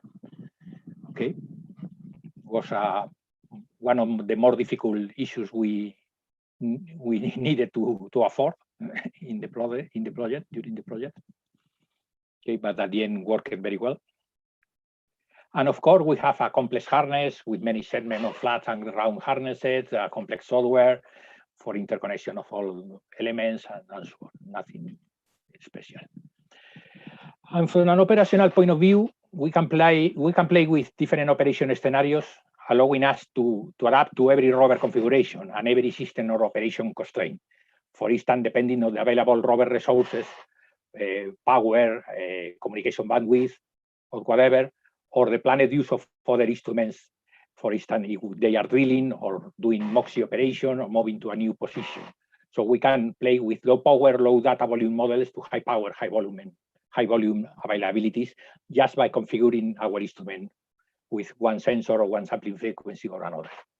And we count also with a comprehensive set of ground data system tools that allow us to program and configure the system according to the mission plans and to the system constraints and according to the operation plans that we will want to do. Just to conclude, we are already on Mars with 3 operational missions on the surface of Mars with a small network of meteorological instruments, and with 2 more missions that will follow in the coming years, the ExoMars and the Mars Sample Return. This instrument has been financed over the year by multiple mechanisms, the National Science Plans, the CDTI, the Spanish Center for Technological and Industrial Development, by INTA, and also financed through the ESA Flodex program for MEDA instrument. And I want to express my gratitude to the MEDA team and to the collaboration institutions and companies who have contributed with their effort, their energy and know-how to make MEDA really a reality. And of course to NASA, JPL and to ESA for their continuous support that allows us to provide these instruments. And just in this last slide, this last slide, we can see a mosaic of most of the people who have been involved in the meta development and operation, as a good example of the complexity of an international collaboration as this that is needed for a project like this. Thank you very much for your attention. That was great, Jose. I really appreciate it. And if you can release your screen. Yes. Okay. Then what I will do is talk very quickly about the Ingenuity helicopter. All right. Let me check and make sure everyone can see my screen. Yes, Jim. Yes. Great, super. Well, one of the fantastic things, in addition to Meta and all the other instruments that are on Perseverance, or Percy as we like to call the rover, is a technology demonstration mission, which is a helicopter. Now, this particular helicopter it has a number of important features. One, it has these long blades. They are about 1.2 meters long, counter-rotating, so we don't have a tail that we need, a tail rotor. It also has a solar panel that charges 6 lithium batteries. Its base is a little larger than a CubeSat. Okay, so it's on the order of 13 or 14 centimeters by 19 centimeters. Okay, and then it only has a couple sensors. The whole concept behind Ingenuity is really all about, can we really fly in such a low atmospheric pressure as Mars? 6 or 7 millibars.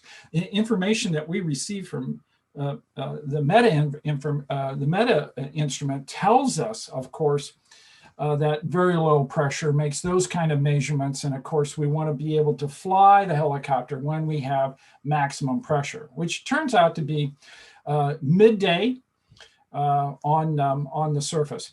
Now, the sensors that it has are just a couple, and these are really cameras. It has 2 major cameras. One's color camera that looks at the horizon, and another one is indeed a camera that looks down for navigation. Now, what's really spectacular in the flying on Mars is, once we demonstrated we actually can get aloft, we then can move and go to a variety of places. We really got an opportunity to fly around, so to speak. After the first couple flights, we then began a process of interacting with the Perseverance team, and they were just delighted to be able to say, can you scout out some things for us? And indeed, that was extremely important. Here are the paths of the flights 1 through 8, and then the flight 9, very long flight, at a very high position off the ground, and really was a spectacular opportunity for us to really demonstrate the ability of the helicopter flying over rough terrain, which was also, we didn't know how we were going to be able to do that. We have an altimeter that then helps go through the computer analysis to determine how some of the flight parameters will work. Now, here's some of the images from the color camera. So here's one from flight 6. And so you can see, as George had mentioned, the dunes that are out there that we didn't want to get stuck into, and also the stone pattern, the pad pattern on the surface. Now, in addition to that, here's another image from flight 9. We wanted to really understand what these raised ridges were, and that turned out to be an extremely important next flight that we did, which was flight 10.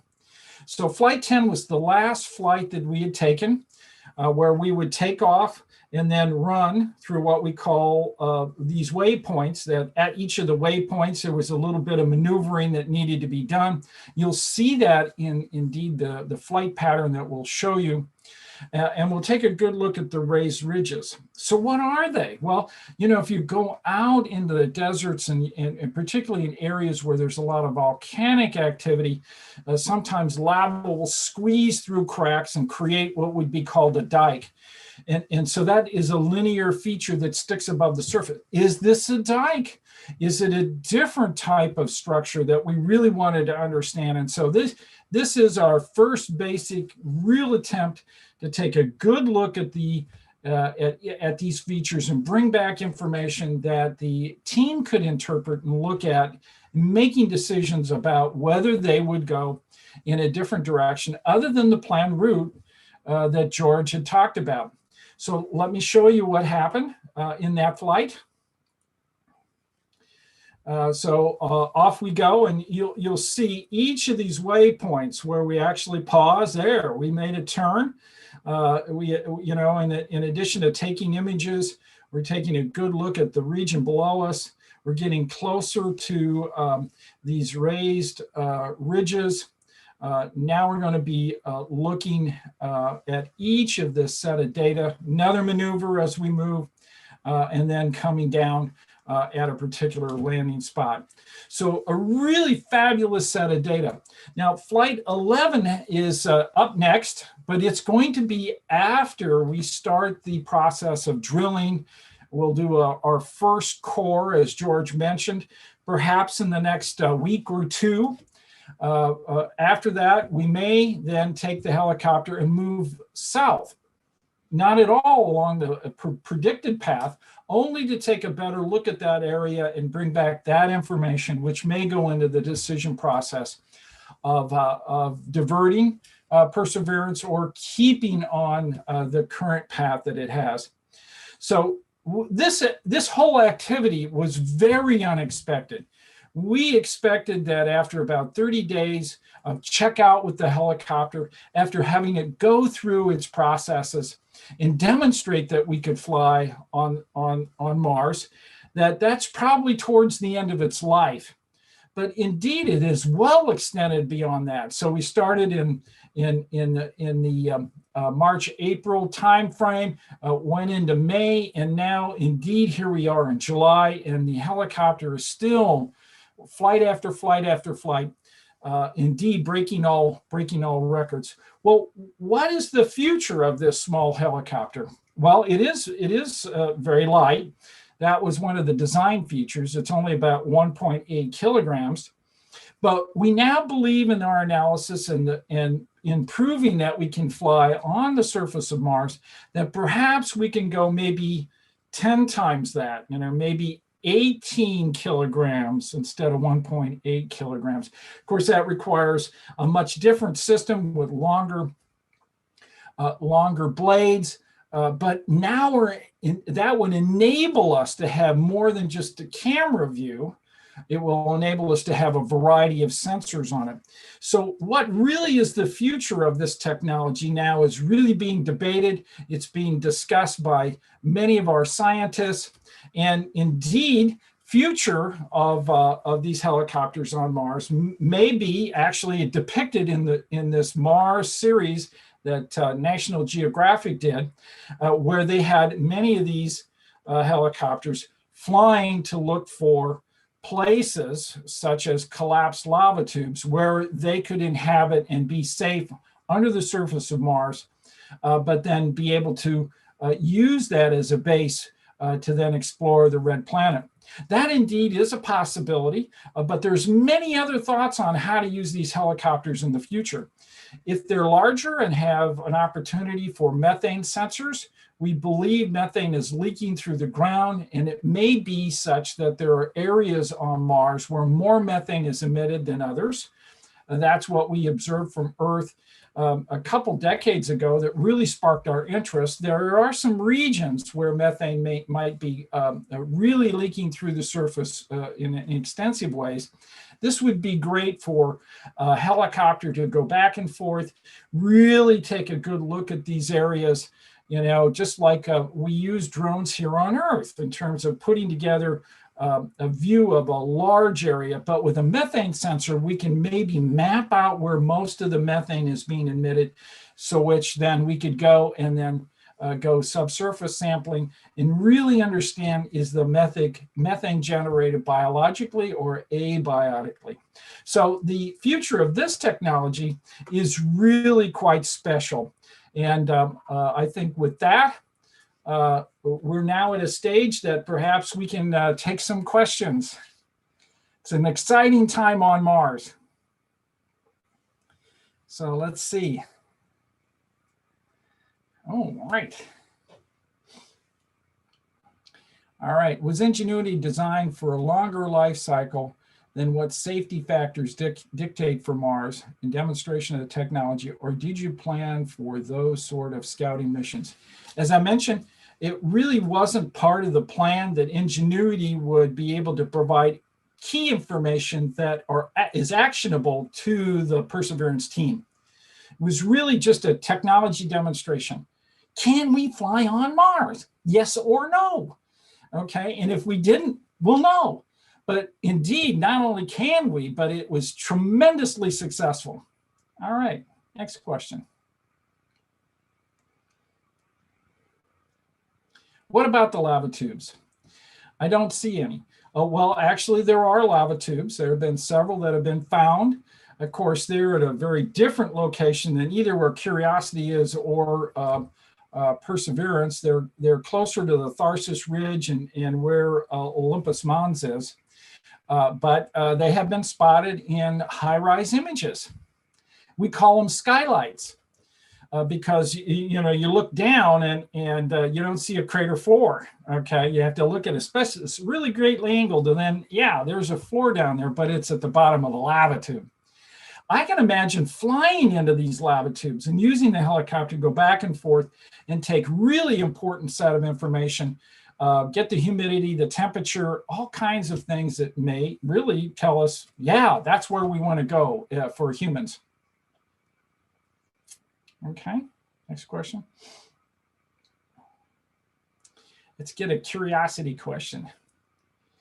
Okay, what can you tell us about Ingenuity's flight control system? I can tell you this, it has to be done on board. So we take 30 images a second, we process them, we bring in altimeter measurements, we make decisions, and then it's done on board. And then that information is stored after we land. So we have to program the whole flight and then radioed back to Perseverance, which then sends that data back up to the orbiters, which then sends that all the way back to Earth. And so that's the data system. The helicopter does not communicate directly back to Earth. Why not building many satellite constellations to observe Mars? Okay, George, what do you think about that? Yeah, so actually the concept of doing small sats at Mars is something that we actually have been looking at. But one of the challenges is, to communicate between these distances between Earth and Mars, you typically have to have, fairly powerful transmitters or, good sized antennas. But actually when the InSight mission, which launched in 2018, we sent actually the first demonstration CubeSats called Marco. They were two twin CubeSats that flew, they were secondary payloads that flew along with InSight. And actually they were designed to provide a telecommunications relay during InSight's entry, descent, and landing. Now they were flyby CubeSats. They were like 3U CubeSat things, but it was the first attempt we'd ever tried to do that. And they worked great. They really worked great. We got the real-time telemetry coming through for InSight, which we weren't able to, because of the geometry and when we were landing, we were concerned that our existing orbiters that usually provide that wouldn't be able to provide it in the real-time mode that we started to become accustomed to. So that was the first demonstration. They did work. So there's certainly room for those types of things in our program. And in fact, the Ingenuity itself was when we did the instrument proposal for Perseverance, or what would become Perseverance, we left it open to ideas like that. And actually the Ingenuity concept came in kind of along those lines. But you could certainly envision maybe future landers or future orbiters carrying other secondary payloads of these types of small sat things. So I think there's potential there. Okay, thank you, George. Next question, what are your views on moon mining? I'm going to answer that actually in the next segment. So let's put that one on hold, and I'll be able to touch base with you back on that. Okay. I love the Mars helicopter. Man, so do I. What's not to like, right? How autonomous is it from the Mars rover? Well, it's very autonomous. I mean, the Mars rover, other than taking images of Ingenuity and be a relay, capturing data, storing it on board, and then sending it up to the satellite, that's all that Perseverance does. Can it operate by itself? Far from it. Well, we believe, based on the radio frequencies that we've picked and the communication between Ingenuity and Perseverance, that we might be able to still be able to receive this data if Ingenuity was a kilometer away. So that's pretty phenomenal. All right, let's go to the next. How long will it survive? Your guess is as good as mine. But it's doing great. Okay, what are the priority locations planned for sample collection, and how do they address the questions? George? Yeah, so as I mentioned earlier, the science team is trying to, we're doing what we call this first science campaign. And where we landed, it provided this opportunity to explore this crater floor fractured rough unit. So that's why we've gone down south to where they see some good exposure from orbital imagery. That's what guided us that way. We look at the orbital imagery, and in fact, even before we landed, the science team had been poring over the orbital imagery of Jezero, trying to decide, where they might like to go. And once we get some of our first samples from this, hopefully the lowest geological unit sequence right there at the floor. Now we're going to be starting to want to head around the SETA unit to get to that delta and start working our way up the delta, because as you go, you're going to be going, as you climb, you're climbing through time, right? From the younger to the older, from the older to the younger time periods. And so the team is going to be wanting to assemble a set of samples that is going to be representative of not just the crater itself, when was the crater formed by an impact? What was the landscape below it? Was it some sort of igneous or volcanic formation? And then starting to look at the sedimentary record of the crater. How often did it appear to really have water coming and going, and how long was it there? And starting to look for those potential biosignatures. So it's a great landing site. It's got a lot of potential, and we're really excited to get started. Jose, any comments, if you'd like? Well, just to comment maybe that for location, for samples, you need to also to consider the accessibility requirements for the sample fetch rover that are a point also to consider. Yeah, you bring a good point. So we're taking the samples now, but eventually the whole point is to bring them back here to Earth, but through those. So one of the things that while the science team has been scoping out in Jezero and even actually a little bit beyond the crater rim of where they want to be taking the samples, the whole Mars sample return campaign team, which is a separate team working collaboratively with European Space Agency, they've started looking at, all right, where are the landing sites that the future missions can get to so that we can rendezvous with, or at least get close to, Perseverance and the depot of samples. The whole idea is that we would drop a cache, a set of these tubes in a particular location. We would call that a depot. And then that future mission would be able to access that, pick them up, bring them to the sample return lander, launch them up, and get them back to Earth. Okay, this might perhaps be the last question, but why did you expect Ingenuity to have a shorter lifespan? What would have been the life-limiting key factors? Well, we actually tested it in a chamber at very low pressures. So we got it to where we understood how to get it off the ground. So that's cool. But, you know, the temperatures on Mars, as Meta tells us, are extremely bad. They're very low. You know, the temperature changes more than 170 degrees Fahrenheit in one day. Now, so many of the parts that are on Ingenuity are not what we would fly normally. They're not flight qualified parts. Okay, that includes the processor. The processor on Ingenuity is faster than any other processor we ever put in space in the solar system. And so consequently, going through these huge temperature swings, we did not know that it would even survive the night. So as you know, low temperatures can, you know, take out circuitry, bust capacitors, you know, all the problems you can possibly think of. And then, of course, once you get in the air, what about wind gusts? You know, what happens there?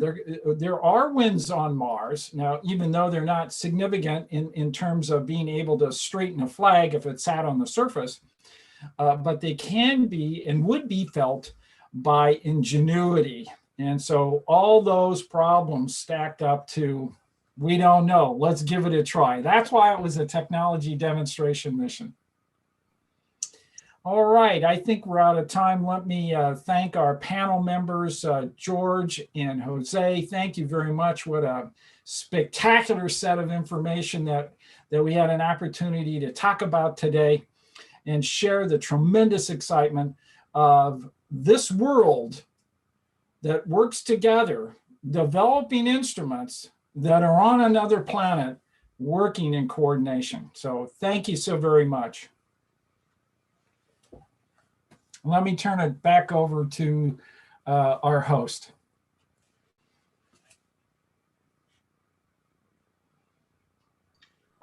Well, Jim, it's your session, so I give you back the floor. And yeah, I mean, let's just continue with this. All right, so I'll just hit the ground running. That's what they want me to do, so be it. Thank you. Okay, so let me start this. So I was charged with a fabulous opportunity to talk about science and exploration, but it really is a golden age of science and exploration. And of course, I'm going to talk about many things and many international missions I want to touch on, but I'll dwell pretty much on some of the NASA things that we're doing because they're coming up right away. Okay. And so let's go ahead and get started. The key things I want to talk about today are the exploration of the moon, touch on what's happening in that area and get everybody up to speed on the current plans. We then want to talk about the exploration of the universe and of the solar system. All right, so first up is exploration of the moon.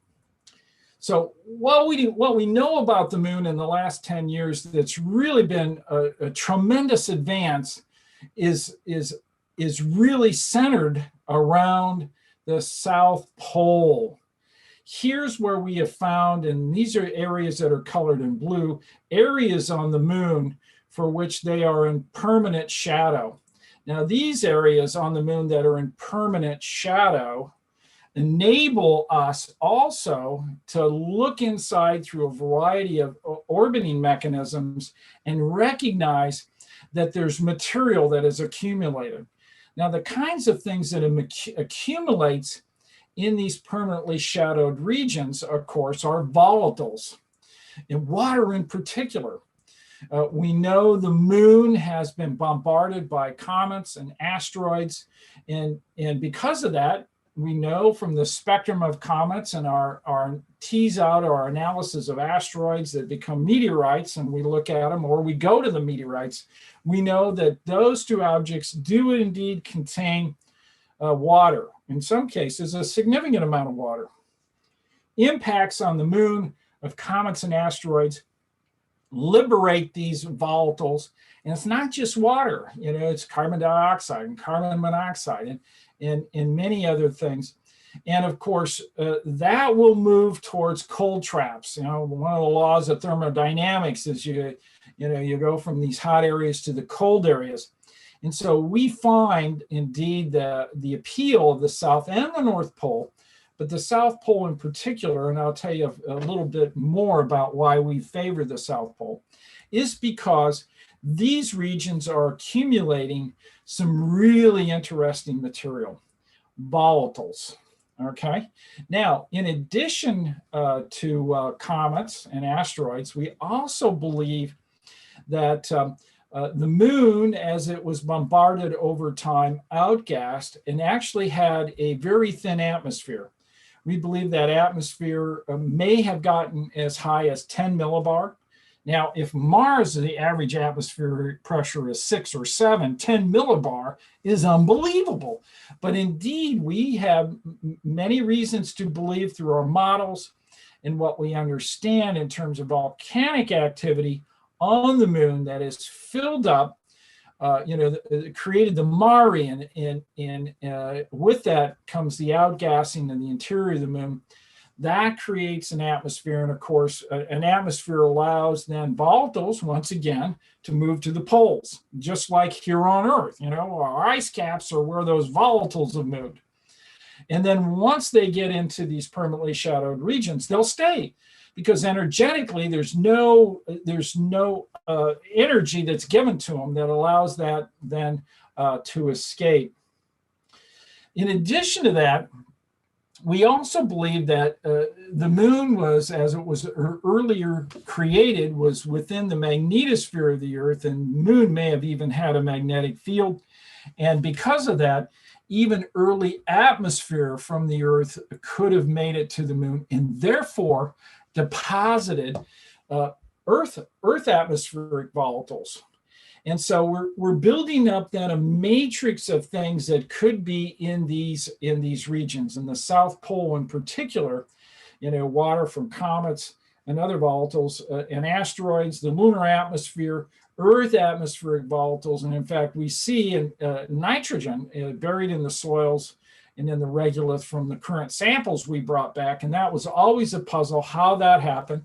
We believe it probably happened in the early phase of the Earth-Moon interaction when the moon was close to the Earth.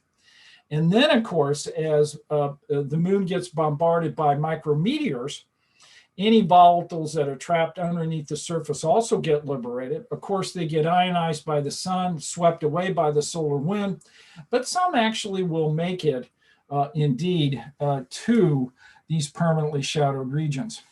Well, this is fantastic. Even though we sense the water, which is in these blue regions that I showed in the previous slide and in this slide, this is what we believe is the distribution of H2O or hydroxyl, OH. There's maybe all kinds of other volatiles there. There may be CO2 or SO2. And so indeed, what can we do with that? We can come in, we can mine that, and we can separate these hydrogen and oxygen. Of course, we want to drink the water.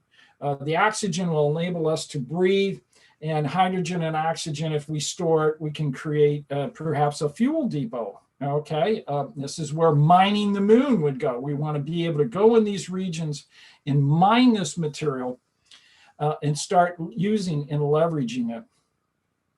Now, what else we're finding out from our orbiter observations is that there's a whole series of magnetic anomalies.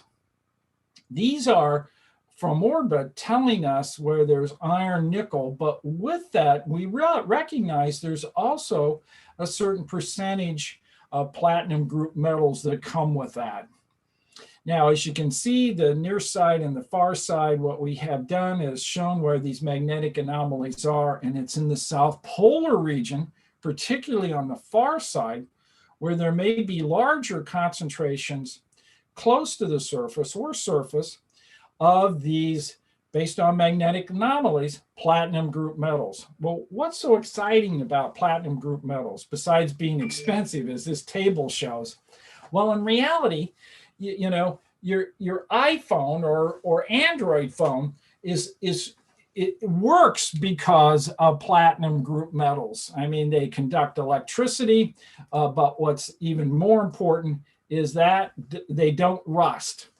And here on Earth, as we mine platinum group metals, we recognize they're finite. We recognize that in 50 years, we may not be able to get access to a couple of these. And certainly in 250 years, the current estimate is we will have completely mined the slight subsurface set of platinum group metals we know in the world.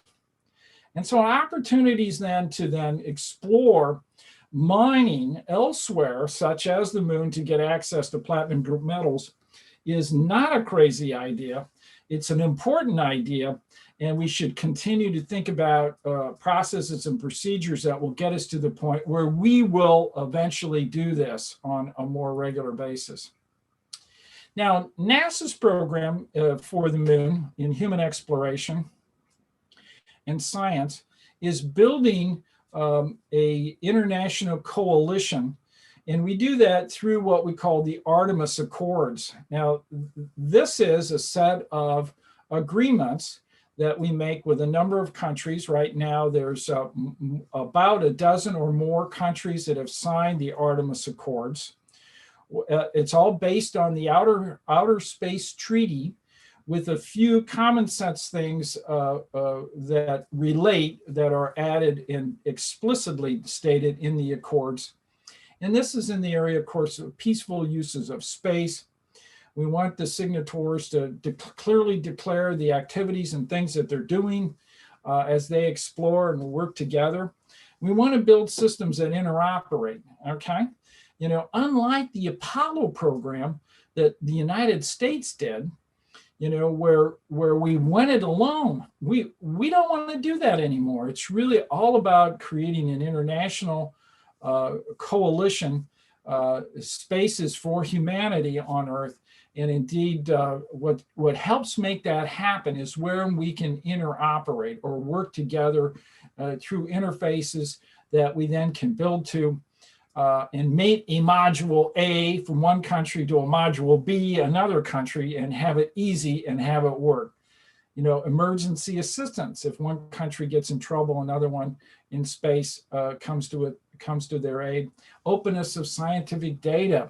And protecting heritage sites is another thing. You know, there's certain really historic sites that many nations now that have been to the moon and continue to increase their efforts in going there feel that those first attempts that they made that were successful are historic, and we want to be able to honor that.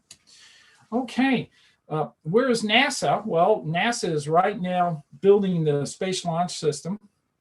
This is a capability that is a very large rocket. It's being assembled right now at the Kennedy Space Center. It will be mated with the Orion capsule. And then the schedule is such that this year, we would expect to launch Artemis 1. Artemis 1 is uncrewed. We'll go around the moon and come back. And then we'll learn from that. And then we'll have Artemis 2, which will go around the moon and come back. But that will be crewed. And then Artemis 3 is designed to be able to go out, interface with the gateway, land on the moon, and have the first U.S. astronaut, the next U.S. astronaut to walk on the moon, be a female, and maybe the one after that also a female. You know, none of those decisions in terms of selections have been made yet, but it is our intent to have the next astronaut on the moon be a female. So this is really an exciting time. Now, our plans for the moon are significant. And as you can see in this collage of activities, where each of the arcs around the moon represent different time frames, and as time occurs, we see many more activities, not only from NASA's perspective with their Artemis missions, but also working with our commercial sector like astrobotics or intuitive machines. We also are talking about the gateway and bringing that online. We also have landers and rovers and habitats that we are planning. And so this is a tremendous opportunity, as you can see, in 21, 22, 23, 24, just over the next several years to really turn our attention to the moon. The key for human exploration in NASA is to be able to explore beyond low Earth orbit, using the moon to be able to learn how to live and work on a planetary surface. Learning how to do that enables us then to go to Mars. And so the future of the moon is really quite extensive. We have much more to learn, so a lot of science that we want to do. With longer stays on the moon, we do indeed expect to live off the land using the resources that are available. We expect to grow food. We're doing that on Space Station now. We're learning how to do that. We indeed want to take this and move on to Mars and do this in an international framework. And so this requires both building the appropriate infrastructure, perhaps fuels, perhaps indeed mining and manufacturing as potential activities on the moon. And the key to that would be able to get down to the surface, in particular, with a lot of our robotic missions as early as possible, doing the ground truth necessary for us to determine what are the things that we would learn to develop in terms of supporting an economy and in testing technologies and then applying that as we go indeed to Mars. Well, what about exploring the solar system? You know, what happens after the moon? What are the kind of things that we're doing? Well, indeed, as George talked about, a lot of activity at Mars, where we're looking at this next era. We've got 2020 was just a banner year for landing on the moon, getting Hope into orbit.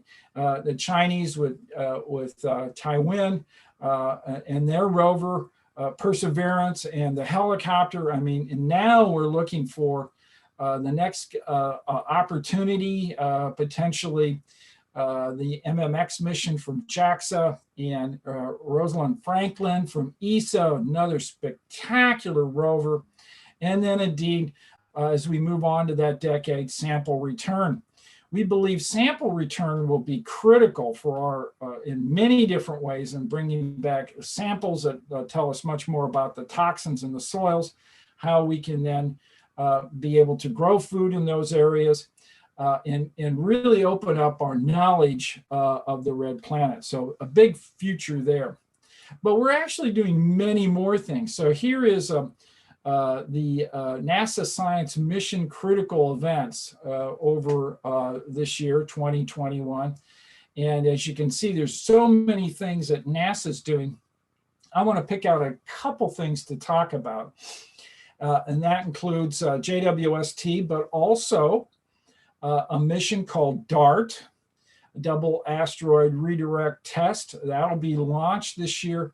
But before perhaps either one of those two, will be launching a fabulous mission that probably not many people have heard about or know about, which is called Lucy. So let me begin then by talking about a couple of these missions, and we'll start with Lucy. So Lucy will be launched no earlier than mid-October, and it's designed to go to Jupiter's Trojans. Now, Trojans are objects that are caught in the Lagrange points 4 and 5 in Jupiter's orbit. We see a significant number of these, or perhaps as well over 1,000 when we look at the total number in L4 and L5. Now, this is really peculiar because in Earth's L4 and L5, we don't see anything We don't believe there are anything trapped in Earth's L4 or L5, but they are at Jupiter. We don't know much about these objects. We actually call them asteroids, Trojan asteroids, but in reality, we may have mistakenly labeled them that. Here are the ones that we're going to. This is just a cartoon adaptation of those. We, of course, define those with certain types based on their spectra. So we're going to go to a C-type, P-type, D-type. We're going to go to binaries. We're going to interrogate, both that are orbiting each other and really study and understand what these are. Well, what do you mean we don't know what these are? Well, we don't know what these are because they are hiding a secret. And we think we understand that secret. And it's really all about the evolution of our solar system. Our current thinking is that 4.5 billion years ago, when the solar system started to be created, Jupiter, Saturn, Uranus, and Neptune were in different orbits, closer orbits to the sun than they are today. Now, this is really a bizarre idea. How do you literally move a planet from where they are created to another location? Well, we know that there are all kinds of processes, one of which in particular is called gravitational resonances. And it's the fact that these planets interact because of their mass. I mean, Jupiter alone is 300 Earth masses, 300 Earth masses. I mean, it's an enormous object. In fact, if it was a fishbowl, we could fit 1,000 Earths in that fishbowl. It's really that extensive. And so consequently, these giant planets interacted. And it turns out our modeling fits quite nicely with a period we call late heavy bombardment. This is a time period for which the rocks on the moon tell us that the moon was hammered at about 4 billion to 3.8 billion years ago by huge objects. Well, where did they come from? Well, indeed, as the gravitational resonance pushing Jupiter inward and Saturn, Uranus, and Neptune outward, mixed up the asteroid belt and the Kuiper belt and threw objects all over the place, bombarding the moon, blowing away its crust, creating these lava fields we now call mare, ending up with a lunar atmosphere. And now we're going to figure out what these Trojans are. Well, they're probably combinations of asteroids from the asteroid belt, but perhaps even Kuiper belt objects. What a tremendous mission. Now, another mission that we're launching this year is let me go back to this chart, sorry. Another mission we're launching this year is in the area of planetary defense. Okay, now what we've been finding out over the last couple of decades is indeed the Earth's orbit isn't really nice. You know, we estimate there's about 60,000 objects that cross our orbit. And therefore, if they cross our orbit or our gravity influences them and they're coming near us at some time, they're going to come in and come in our atmosphere and hit the planet. Well, in reality, it's not about if, it's only about when. Now, space is big and these objects are moving around, but there's a lot of them out there, all right? And so we estimate we get one event like Tunguska or Chelyabinsk every 100 years. And then, of course, bigger and bigger events that take several thousand years. Well, where are we in the analysis of this? Well, we've seen now and discovered over 20,000 of these. We find about 1,000 a year. And there are various sizes. Some are small. The most of them are small, 50 meters or so. That typically burns up in the atmosphere, but can indeed impart a lot of energy if they explode, like what Chelyabinsk did. But, many of these, more than 20,000 of them, we estimate are 140 meters in size, in that size range that would really destroy cities. Significant population could be in jeopardy of one of those indeed hitting the Earth. And so consequently, since we believe we're going to have to defend this planet against one of these, we better start figuring out how to test some of our mitigation strategies. One mitigation strategy is to redirect an asteroid in its orbit, change its orbit by hitting it. It's called kinetic impactor. And ESA actually started this line of reasoning. They came up with a fabulous idea, and we're delighted to have worked with them and move forward with what we call the DART mission. ESA will follow up with their mission, HERA, that will image the area that we're going to impact. So we're delighted that we're working together in two agencies. And then we're also working with the Italian Space Agency for a CubeSat to follow behind the DART spacecraft that then will image the initial aspects of the impact and et cetera. So the concept is simple. We don't want to hit an asteroid that's going around the sun and potentially move it into an orbit that hits the Earth. So let's hit a moon of an asteroid. And so that asteroid is Didymos. Its moon is about 160 meters in size. So this is the city killer size. And indeed, by hitting it, and the fact that it's orbiting the larger Didymos asteroid that's 780 meters inside, we ought to be able to see the orbit change fairly quickly because it's orbiting Didymos. And so this is really an exciting thing. And this will launch this year with the impact to occur in the late September, early October timeframe of next year.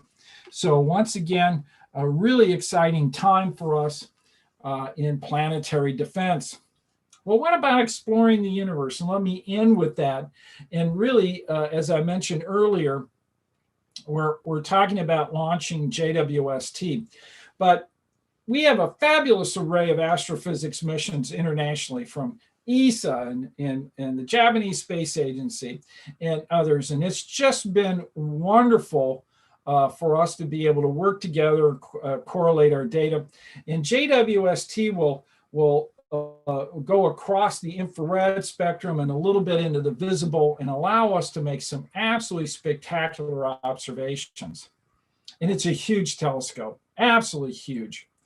It's really all about looking at the first light from the first galaxy. So this is like the first 500 million years after the Big Bang, all right?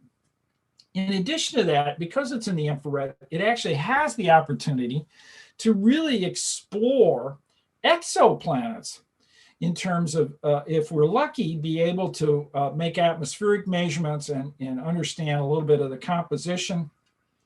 Our small bodies in our solar system are bright in the infrared. And so we are assured that there'll be many different objects that we'll be able to look at. And we do this mission in partnership with ESA and the Canadian Space Agency. Well, what will it do? As I mentioned, we're going to look at what we call the end of the dark ages, light from the first galaxies, interrogate these galaxies and how they're arrayed in structures. We'll look at areas where birth of stars occur, and of course, exoplanets and things in our own solar system. So it's pretty exciting. Now, this telescope is huge, very large, 6 times larger, as you can see, than Hubble. So you can see the size difference right there. The mirror on Hubble is one element, and on JWST, it's a segmented mirror. It's many different mirrors. This has enormous advantages in terms of being able to fold it up so they then can launch it into space.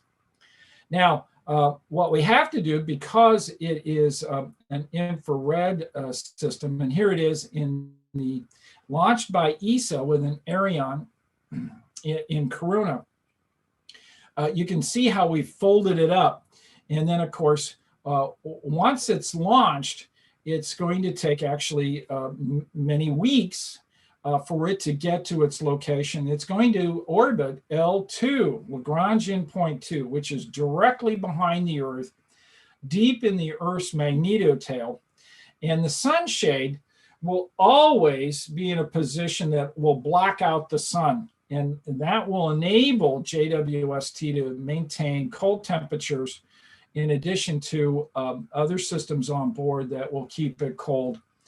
But you can see there'll be a complicated set of deployment after launch as we then get it into orbit and then begin the process of taking observations. And the sun shield is about the size of a tennis court.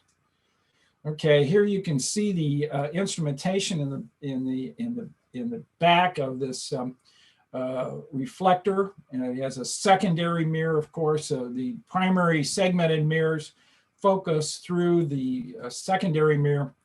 And indeed, it's just a spectacular spacecraft, and and it's been a long time coming. You can get an idea. This is during one of its testing and during vacuum chamber. Actually, here you look down and you can see the tiny people next to the big telescope. That's always fun to watch. And then aspects of it being the sun shield being deployed. It has multiple layers that will be critical in keeping the telescope cold. So indeed, JWST has many different contributors. It's really globally in Europe and in the United States and other locations. So it's just been a wonderful collaboration, and we're getting close to launching it. All right, so with that, I think I'm out of time. Let me turn it back over to the organizers, and I'll be available to answer any questions you might have. Thank you very much, Jim. Yes, we have a couple of questions, and we have nice 30 minutes, so I believe all the questions would be answered, and I would just share my screen.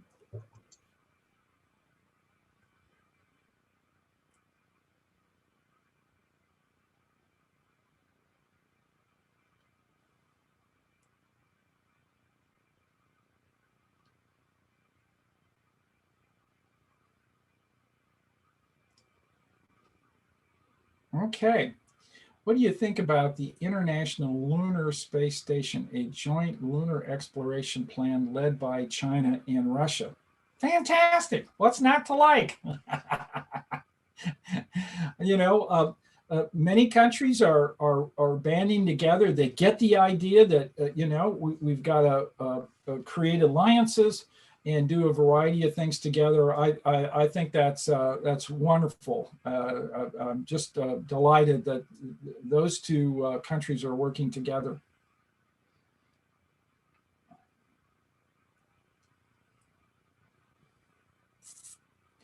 The Moon-Earth ecosystem is important for the environment and sustaining life on Earth. How much do we know about the potential impacts of future activities, particularly when it comes to mining the moon and affecting its gravitational interaction with Earth, which, as we know, influences the tide?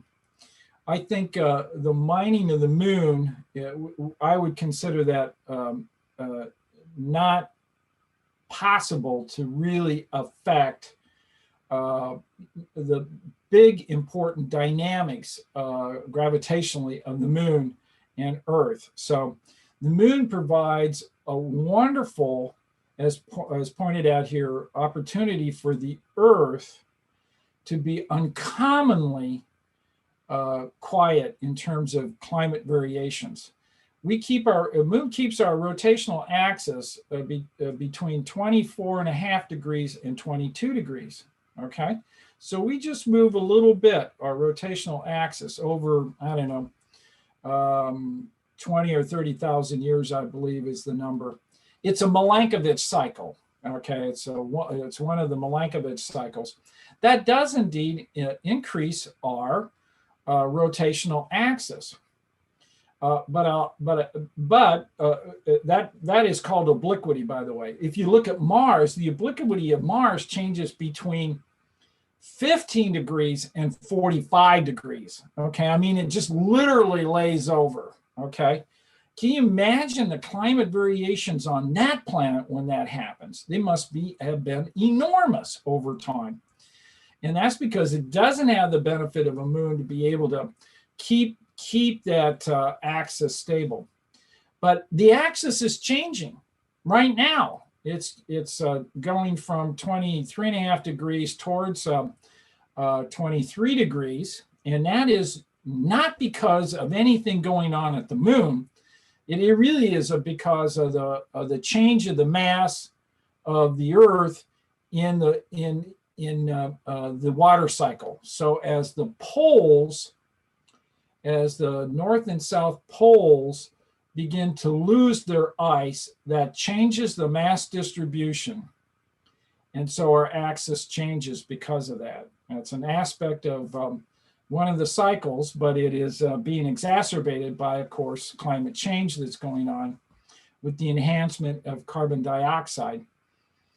So that's part of the cycles being advanced quite briskly. So I don't expect a big effect. We here on Earth are creating a bigger effect than what we could do by mining aspects of the moon. Okay, next one.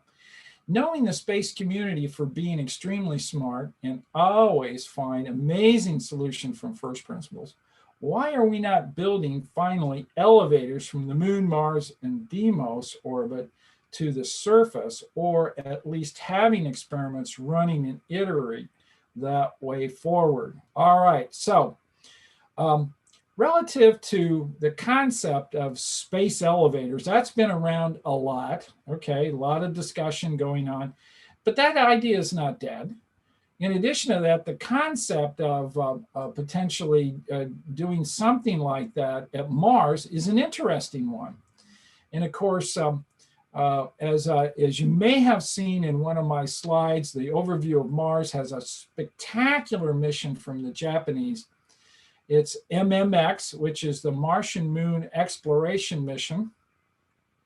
And it will study Deimos, study Phobos, and then acquire 2 major samples from Phobos in return. And I think it's only after that mission and our understanding of those 2 objects will radically change, will we then have an opportunity to think about how to leverage or use them in the Mars environment. So don't give up that idea. It's not, I wouldn't say it's dead. Okay. Next question.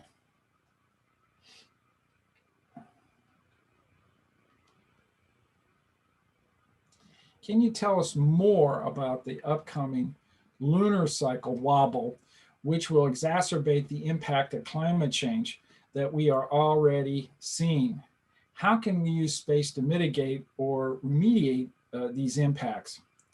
Okay, this is nothing new, okay? The moon has an orbit. It's elliptical. It precesses, and that means it slides. That ellipticity isn't, that elliptical orbit isn't locked in a certain position. And because of that, we then end up with this enhancement in the lunar tides. Now that's occurring, coming up. I forgot what the time period is. More than a year or 2 away, or so, year and a half away, we'll say. And so that's going to happen. Can't stop it. Okay. We know about it. That's why we predict about it. Well, it also comes at a time when there's a lot of climate change that's also predicted that will have really change the water distribution. So what we have been doing is observing a sea height increase. That sea height increases because of two factors, it turns out: the melting of the polar caps, but also the heating of the ocean. So you can imagine just heating the water, so where the molecules get more energy, that actually rises that liquid, okay? It's measurable. We measure it from orbit. So half the increase in our sea height actually comes from heating, and the other half is from the melting in the polar caps. So the concept is, if we continue on this track, what will it be like? Well, you're going to have bigger tides. Okay, that's part of what's going to happen in the future. If we want to mitigate it, let's start by figuring out a way of reducing carbon emissions, but also taking CO2 out of the atmosphere. We take CO2 out of the atmosphere every day on space station, or they would be dead, okay? There's a variety of technologies that are being pursued right now that would enable the extraction of CO2 out of the atmosphere. Even if all CO2 production by humans would stop tomorrow, made it zero, we still have a significant amount of CO2 in the atmosphere that are going to continue the rise of our temperatures. You know, there's an inertia there that will keep it moving. So we have to also factor in some of these concepts of how to take CO2 out of the atmosphere. So there's a lot in that question. Yeah. Oh, by the way, it's going to be up to this next generation. Won't be up to me. And your kids too. Next question. What are your views, the emerging private industry increasing, being capable of reaching the moon? How will they compete or work with the government agencies? And how do you get companies from all nations to abide by international rules, especially those who want to achieve lunar exploration on their own? All right, really super. Let me see if I can unpack this a little bit. All right. In the United States, we have a number of commercial companies that are going to the moon. I'll mention several of them in my talk. Intuitive Machines, Astrobotics, okay? And there are many others. These companies are building orbiters, landers, and rovers. They're going to the moon, and NASA is paying for these rides, okay? So we're developing instruments that will go on these commercial entities. We want them to succeed. We want these companies to go and land and be on the moon and make measurements and take our instruments. So the competition is already there. In the United States, we have a number of companies that are competing for our interests, and we have more than 9 under contract right now. More than 9, all right?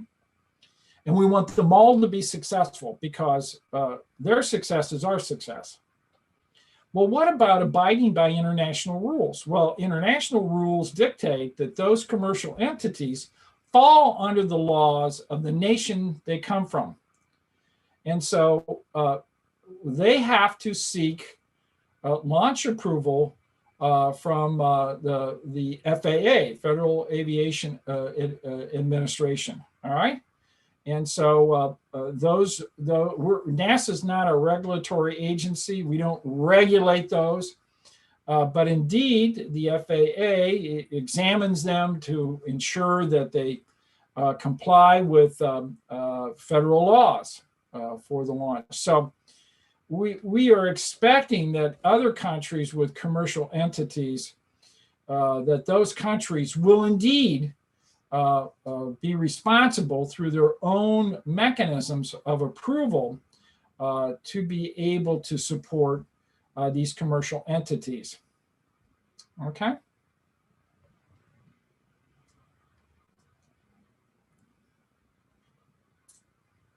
How can safety zones be maintained on the moon? The history of mining on Earth has been one of conflict and exploitation.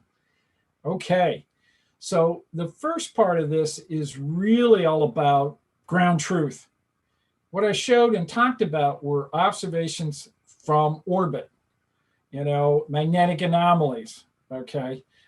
Neutron detectors tell us that there must be water or hydroxyl that's inhibiting neutrons in a cosmic ray events that then liberate these neutrons and except for areas where there's water. That's how we tell there's water there. Okay, it's from a remote sensing of neutrons from cosmic ray interactions. So we think we understand these to the point of pointing out where a lot of the reserves and materials will be, but it's really going to be ground truth that will tell us how much material is there. So you're pointing out several important things. One, safety zones be maintained. Well, safety zones may mean a number of things to different people. One, the concept of if you go into an area and you're working in that area, we don't expect a country that's signed the Artemis agreements to land right on top of us, all right? So we want to be able to have an area where we can work safely. There may be areas also that we want to be able to explore, but later, much of the Northern Hemisphere has a lot of water in the Northern Hemisphere in these permanently shadowed regions. I know of no missions that are planning to go to the Northern Hemisphere and interrogate the water there. So there's a huge number of things going on in terms of other resources on the moon that would be safe from mining well into the future. Okay.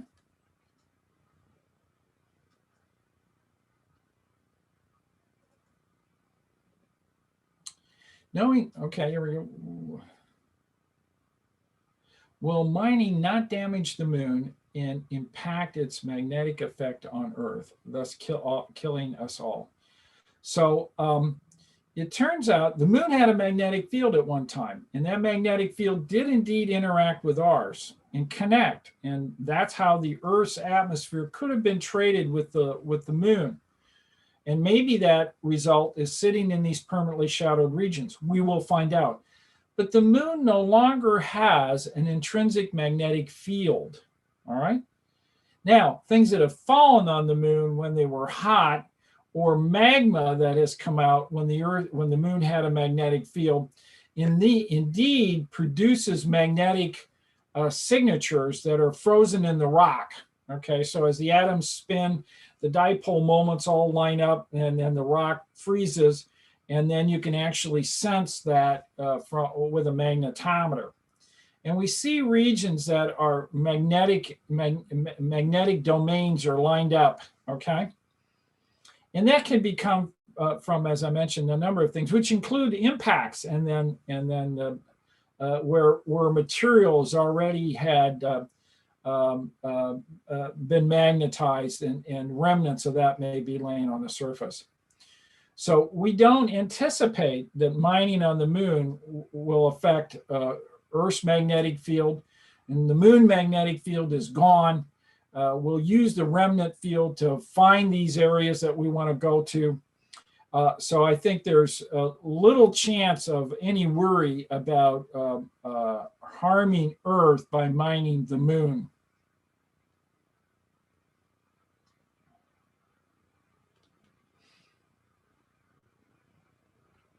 What kind of factors do you look at when it comes to Earth-based analogs? How might certain areas on Earth be more representative of the moon versus Mars, or both? What we do is we go in our lab and we look at the rocks that we brought back. And in particular, we analyze the composition of the regolith, okay? And so that's incredibly important because then that composition means that we have simulants. Okay, so this actually is a jar of Mars regolith. I have another lunar one around here somewhere.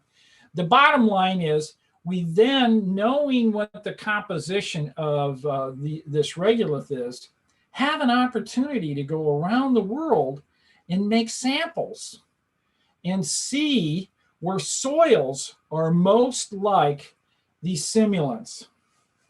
The most like the real dust on Mars and the real regolith on the moon.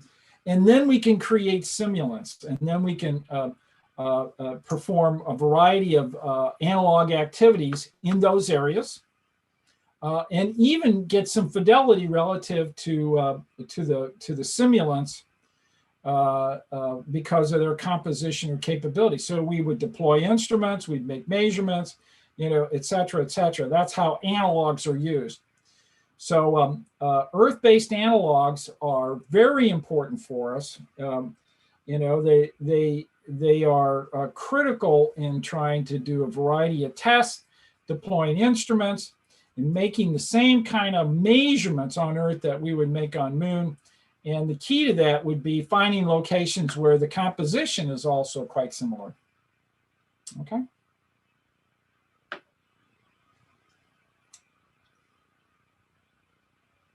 York University says it's not water. Please comment. Well, they may be right. Okay. They may be right. They may be wrong. How are we going to resolve that? We go in there. We go in these permanently shattered regions. We do a core. We take the core out and we examine it. We look for those elements like the atmosphere, the old lunar atmosphere that collapsed, the Earth atmosphere. We look for carbon monoxide, carbon dioxide, water, okay? Now, currently, based on our orbital observations, we estimate that there is several 100 million tons of water. We may be wrong, it may be hydroxyl. However, most recently, SOFIA, looking at the infrared where there is a water absorption line, okay, now has indicated, based on several key observations, that signature matches H2O. That's really hard to fake. So based just on that remote observations, we do know there's water there. We just don't really have an understanding of its extent and how much of it is H2O versus hydroxyl, which is most surely there. So ground truth is really the critical thing. Let's get in these areas and figure it out. And I'd like to invite York University to go with us. How do you accurately simulate lunar regolith knowing that it can be electrostatically charged? Okay, so there's several groups that actually make the regolith. You can find regions where it has basically the same composition. That's what I mentioned. But in reality, we gotta also make it. And regolith on the moon is really different because it's very spiky. Okay, it's spiky because we don't have an atmosphere. We don't have the wind and water and all the erosion that occurs, even on Mars that occurs, but not on the moon. And so that spiky stuff is really bad news. We don't want to ingest it. We don't want to inhale it. We don't want it in our lungs. It tears up our alveoli. And so the fact that we know that aspects of this of the regolith can be charged is really important, because we then can use electrostatic tools or sweeps to drive the regolith out of our suits as we walk from the surface into the habitat. So there's a little work being done on how we need to do that. Now, the regolith is going to get charged because it's being hammered by the solar wind. So the moon is in the solar wind, bathed in high energy protons, electrons, to various energies, and those are all charged particles. What are the prospects of astronomy and cosmology from the moon? Really good. I can't wait for us to really be able to develop a capability on the far side of the moon that sets up a major radio observatory. Now, the radio observatory has got to be in wavelengths from like 30 kilohertz to 300 megahertz. That's in a beautiful range. Now that whole range, some of that part of that spectrum actually makes it through and comes to the ground. And so why don't we use our ground-based telescopes? Well, the problem is that those frequency ranges are just cluttered with other types of communication here on Earth. But on the far side of the moon, we're radio quiet. So now we can go into that frequency regime, we can develop these instruments, and we can look out. And over time, there's a lot of cosmological events that now have Doppler shifted into the radio region. So it's a perfect place to start looking for some of these exciting things in the early development of our universe. So our cosmology is really important. But another thing that I really like is looking for magnetospheres of exoplanets and exomoons. All right? The Earth has a magnetosphere. Above Aurora, we have auroral kilometric radiation. We generate that. It's from 30 kilohertz to 300 kilohertz. Doesn't make it to the ground, but it is shined out in space. It tells everybody the Earth's got a magnetosphere. Jupiter's got a huge magnetosphere, generates decametric emissions from 10 megahertz to 40 megahertz above their aurora. It tells everybody Jupiter's got a magnetic field. And the concepts now that are being talked about, indeed, in exoplanets are all about, well, how important is a magnetosphere? You know, life here on Earth has had a magnetosphere. Is that good or bad? Well, it must be good. We're still here, right? Venus doesn't have one. Mars doesn't have one. It must be bad if you don't have one, because they don't have life, at least that we can find at the moment. And like us, particularly complex life. So right now, maybe a magnetosphere is important, but it is a fundamental feature of making planets. Look at all the giant planets. They all had magnetic fields. We think Mars, we know Mars had a magnetic field in its past, lost it. We know the moon had a magnetic field in its past, lost it. Venus may or may not have a magnetic field, but every other planet in the solar system, except for Venus, we can verify it had a magnetic field or has one today. So a magnetic field is a very important, it's a fundamental type of part of developing planets that may be critical for harboring complex life. We don't know that, but it could be. So let's go find it. Let's go find them. And we do that with a radio observatory. All right, well, Artemis and ILSR lead to a permanent sustainable presence with about 10 astronauts on the moon by 2030. What next do we need to sustain a moon village and then a multi-planetary species, 100, 200, or even more, 1,000 years or 10,000 years, okay? I'm delighted by the question for the simple reason you've already made the assumption we're going to move out into space. Thank you for doing that, because that is exactly what we better do.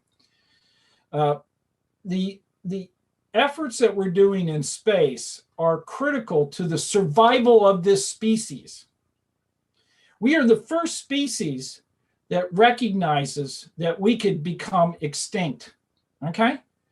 And because of that, we ought to be able to continue to do things like planetary defense, work in the area of climate engineering in terms of deciding on how we will approach tough questions about climate change, but get to it and do it.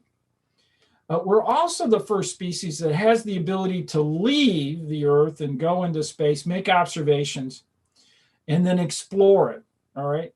Let's do that. We've been doing that. We're reaping enormous benefits by doing that. And so we want to continue on to doing that. So what you're saying here may indeed come true. Let's make it happen. What's stopping us? We have the technologies to do it. It's not about what those technologies are, more so as the will to do it. Okay, so let's get the will to do it. And do it. We need to. All right. pardon me. What is the role of quantum physics and quantum technology in furthering our understanding of the universe? How can we be more proactive in testing our theories of quantum gravity? All right. Well, quantum physics is a fascinating topic. And in fact, NASA is doing some fundamental physics in this area right now. Atomic clocks, they're very important. Timing on missions and spacecraft, we need to move into that era of having deep space atomic clocks on our spacecraft. And we're trying to develop those now. We've launched some prototypes, but we want to really make that technology work for us. Other things that we're doing right now on Space Station is developing what's called the Cold Atom Lab.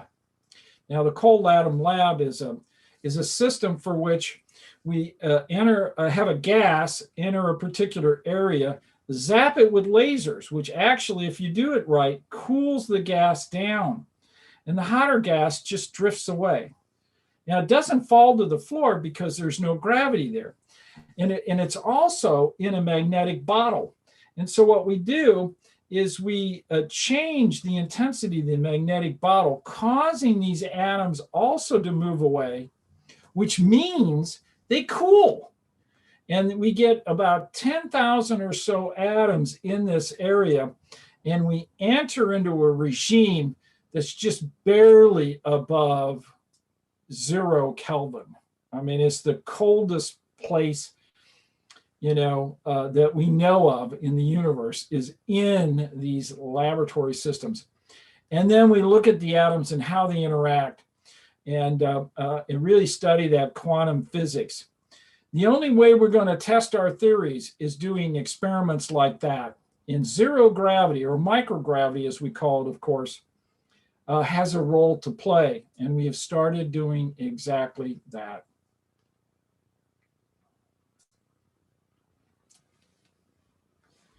Okay, looks like you're done with me.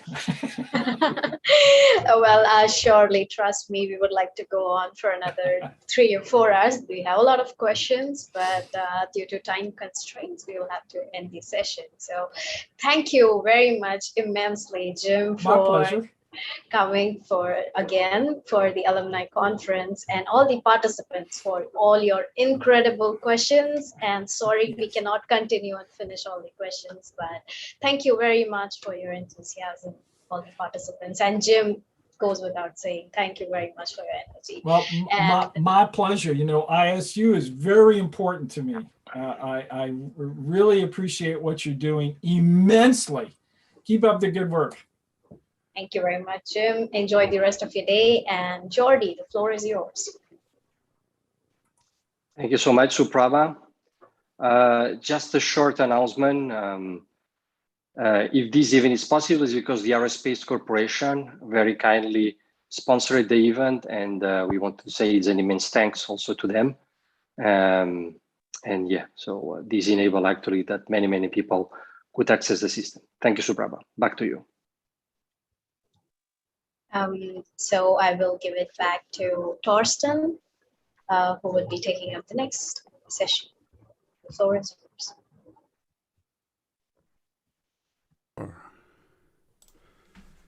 That's great. So I will give you a break, a short one, or a very short one. So, and start with our typical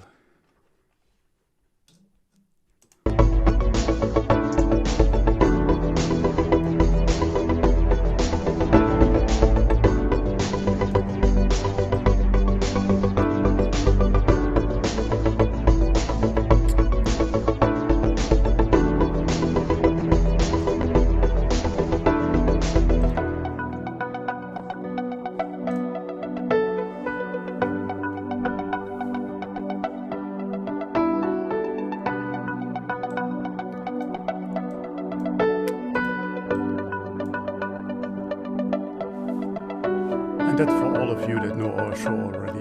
So.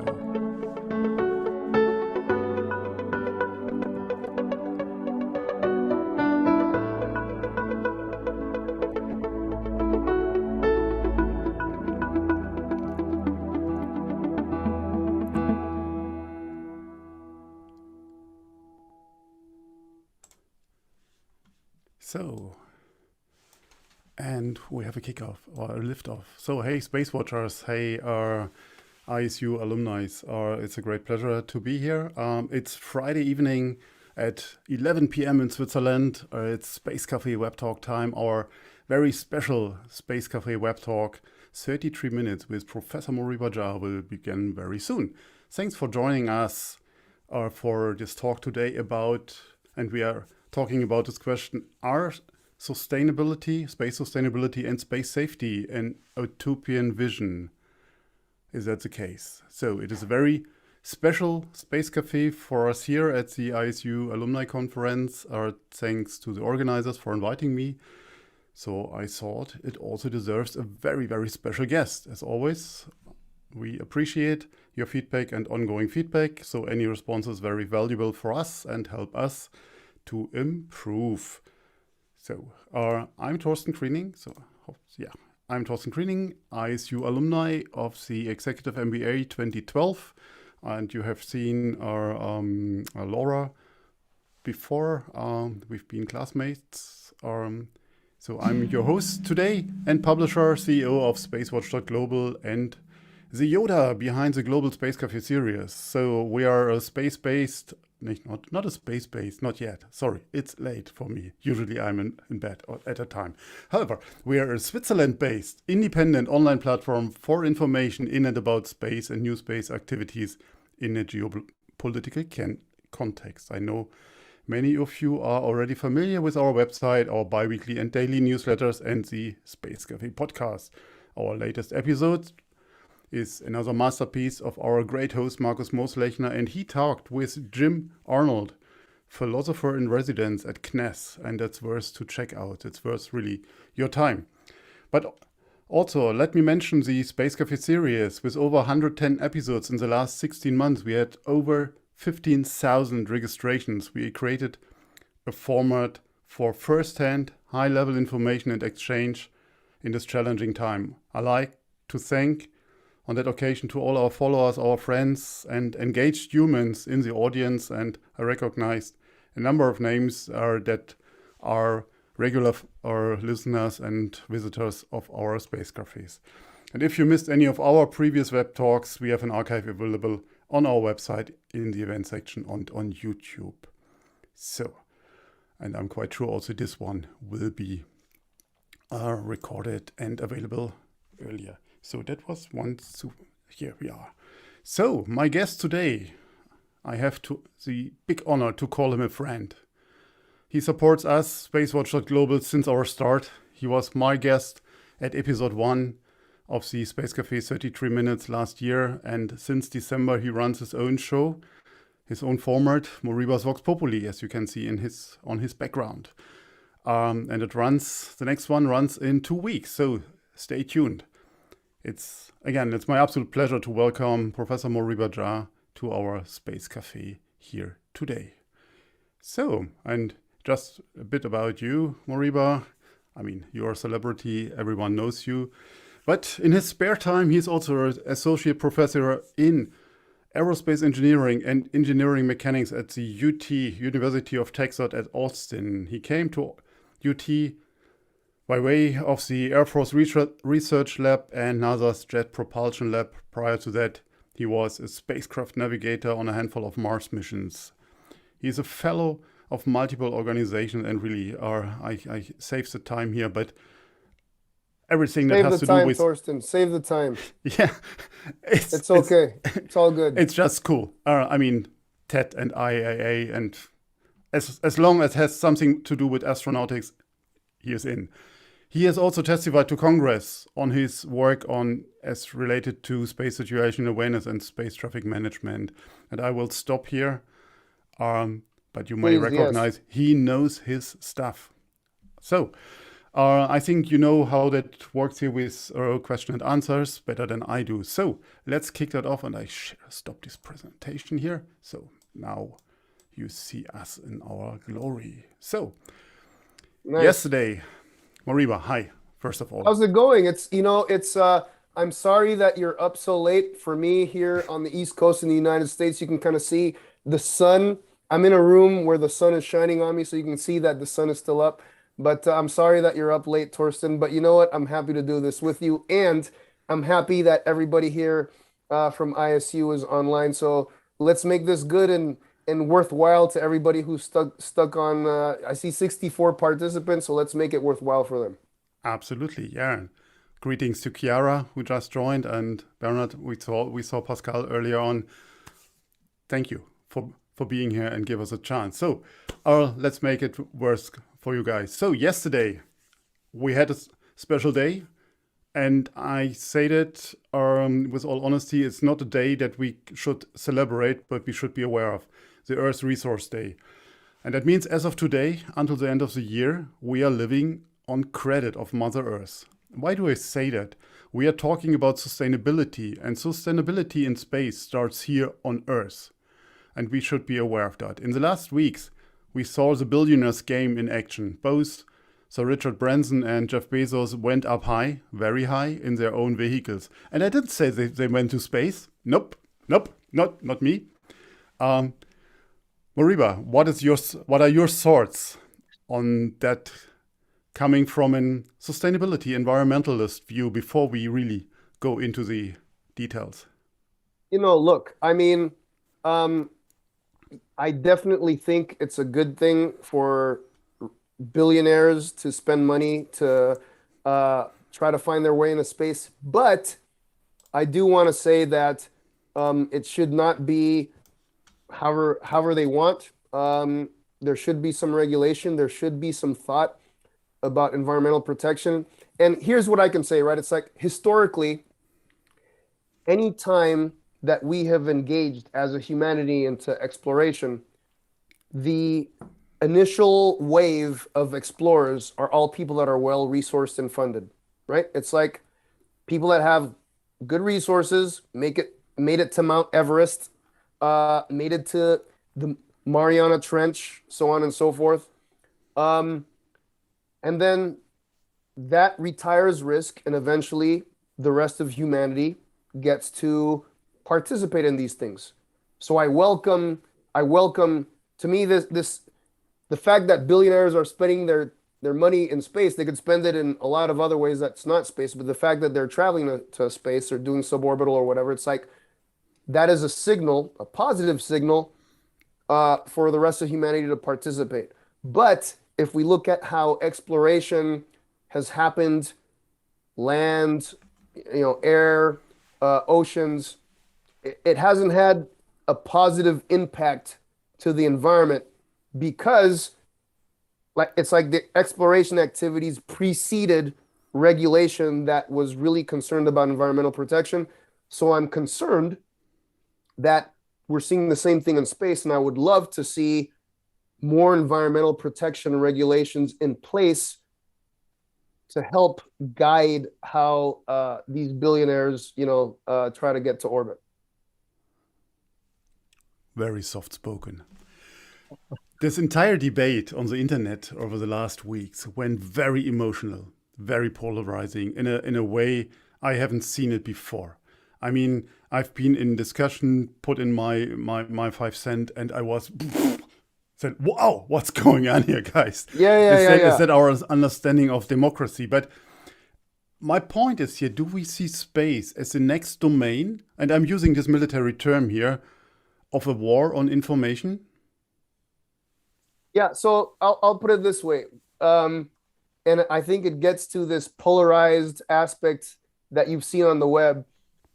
One of my children is very much interested in this movie Twilight about vampires, and it's polarized because there's a bunch of people that love Edward and a bunch of people that love Jacob the werewolf, right? So it's like Team Edward versus Team Jacob. I can tell you that it's like there's like team billionaires and team anti-billionaires.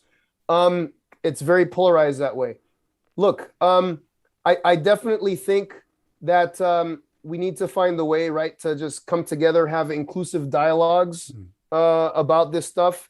And yeah, like I said, I think my main concern with the whole activity is making sure that we do it in a way that that promotes the ability for us to be able to continue to do this, long term. Let's move slowly to your work. I mean, we talked just now about information. Information, for most of us, require data.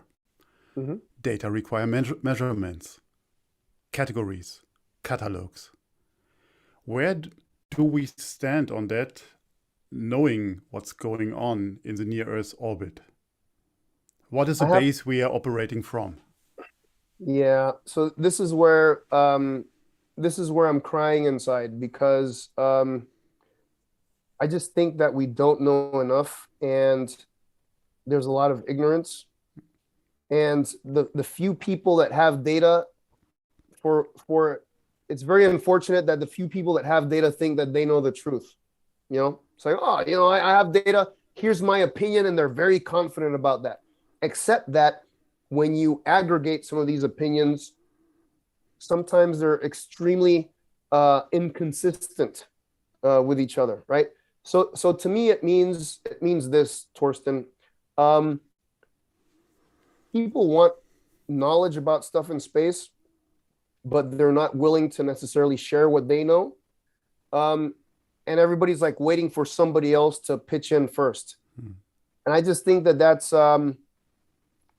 counterproductive to us being able to make strides forward to really understand things.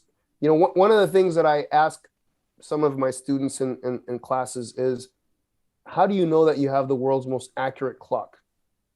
And well, one student answered, because it's mine. And I'm like, okay, you failed. That was like a really stupid answer. But the more intelligent answer is, you have hundreds of them. And that's how we tell time on Earth, right? It's like, we know what time is on Earth because we have hundreds of atomic clocks, cesium fountains, rubidium stuff, hydrogen, like all these things contribute an opinion about the time. Each one has strengths and weaknesses. And the center of the opinions is considered a consensus. And you know how accurate you are based on how far away you are from that. So to me, it's like, if we had some sort of framework where everybody contributes information about stuff in space, and we found what that center was, that would be to the benefit of everybody. And that's exactly one of the things that I'm trying to do at UT with Astrograph. Tell us more about this work and your research. I think now it's the right time for that. Yeah, so some people, just like you said, there's a polarization with billionaires and non-billionaires, Team Edward versus Jacob. Some people love what I'm doing, and some people detest what it is that I'm doing. And I'm going to kind of neglect the people that detest it so much. And really what I'm trying to do is this, right? It's like, here in the United States, we have an application called Waze. And I use it to get across the country, navigate myself through a city. It's a traffic map, right? And the whole idea behind Waze is that it's a participatory sensing network. And what that means is that the people that use the application actually have an ability to vote and input information about, oh, there's a piece of debris on the road over here. There's a police officer hiding behind this tree over there. Be careful, kind of thing, right? All these things are available to everybody who uses the app, and the user community is a participant in providing information. So what I'm trying to do at UT Austin with Astrograph is something similar. Can I develop hiding policemen? I'm hiding policemen. I'm trying to figure out where the police in space are hiding, Torsten, because nobody knows. Because we want to be careful. We want to slow down. You know, before we go over that sun-synchronous orbit, we want to make sure that we're not violating these speeding limits. So here's the thing, right? It's like, I would love to have something analogous to a Waze, but for space, where humanity, amateur telescope people, maybe government participants, private citizens, commercial folks get to contribute to this in a way that doesn't like take away from their pocketbook and their monetization capabilities, right? But even if it's latent, that's fine. But it's like, here's my opinion about stuff in space, and an application that people and even satellites could have on board that gives them the sort of kind of knowledge about where stuff is at any given time, roughly speaking, right? To a point where it allows them to make decisions to keep people safe. So that's the main thing, is that we have a lot of stuff in orbit. You know, it started with Sputnik in 1957. We have, like, I think people are saying now 30,000 things that we track, you know, cell phone to the space station. Out of that, right, it's like 3,500 things are actively controlled. SpaceX has, you know, probably a third of those.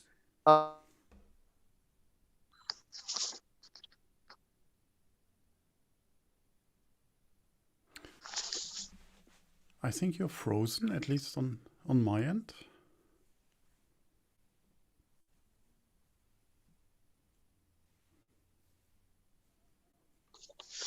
Does the Orga team see the same?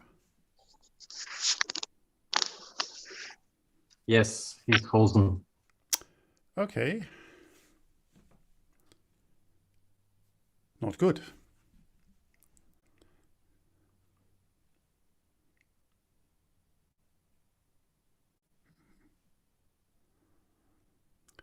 Okay. Back, man. What's the last thing that you heard me say?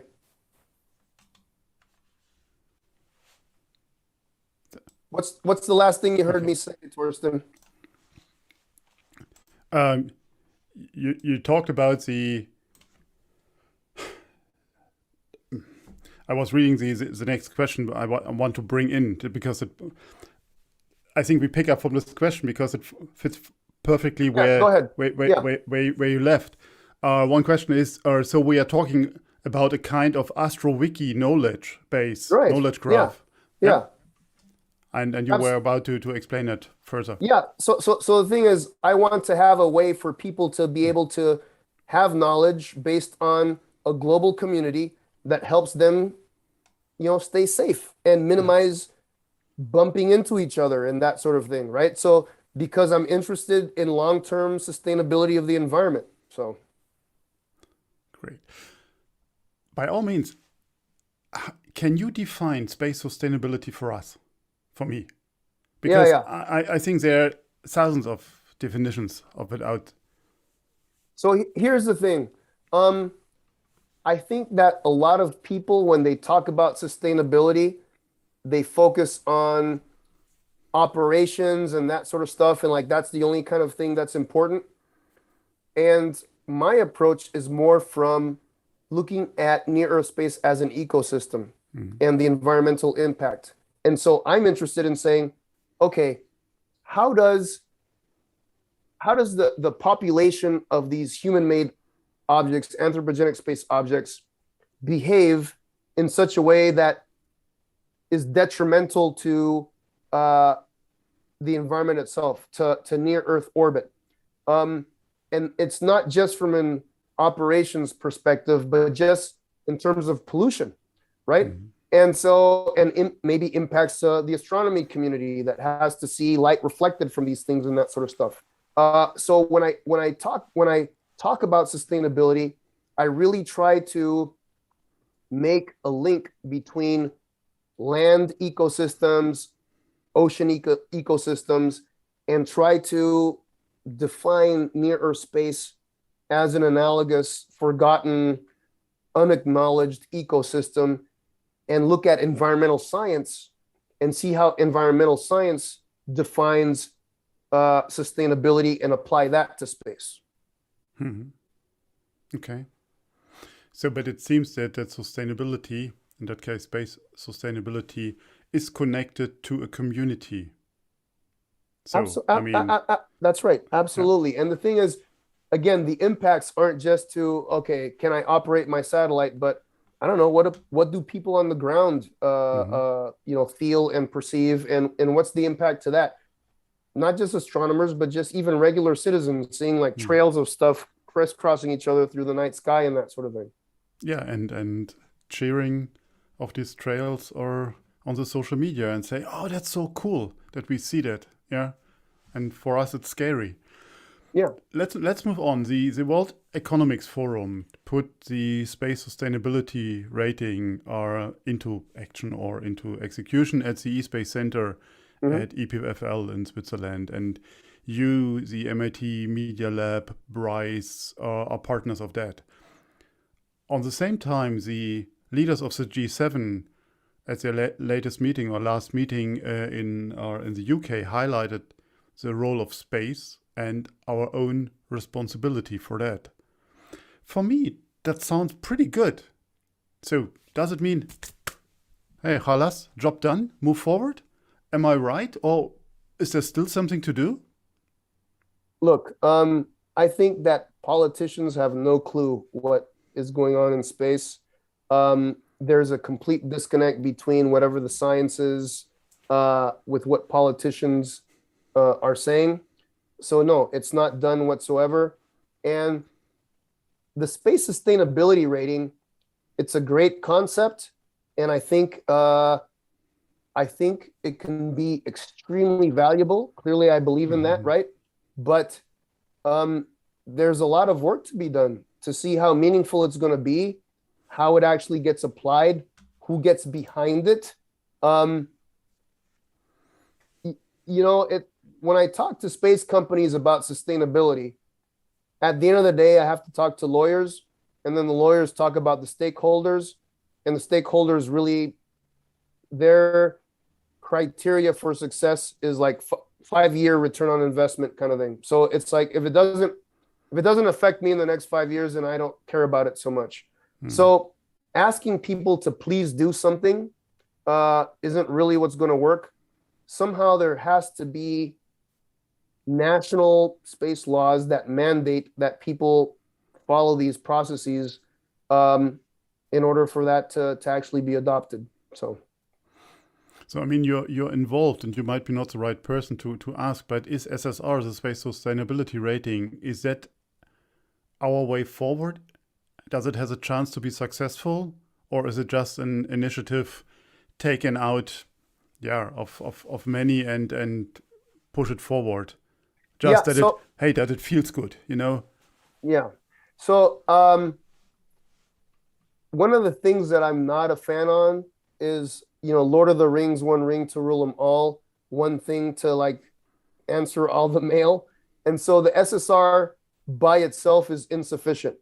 So the SSR is just one of N things that are required for people to participate in that will actually lend itself to long-term sustainability of the space environment. So I think the SSR is critical. It's an indispensable element, but it's only one of several elements needed. Yeah. And I hope you will talk about it with Danielle in your upcoming Moriba Vox Populi. Absolutely. You mentioned before the legal aspects, but I mean, we do have rules. We do have laws on a global level, Outer Space Treaty or so. We have national regulations, many countries. And those also include liabilities, potential damages. So why isn't that enough? Because it's not synchronized? Because everyone has his own? And so where are we? So when I hear people talk about the need for coming up with new space laws, I try to say, just wait a second. We have quite a few space laws, like you said, conventions, treaties, that sort of stuff. What we don't have is a measurement of how people are interpreting and implementing these things. So I think that's the thing that's missing, is that Outer Space Treaty has these articles, Convention on Liability and Damage has these articles, Convention on Space Object Registration has these things, which we've already shown. Look, just looking at Space Object Registry, the words in the treaty say, register your object as soon as is practicable. And we've already seen evidence that people take like sometimes 5 years or more to register their objects. My guess is that whenever they came up with a treaty and thought about as soon as it's practicable, they weren't envisioning people just waiting, 5 years later, let me send this stuff let me send a fax to you and USA. So the thing is, the laws that we currently have, they might be good enough if there's a common interpretation and implementation of that stuff. And I think we don't know that unless, again, to know something, you have to measure it. So where's the data related to these? Are people complying, not complying with these things? What's the evidence? And then based on that, then we can have a discussion, say, hey, you know what? For this convention on space object registry, seems like every time you launch a satellite, you take 5 years to register it. By the way, these words kind of mean within the first, 3 months versus 3 years. That's a discussion that we can have. But it doesn't make sense to come up with new laws if the ones currently in place are being so widely interpreted and implemented. That doesn't make sense. So on that occasion, I just want to say that the long-term sustainability guidelines are there. I mean, they are adopted by consensus, but now we're waiting on implementation. Another 10 years? Question mark. Do we have the time? That brings me to the question where we started from. So are space sustainability and space safety just an utopian vision? What do you say? I mean, can we fix that in due time before it is too late? Again, look, yesterday was Earth Resource Day. Within myself, I believe that we can turn this around. And I believe that we're still in time to do that. There are a lot of people that care. Most people that care don't even know what to do. So I think if we can find the way to communicate to the people that care and say, these are actually things that you can do that are meaningful and that will, that have impact. I think that's the low-hanging fruit, is to get to those people. But yeah, I think that things can be turned around, and I think there are actually fewer people that are interested in just being very nebulous and trying to be, ambiguous about things to be self-serving. I think there are more people that actually care, but they just don't know how to, what to do and how what they do is going to actually make a difference. And I think for those of us that are really where this is our livelihood and our life's purpose, we have to find ways to not only engage with these people, but say, hey, these are the things that you can do that make a difference. I like that you say that. And I like that you, as the younger one from the two of us, still have this positive impetus and spirit. Yeah. I like it. You have a bunch of questions on this poll thing. I don't know what this is. We are on our 33 minutes, so I would just want to get you one last question, because that includes... the answer is 42. No, that's my new car sign now. Right. It's but as we have this community which can make a difference in the audience, so from our fellow professors to people in the industry to the people that just joined the ISU, what would be your call to action to our audience, to our governments, to all humanity? What is it? More space? At what price are we dealing here? So I think really the thing that we need to get out in front of people is evidence. I'm somebody who believes in empiricism. If you have data, if you have information, make that available. Allow other people to come up with their own conclusions from that stuff. Don't be afraid of that. That's okay. And I think if we can have these honest conversations like, look, here's data I've collected. This is what I believe, but I'm going to give it to you.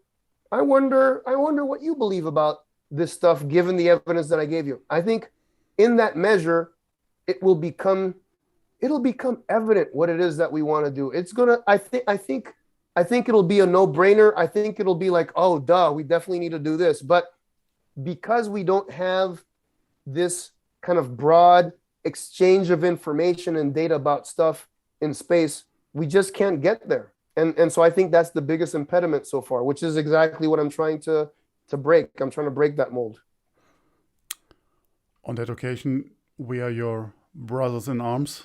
So, I mean, you know that Spacewatch Global is supporting all these activities and try to get our voice loud and clearly to the market, to the global market. Let's jump on a few of your questions, and thank you very much for being so active, and apologize if we took more time, but it's exactly 33 minutes. So it's all good, brother. So what can we learn from indigenous communities when it comes to sustainability, both on space and on Earth? And I think that's one of the questions. I love this. I love this. I love this. So whoever asked that, thank you so much. I'm going to let the rest of the audience know I did not pay this person to ask this question. So here's the thing, right? It's like, one of the things that became very clear to me, and I know this is going to be a bit long-winded, but I'll try to keep it short, is that living on Maui and seeing the displacement between native Hawaiians and everybody else, having gone to Alaska and seeing very similar things, recognizing that there are pockets of indigenous people that have learned look, the Aborigines, I'm talking over 60,000 years. I know that seems a lot to some of you, but I'm telling you, 60,000 years of data that they've collected intergenerationally of how to understand their relationship with their ecosystem, how to live in a way that allows them to continue to live year by year. Because if you overfish, if you overcut, if you then it's game over. So the fact that these pockets of indigenous people have existed, go to the Inuit, right, in the Arctic Circle, these people know what it takes to have a balance with the ecosystem. I'm going to say something that might offend people, and I'm going to apologize for that, but I speak very candidly. A lot of people are into this whole analog astronaut thing. I'm going to go to this crater to live for 3 months and put on these suits. Look, if you want to know how to rough it in life, go talk to these indigenous people that for thousands of years have been in very challenging environments. Go and talk to the Inuit and figure out how they've done it, right? It's like, those are the people that we need to be talking about. How should we, if we wanted to go to the moon or Mars, how do we live there? Tell me about your experiences. So traditional ecological knowledge, I think has been bypassed because most of these people don't have 3 letters after their names. They didn't go to the Harvards and Yales and whatever the world. I think that's complete crap. These people have knowledge, real knowledge. The fact that they still exist and speak a language that other people don't should already tell you that there's something that they figured out that's correct in how to achieve a balance with the ecosystem. That knowledge is exactly what we need to use as a foundation to figure out how we do this to get humanity to thrive in places other than Earth. Mariba, you know that I respect your opinion. I absolutely respect what you just said, but who are the indigenous people of space? Who can we ask how to behave in space? Look, so here's the thing, right? Obviously, these indigenous people haven't been on the moon and Mars, and so I think asking that question is not the relevant question. The relevant question is, look, science is about process and methodology, right? Mm-hmm. Here's a principle. I collect empirical data, I infer a hypothesis, I test the blah, blah, blah. These people have shown that, look, if you put me in Antarctica right now, Torsten, I would not make it past maybe weeks. I wouldn't survive, right? These people have done it for thousands of years.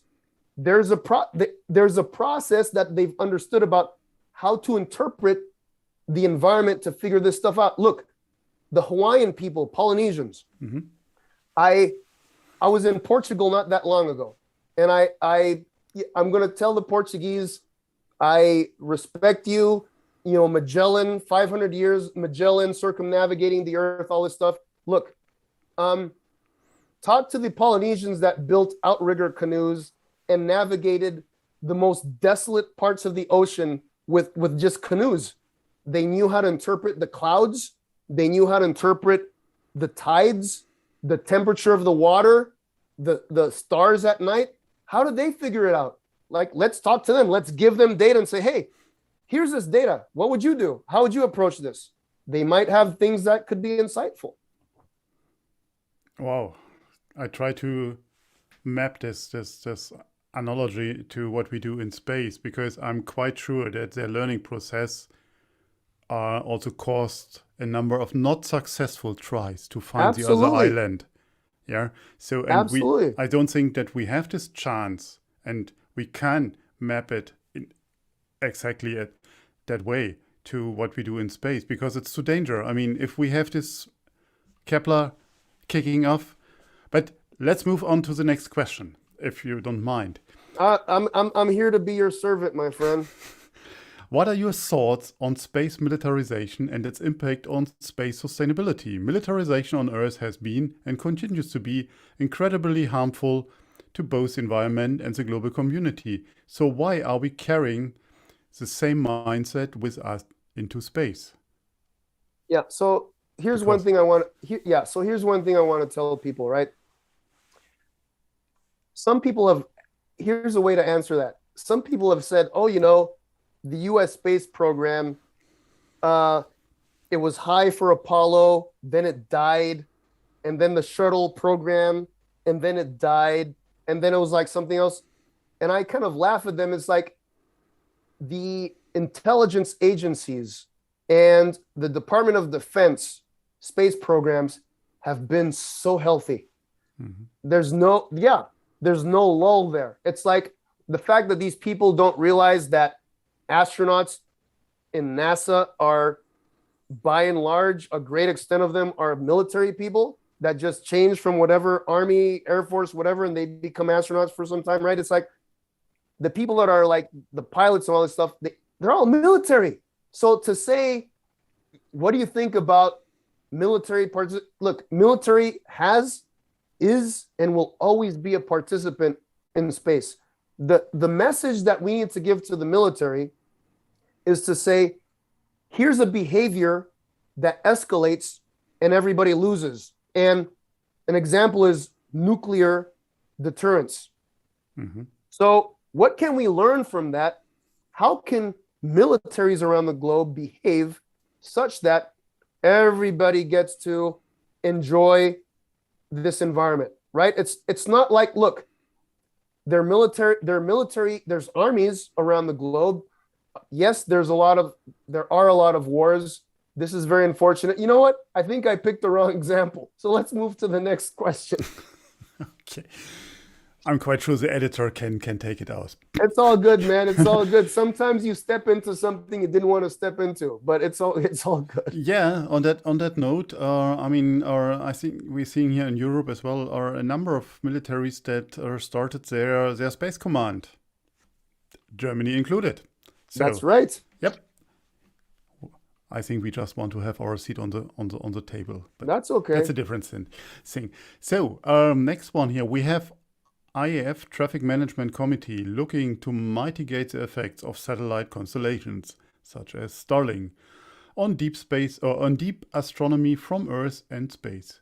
Could we use your tool to predict at any moment for astronomers when to avoid to observe a given target in the sky? Yeah. So here's No, so this is a great question. And again, I did not pay this person to ask me. Sometimes these things kind of fall into my lap. So here's what I want to do. Can I even do this in this chat? Maybe not. So there's something called Arcade. And Arcade is a development environment that I've partnered with IBM to do. And in fact, one of the tools that we have on Arcade is light pollution prediction for astronomers. So anyway, I tried. I'm sending this to this co-host Fabio Mendez. I sent him the link. Maybe he can make that available. But if you Google IBM Arcade, you should find it. And it's actually a way for you to get API access to this stuff. So the answer is yes. Cool. So, and you want that people build CubeSats, AutoSats, and contribute tracking near-Earth space? Don't understand it. There are already some projects in the CubeSat community. Why not engage them? I don't know what that question means, and I think it would take me a long time to try to understand that. Same here. Is your tool and object database complete enough that you can predict risk of collision? No, it's not. So I'm going to be very honest. I know that it's not, and I'm trying to develop it to be, but no, it's not. Okay. And here's another question. I don't know the scale, so maybe you know. Do you know about the Kardashev scale? Heard about Yeah. it? So Okay. the Because name the question sounds- is, what's your opinion? How are we ranking at the moment according to the Kardashev scale? Are we still? It actually sounds familiar, but the thing is, without some context, I won't be able to remember. Okay. So then I think we have... Mostly the scale that I remember is when I step on the scale every morning to weigh myself. So I gave up on that. Yeah. Okay, so do we have any other questions, or otherwise we do our last round here and our call it a day? Or any thoughts from your end, Moriba? Anything you want to give the community to think about? Look, man. I mean, the thing is, we're living in very interesting and exciting times. Things could go a variety of ways. I'm going to choose to believe that people, there's a goodness in people that can turn things around in a positive way. I think that Mother Earth is like crying because we're not behaving in very good ways in terms of environmental protection. I talk to climate change people and they're like, oh, space debris, that's not climate change. It's like, you're a complete freaking idiot. You know, it's like, you don't understand about environmental protection. So it's like, I want people to recognize, look, space, you have a voice, you can do something about it. I don't know that I have the answer for every person on what they can do. I'm a pretty busy guy and I get a lot of emails and I try to answer them as best as I can. I feel that my purpose is to serve the community. I'm here to serve. I got to tell you that. It's like when I wake up in the morning, I have a family and I have what I'm doing with the whole space environmentalism. And if I didn't have either of those, I'm telling you, no family and no space environmentalism, I wouldn't have a reason to exist. I'm telling you that. This is my life. Wife and children, space environmentalism. So I'm here to serve you. And you can make a difference. You can make a difference. I was some guy years ago. The way I started my career, I was a security guard. I was a security guard at a nuclear missile base, guarding nukes. I looked at the sky. I saw dots of light going overhead. I was like, what are those things? That's like not a meteor. I don't know what it is. And I found out these things are like satellites. I could actually see the space shuttle and these things while I was guarding nukes in Montana or whatever, right? So it's like, that made me curious. And I'm like, oh, I wonder if I can understand about that more. And I decided on a fluke, because somebody told me, hey, if you want to understand stuff in space, study aerospace engineering. I thought engineers were people that just controlled trains, people that were in overalls that looked, you know, white and black overalls. That's what I knew as a kid when I saw engineer, choo-choo trains. I didn't know what an aerospace engineer was. And it's like, I'm a kid that came from a background with no chance to really do anything in space. I've navigated satellites to Mars. I helped Europe get Mars Express to Mars successfully. And now I'm doing all this stuff in space environmentalism. And if I can do that, imagine what you can do. You know what I'm saying? It's like, I'm not even 1% as smart as most of you people listening to me right now. So just like step up. I want you to step up and embrace your awesomeness. That's what I want. Hey, you made it from Montana to be one of the rock stars and the loudest voices in the space community. So, and people listen to you. So, and at least that's an achievement. And I can go back to the list, which I didn't read out. So all these TED engagement and IA, whatever fellowships and things. So, I mean, your voice is heard. And hey, you are our space security guard. Somebody put in the text. So great. I think we're taking a break. I mean, we are not running out of time. It's for me so unusual to have 1 hour to talk with somebody. So that's an interesting phenomena. So, but I don't. My children don't even get that amount of time with me, man. Yeah, I take that. Yeah, it feels good. Thank you. So, however, we are almost on time. Hey, I see Michael. Great to see you. Years not seen. However, we will follow up with space security topics, with space sustainability. Hey, Torsten, MVP on August 12th. Yes. It's on here. Okay. You should see that. Yeah, so here's the thing that I want to say, right? This Morbus Vox Populi on 12th August, you see it right there. I'm going to focus on why is it that we have not linked environmental protection and climate change issues on land, air, and sea and ocean with space. It's going to be awesome. And now tell us who your guests are. Yeah, well, so far, Joellen Russell, she's a geoscientist and an ocean climatologist out of the University of Arizona. Possibly Danielle Wood, who's out of MIT Media Labs, and she might bring the perspective of social science and even inequality and how that has played into environmental detriment and that sort of thing. And, maybe I might be able to get Michael Weber, who's an environmentalist on land, to contribute some things too. So it's going to be pretty good. It's going to be awesome. Cool. So before we end, I would like to do some shameless advertisement for our next Space Cafes, and I'm not too shy to do that. So next week, I will do my 33 minutes with Lynette Tan from Singapore, from SSTL. Then, as Moriba said, 12th of August, we have the next Morbus Vox Populi. On the 17th, I will speak with the wonderful Antonino Salmeri, from SGAC, the Luxembourg University, and co-founder of the Eagle team. So I'm happy to talk with him about that. A day later, we have our next Space Cafe. Now I killed my screen here. However, that can be fixed. My next Space Cafe, or our next Space Cafe Brazil, is coming up. Here we are. Up. Wait a second. Gosh, things doesn't want to go. So can I say something real quick, Torsten? Sure. As you look for this stuff, the parting things that I want to tell people is, I hear this term zero gravity. Please don't believe that. There's no such thing.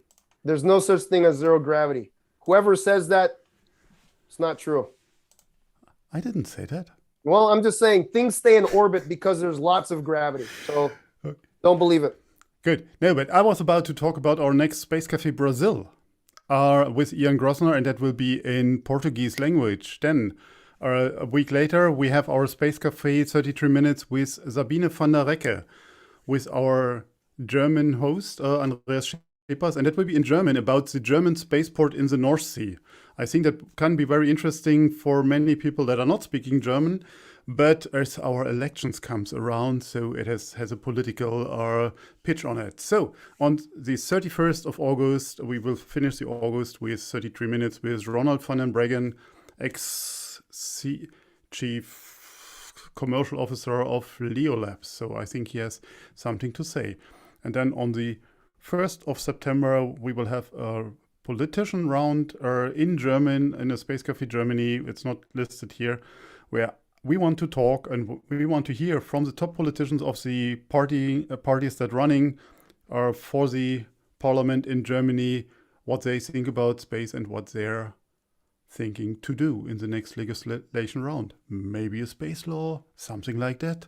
So let's start with the small steps here. But Germany, Scotland, Russia, Australia, Canada is coming up in September, and a few more as well. All these events will be online on Eventbrite. And as always, we would like to hear your feedback. So please check in with us on Twitter, on Facebook, on LinkedIn, or send us a pigeon. Don't forget to sign up to our daily or bi-weekly newsletters. And if you like to treat yourself with something special, become a Space Watcher today. Your support will help us. You can take your credit card, visit our fan shop at shop.spacewatch.global. Thank you very much for your interest. Thanks for inviting us. And thank you, Moriba, for this inspiring talk, as always. It's all good, brother. My guest. Yeah. And again, thank you to the entire Orga team for putting that together. We know it's ISU. We know there's room, but you made a great job. I hope you all will stay safe, stay healthy. Thanks for joining us.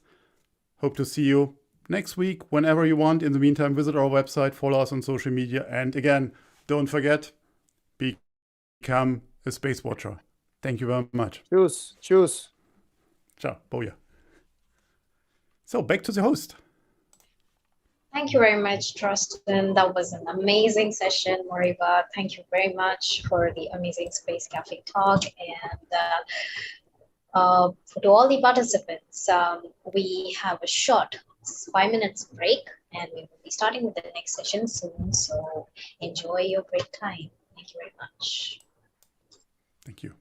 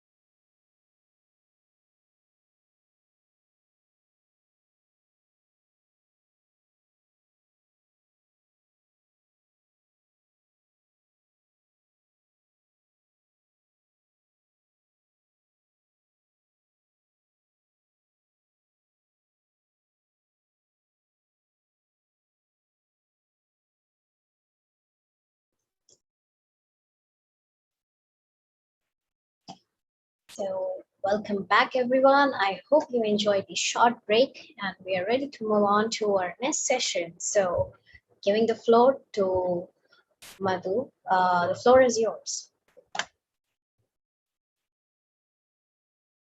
Sorry, your mic is on mute.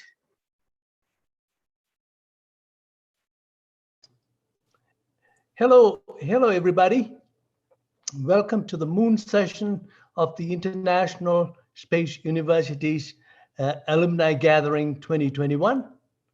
I am Madhu Thangavelu, a dinosaur from the 1988 group that held their SSP at MIT in Boston. And I'm so happy to introduce our speakers today. They are John Mankins, who is well known globally for many, many topics at hand, a NASA veteran of many years, and also the esteemed vice president of the Moon Village Association. You may know John as the progenitor of the TRL code used in the development of hardware for NASA. And then I have Michelle Hanlon, the genius who is proposing the idea that we should take care of our historical artifacts, not only on planet Earth, but extraterrestrially. Michelle is leading, she's the director of the Space Law Group at Mississippi University. Am I right, Michelle? And last of all, I'll talk a few things about the Moon as I see sitting here on my seat right now. With that, we are going on to John Mankins. Please. John?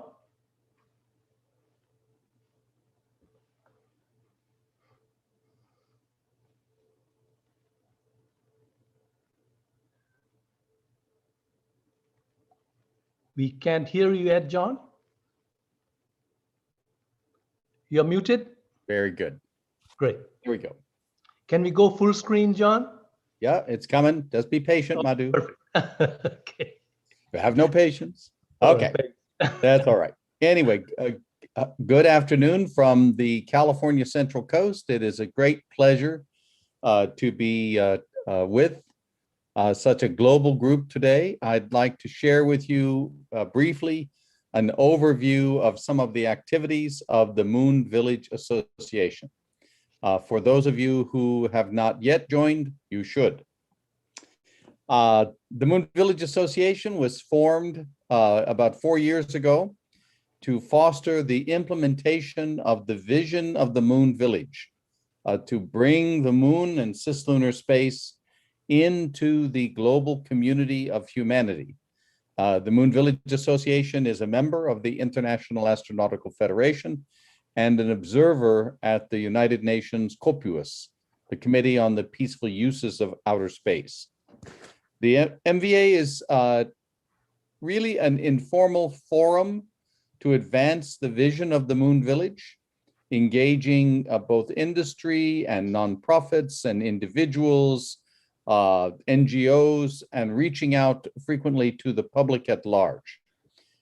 We have more than 500 or 600 individuals involved in our activities from dozens and dozens of countries, a wide variety of institutional members from almost a dozen countries. And we partner with a variety of organizations through memoranda of understanding, including, of course, the ISU. Within the Moon Village Association, we have organized a variety of working groups and projects, as well as the Global Expert Group on Sustainable Lunar Activities. And through these different groups, we seek to accomplish the goals and objectives of the association. I'll just highlight a couple of these. One of them is the participation of emerging space countries. It can sometimes be difficult for countries that are not currently part of the major space programs like the International Space Station to become part of the game. But the moon is too important to leave it only to the major players and to the existing players in the big programs.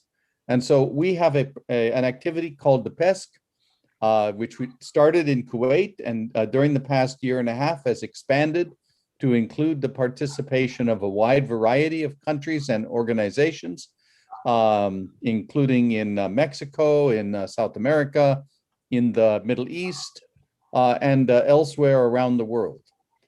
If you, by some chance, are in a country that is not currently doesn't have a space agency or is not one of the major players, and you would like to get involved in planning and developing projects and activities, educational, industrial, technological, societal, to advance the moon, please consider joining the PESC program. Another one, which was alluded to in the green room a moment ago, is the Lunar Commerce and Economics Working Group, which is looking at prospects for lunar activities, for lunar, as it says, lunar commerce, lunar markets. Another one is a payload project that MVA is pursuing the implementation of its first payload to the moon. We're hoping to essentially recreate, using a robotic mission camera, the overview effect by looking from the moon back to the Earth and creating globally the sense of wonder and respect that it was expressed so beautifully by the Apollo astronauts when they looked back at the Earth in orbiting the moon in 1968. Also a group which I'm directly involved in and very active in as a co-chair with Professor Inetani, formerly from ISAS, is the Architectural Concepts and Considerations Working Group. We are currently in the middle of a major project to define a reference architecture for the first permanent human settlement. It's to be located at the lunar South Pole. Earlier today, in fact, about 11 hours ago, I got up to participate with Derek Weber of the Lunar Commerce and Economics Working Group and in the ISU summer session, the project of which has to do with a lunar outpost. And Derek was giving a briefing on the commerce and markets. I was giving a briefing on the architecture concept studies and the reference architecture that I mentioned a moment ago. The only last one that I'll mention briefly is the GEXLA, and this is a new global working group that basically engages with a wide variety of space agencies and major industry players with the goal of working through a number of the key issues that have to do with sustainable and cooperative lunar activities on a global basis. So those are just a few of the highlights of our activities. Obviously, I could have touched on all of them, but because of the time, I will not. And I will just close by saying we are strongly in favor of global engagement. We have, as I said, very good relationships with a number of organizations, but we believe in the vision of the moon as part of the global human enterprise. And we would like to welcome you to join us in pursuing these goals and objectives. So thank you very much for this opportunity to speak to the ISU alumni gathering. I look forward to Michelle Hanlon's remarks. Thank you, John. I also want to impress on you that John has spoken at ISU before, and I want all of you to refer to the reference document, the lunar based reference document that the MVA put out, in which John orchestrated it and is evolving it. And I would like that you all go to the MVA site, register, become an MVA member, and look over the active site. We are doing a lot of things that, exactly as John mentioned, the moon is not the arena for the super players anymore, as much as it is for the whole world. Thank you, John. And we are off to Michelle. Michelle, before we start, I want to tell them all how important you are in this endeavor of bringing human values to human spaceflight. Many times we forget that that human spaceflight is part and parcel of human activities. And Michelle, with that, please carry on. So thank you very much. And it's always hard to follow John here. You're so succinct. And I'm now looking at all my slides thinking, oh, geez, I'm gonna have to go through this quickly.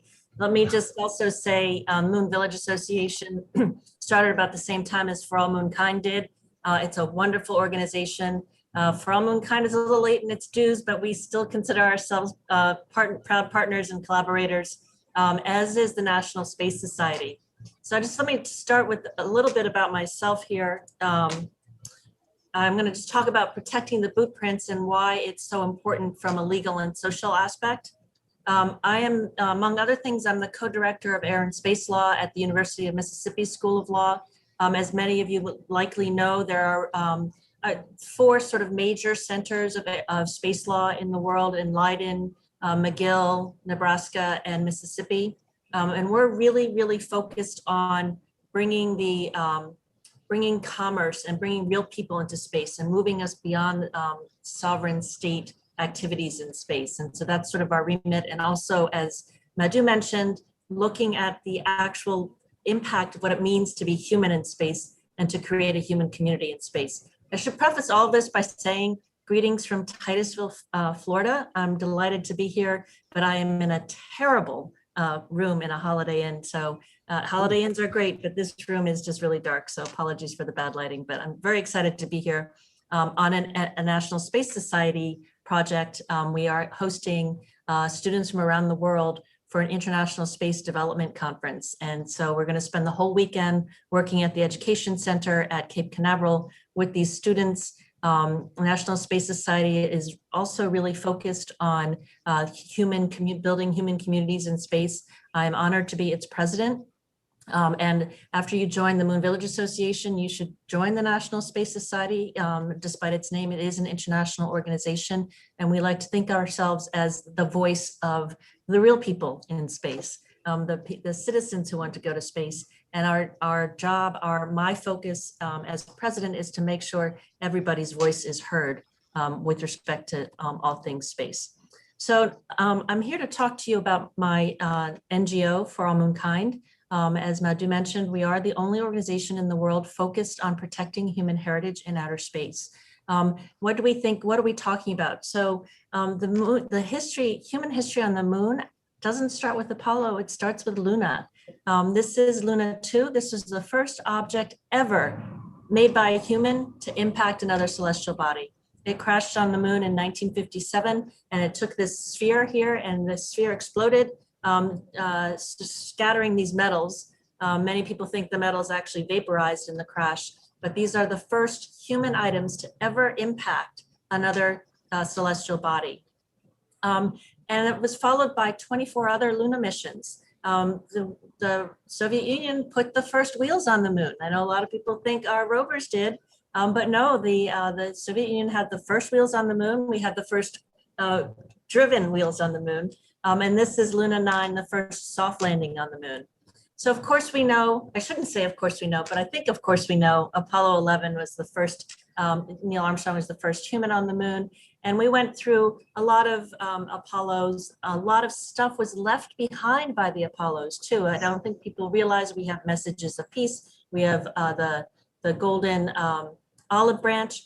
you know what else they took though? They also took, Neil Armstrong and Buzz Aldrin had the choice of what they wanted to bring to the moon. And they brought them the patch from Apollo 1. They also brought the medals of all of the Soviet cosmonauts who passed away in the effort for humanity to reach space. So Apollo 11, a mission paid for by the American people, was truly a universal mission for all of humanity.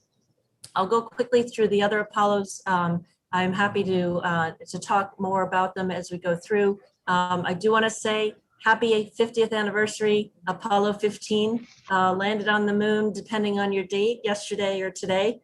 So then Apollo 15 also had the hammer and feather experiment and actually proved the Galileo correct. Just wanted to go through these quickly. I'm mindful of the time and so grateful that to be able to share these thoughts with you. But these are more human items that have been left on the moon. This is a memorial, it's called the Fallen Astronaut. And this, again, it lists not just the American astronauts, but all of this cosmonauts and astronauts who had passed away in the human effort to reach the stars. Of course, we have Charlie Duke's photo. And the last Apollo was Apollo 17, our last humans on the moon in 1972. Of course, we've also sent things robotically to the moon. Chang'e is a very successful program. The Surveyor program is successful. We have identified 110 sites on the moon with human activity on them. And this, of course, is Surveyor 3. And what's really fascinating about the moon is how well protected everything is. So all of these items, you can see the astronaut footpaths from the Lunar Reconnaissance Orbiter. The moon environment lets these things be pristine. And so these sites then memorialize the work of not just the Apollo engineers, and Ron Creel is an engineer that I happen to just adore, but millions of people around the world throughout history who contributed to or who dreamed of reaching for the stars. So I like to make people think about human milestones. So what has made us human? We have in Laetoli, Tanzania, we have proof that humans actually stood up on 2 feet so that they could free their hands to make tools. That was a milestone in human history. That's something we all share. We learned how to create fire on our own, to make it, to harness it. We learned how to overcome our fear of open water. We learned how to draw. These are all achievements that we share. These are all achievements that got us to where we are today. And these are all achievements that contributed to Apollo. And we have to look, I also show this because you look at this progression. This is the Ashtanga bone, baboon bone, on which we have the first vestiges of math, not just tallies, but actual math. This is Byzantine glass. We wouldn't have made it to the moon without math or without glass. So you see that eagle sitting on Tranquility Base is not an American achievement. It's a universal human achievement. It's something we must all take pride in. These are the Laetoli footprints I was talking to you about. So these footprints are preserved and protected, right? These were made 3 million years ago in a volcanic volcanic ash in Tanzania. They were just discovered in the 1970s. They're lovingly preserved. They're a UNESCO World Heritage Site. So don't you think, oh, I'm out of sequence. So the UNESCO, how did UNESCO start? And what I want to sort of remind you is that here on Earth, we protect our history. When Egypt needed to dam the Nile to create and develop its economy, it knew it was going to flood out these temples from Nubia, which are considered one of the cradles of human civilization. So Egypt reached out to the international community, and the international community didn't say, "Oh, stop, you can't develop." And it didn't say, "Oh, it's your problem, forget about it." The international community said, "Wow, you're right. These temples belong to all of humanity. And we think you need to develop your economy. We understand that. So what are we going to do? We are going to come together and we are going to move these temples out of the Nubia Valley, out of the flood valley, piece by piece." And that's what we did. We protected this human history, not Egyptian history, human history. And so this concept of preservation is a compelling idea that can help unite people rather than divide them. It's an idea that can build a sense of community among people throughout the world and people throughout the universe. And so when we talk about a sense of community, we really look hard to see what can we draw back on in our own history that is analogous to what we're doing today, right? We're going into space, and it's very much like the Polynesians in the South Pacific. When they looked off their island, they didn't see other islands. They looked out and saw a horizon. And so they struck out on that water, they built boats, and they traveled across this ocean. And that's what we are going to do in the stars. But what did the Polynesians take? They took with them their culture and their history and all the lessons. They took their culture because they knew that was important to build their communities. They took all the lessons of agriculture because they knew they would need to feed themselves. They protected their history because they knew their history was so important to their future. And I also like to point out that when the Polynesians were discovered by Western Europeans, they didn't believe that they could have actually built these boats and done this. And so we need to look back at our history and respect it, because perhaps if the Western Europeans had respected the Polynesians, we would have built better boats and been able to connect the world even faster. So what's the problem? There is a gap in international law where we are not protecting our heritage. I'm not going to go through the law because I assume you've talked about it, but we're talking about the Outer Space Treaty. And the biggest issues that we have with respect to the Outer Space Treaty is Article 2 says that you cannot, a state may not claim territory in space by sovereignty or any other means. Of course, we know the Outer Space Treaty allows for the freedom of use and exploration of space, which is only tightened by the concept of due regard. And don't even get me started on due regard. It's a concept that nobody really, I mean, normal people understand, but lawyers just completely ruined it. And they call it, they've created this balancing act. And so there's no universal rule of conduct. There's no universal rule that protects our history. There's nothing stopping anybody from running over the rover tracks, the boot prints, from knocking over the Eagle in Tranquility Base. Nothing is protecting our history in space. And so that's where For All Mankind comes in. I'm going to go through these, but this is the Laetoli footprint. This is Neil Armstrong's blueprint. We think they ought to be treated the same. They ought to both be protected. Madhu, I think I did it. So I like to end by saying, we are like dwarves sitting on the shoulders of giants. We see more in things that are more distant than they did, not because our sight is superior, because we are taller, but because they raise us up and by their great stature add to ours. And at For All Mankind, we really believe that we need to protect the boot prints of those giants. Thank you very much.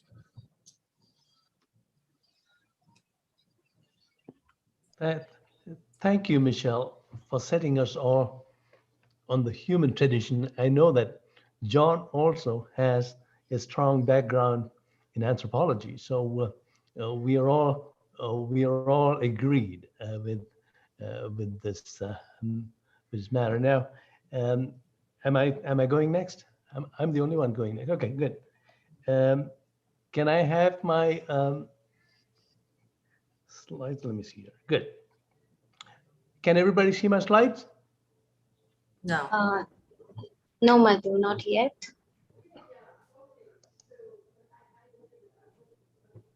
Oh, I have it on my screen here. Let me see.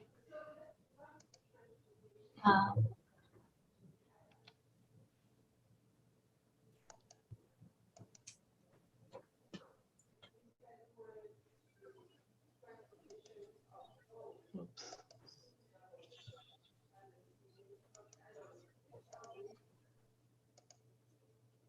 Okay, what do we have now? Not yet. Maybe you have to restart PowerPoint. I have it on my screen right here. And you had it earlier, Madhu. I did. Yeah, okay. Let me go back here. Michelle, you stopped sharing, correct? Yeah. Yes, I stopped. Okay. 1 minute.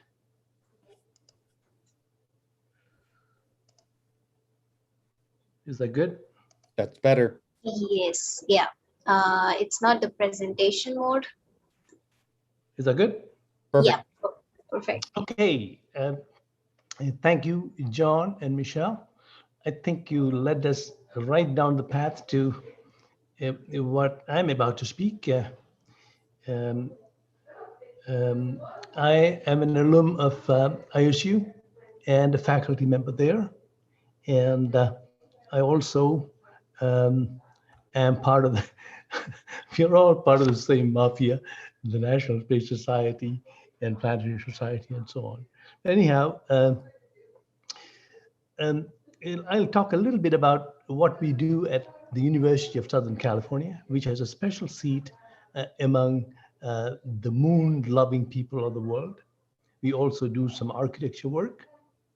We do some things. I'll talk a little bit about the importance of low Earth orbit and something for the moon for now and for later, and a little summary. There are new space paradigms. In case you've not been listening to them, you can follow them with Musk and Bezos, John Marburger, Joseph Campbell, Freeman Dyson, Frank White, and guess what? Michelle Hanlon. All of them have ideas, but they all, at the end of the day, when you look at the deep philosophy of it, it brings down to humanities. Who are we and what are we doing? Why are we doing what we are doing? Now, a little story about Neil Armstrong. He was at USC when he got the assignment to command Apollo 11. And Buzz Aldrin is a champion of our studio, comes to our finals every now and then. Please visit our site to know more about it. This is Neil Armstrong's thesis that after he came back from the moon, delivered at Johnson Space Center.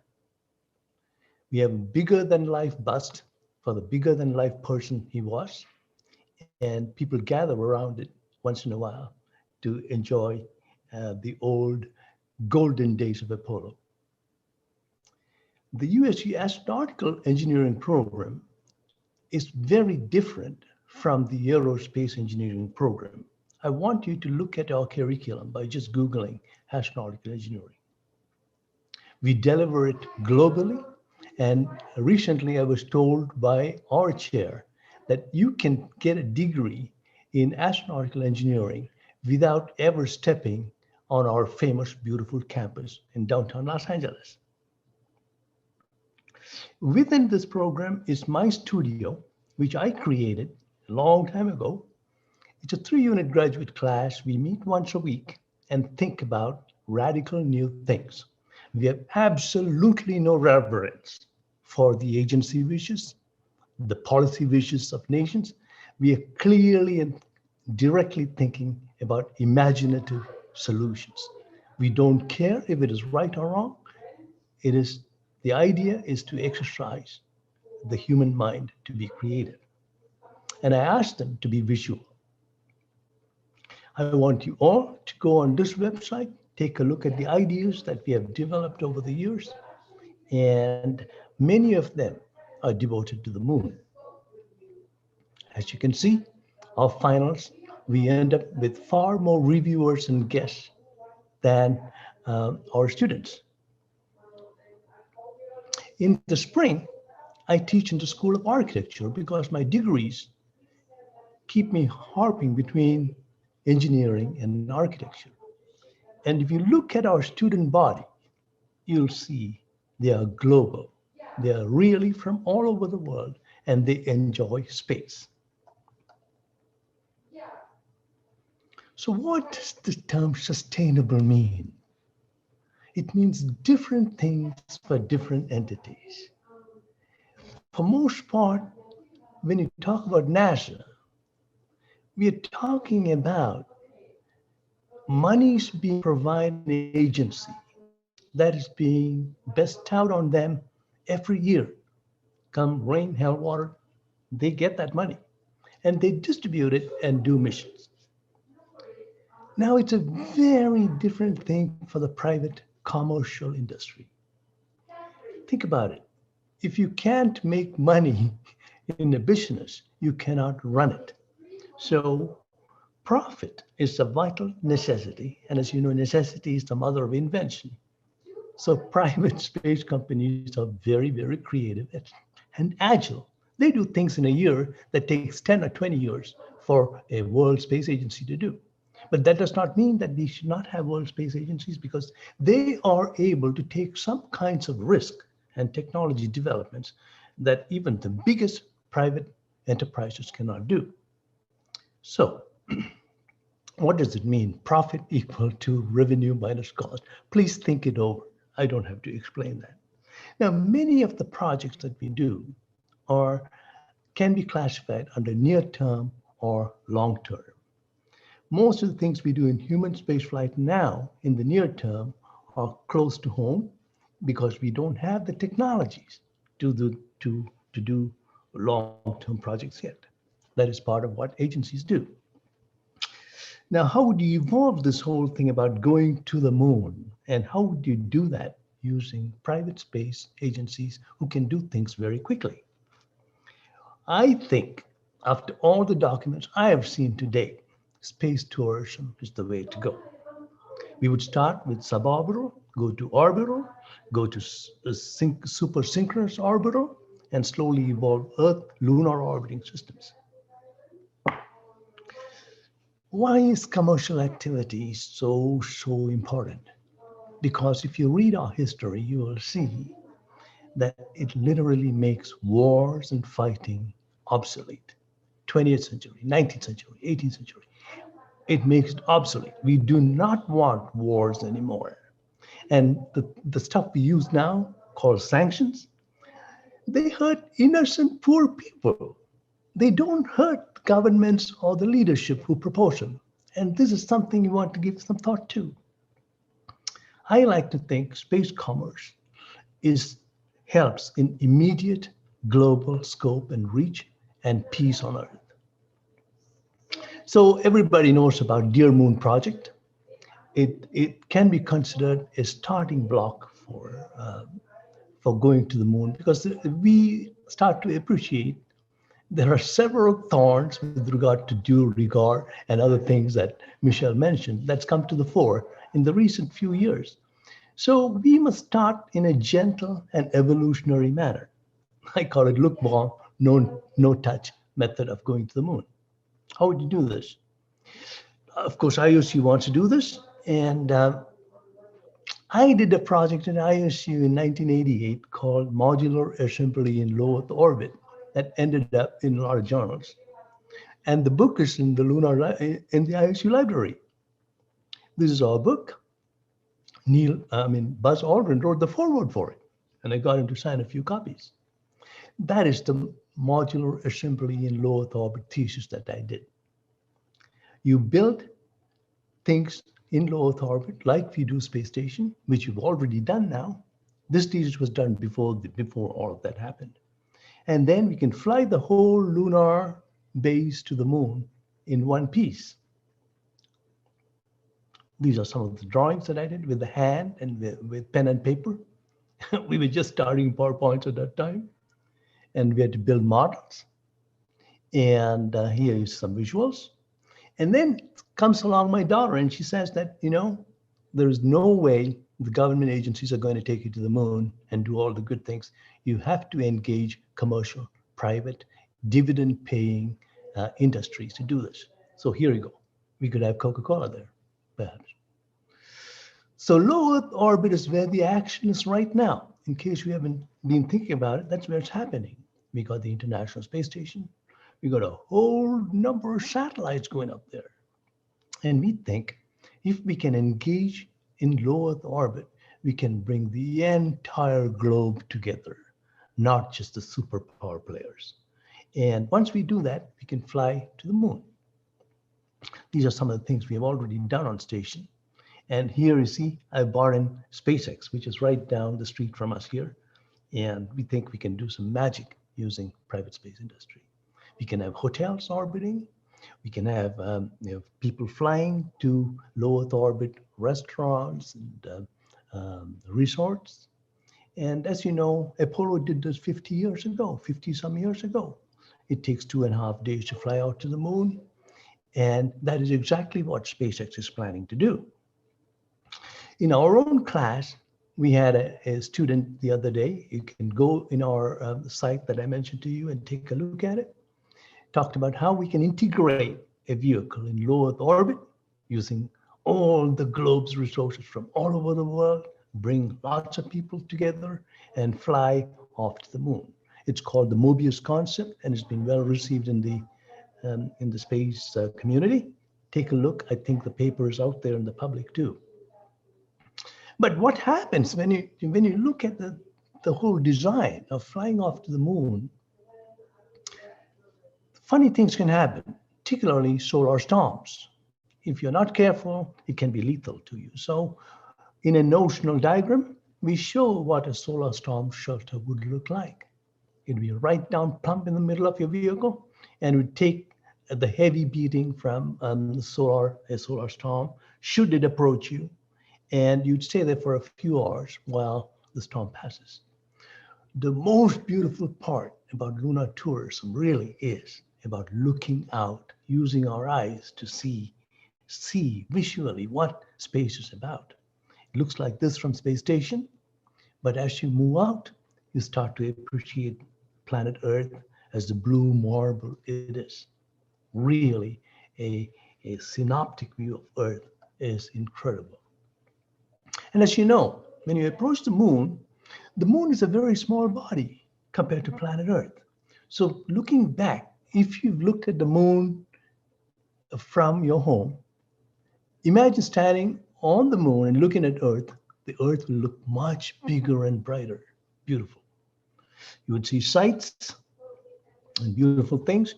And this is the $1 million view that everybody wants to have. It's going to be $200 million, but that's okay for now, but it'll get cheaper and fly you back safely. So what about the future of lunar? This is the immediate now that we can do all these things. In the future, we can have artificial gravity so that you don't have to worry about space adaptation syndrome. You can go to hotels orbiting the moon. You can land there and drive around and go to the Apollo 11 museum and see the footprints of the first people on the moon. And you will even have a holographic rendition of people walking down the ladder and stepping on the same footsteps that Neil Armstrong and Buzz Aldrin did. We will grow food on the moon. We will have shelters underground in lava tubes. Robots will help us. Robots and humans will help us. We call it co-robotics. Things are happening. We are already trying these things. And we have rovers. My own favorite idea would be to take a train ride from pole to pole on the moon. Incredible idea. These are human things we do, not focused on just science and technology, but human people. Humans want to do it. Not only cats, we are inquisitive too. And we would have a lunar summit on the moon. We would have a time capsule on the moon and spectacular things. And we would protect many of these things on the moon using perhaps things like laser cannons to burn up micrometeorites that come our way. And we can develop other things. But why do we do all these things again? Because of planet Earth. In 1968, Buckminster Fuller told us that we don't have to look out to be astronauts. We are astronauts living on planet Earth with finite resources, and we have to take care of planet Earth. Going back to the philosophers, they all say the same thing. So in summary, space tourism is commercial. And NASA is helping to create a venue for commercial. Apollo did it 50 years ago. And a few companies now are going to send lots of people out. That is the National Space Society's vision. That is the International Space University's vision. And that is our vision too, Michelle. So take a look at our book, and please go in here and take a look at our site to enjoy all of the stuff we have been talking about. Thank you very much. Now, how much time do we have? Oh, good. Matthias, we are ready for discussion. Is that right? Are we supposed to have some question and answers?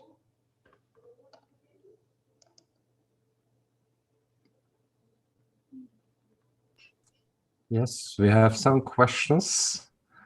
Give me a second to present them. I would like to ask a question. Hello? Yes. Would you like to identify yourself, please? I'm Professor V. Jagannatha from India. Good to have you, sir. Extremely thankful, Professor Madhu Thangavel. I have an observation.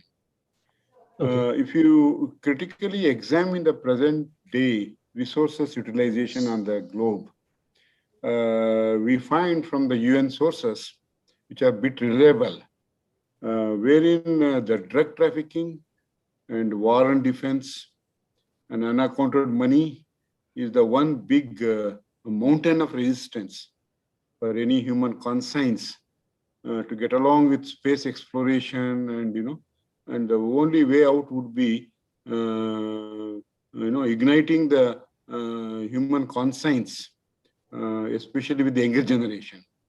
Yes.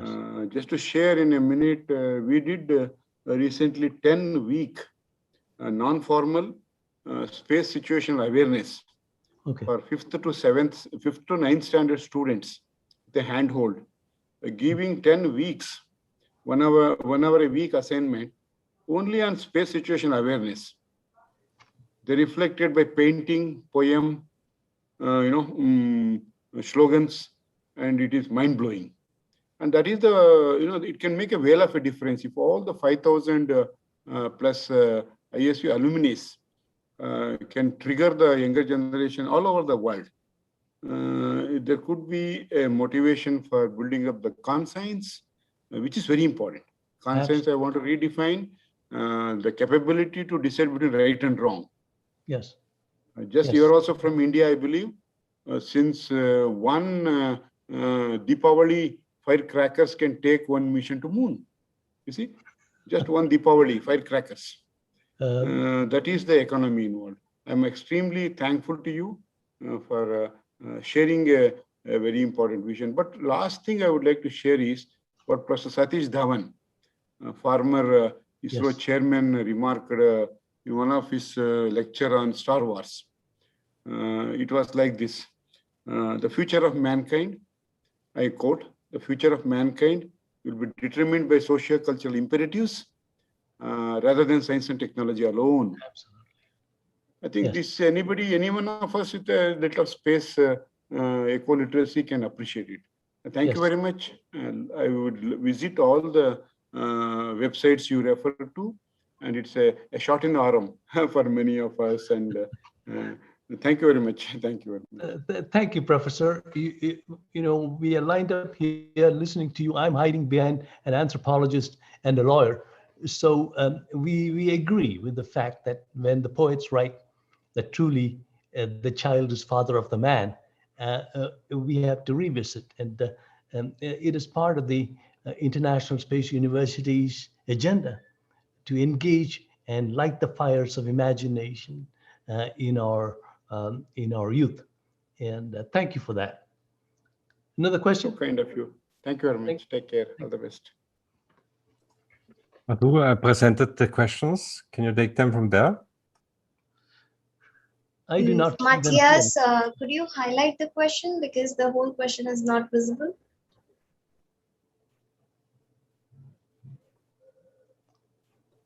You could read it, Matthias. I saw part of it. Oh, there we go.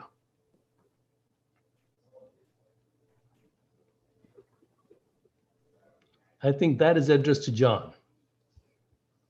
So gladly. So the Moon Village Association, of course, predates the Artemis Accords, and one of the interesting things during the first 2 or 3 years of the MVA is that every 6 months or so, everything concerning the moon that we thought we knew changed. So new programs, new policies, big changes. So the last few months have been relatively stable, but not really. And the Moon Village Association, although I don't know which fora. In fact, I've been in, I don't know, just during the pandemic, I've probably spoken in 24 different events and fora globally in the US and Japan and Europe, hosted in the US, Japan, Europe, elsewhere. So I think the MVA continues to be extremely active.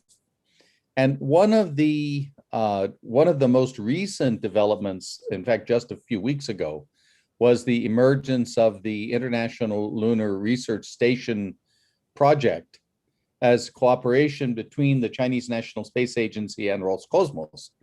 And one of the most interesting things about that is that the ILRS, of course, looks to establishing a semi-permanent or permanent space station on the moon, which is quite different than the goals and objectives of the Artemis program as they are articulated so far. So I think one of the things that we're doing now, which I alluded to, is the conduct of a detailed reference architecture study looking at what the first human settlement on the moon might look like, and trying to define how it would function both technically and economically, with space tourism, which Madhu spoke to a great deal, playing an important role. And another aspect of what Michelle was discussing a few minutes ago is not only the preservation of human heritage on the moon in the form of artifacts and evidence of past human activities like boot prints, but in addition, the preservation of critical scientific knowledge on the moon. So we don't go to Antarctica to scrape away the ice and ship bottles of Antarctica water to markets around the world. We go there to study, to learn, to understand.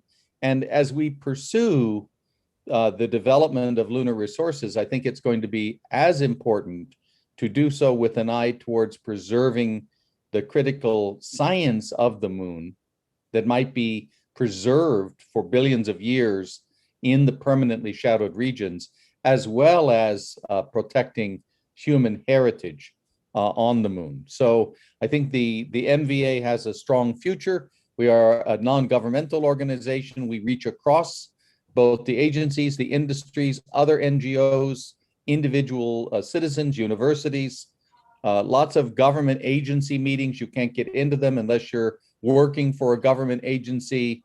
Our membership and our activities are broader than that vitally important and powerful subset of those who have an interest in the moon.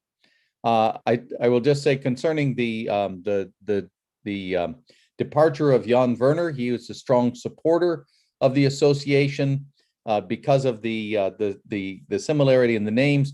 But in fact, the Moon Village Association has never had any relationship with the European Space Agency in a formal or a fiduciary sense, a fiscal sense.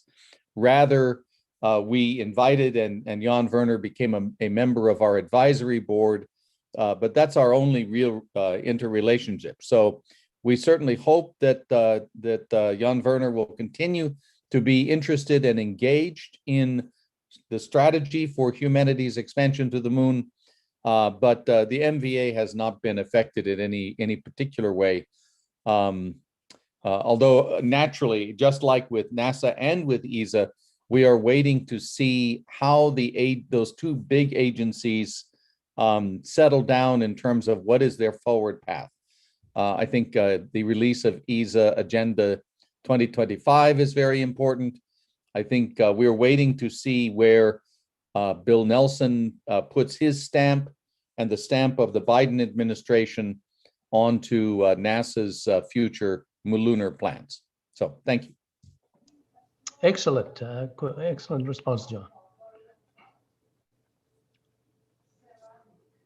Oops. Okay, Michelle, did you have something to say about this question?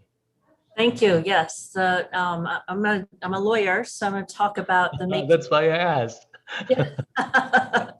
So, I mean, what is the most major insight in planning a village on the moon is how are you going to decide how to plant a village without making it territory in violation of Article 2 of the Outer Space Treaty?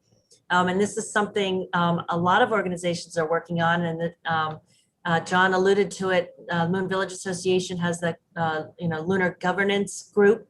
The COPOIS, the Committee on the Peaceful Uses of Outer Spaces, has created a working group within the legal subcommittee to look at space resource utilization. And what we need to think about, and when the Artemis Accords were introduced, there were some concerns raised because the Artemis Accords make it very clear that the signatories to the Accords interpret Article 2 to mean that you cannot claim territory in outer space, but you can extract resources in outer space and use them as your own, and perhaps even sell them for a profit.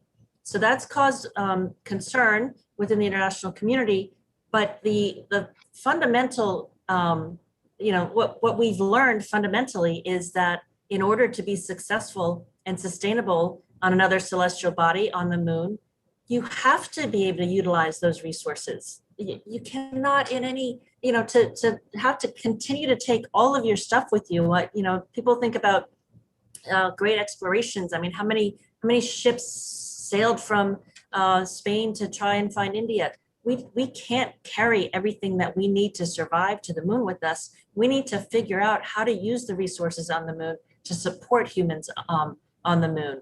And so that major insight means we really need to look and we really need to get international consensus on what it means to have due regard for somebody else's village on the moon, what it means to have a zone around it, what it means to use resources, and how we are going to sort of evolve that concept of due regard and that interpretation of Article 2 to allow for successful and sustainable communities on the moon and elsewhere in space.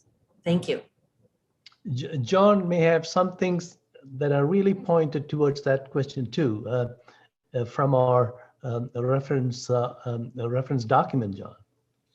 So in looking at this idea of the first human settlement on the moon, and not just camping, not just going for short missions, not putting a can on the lunar surface and burying it in regolith, but actually putting together a settlement.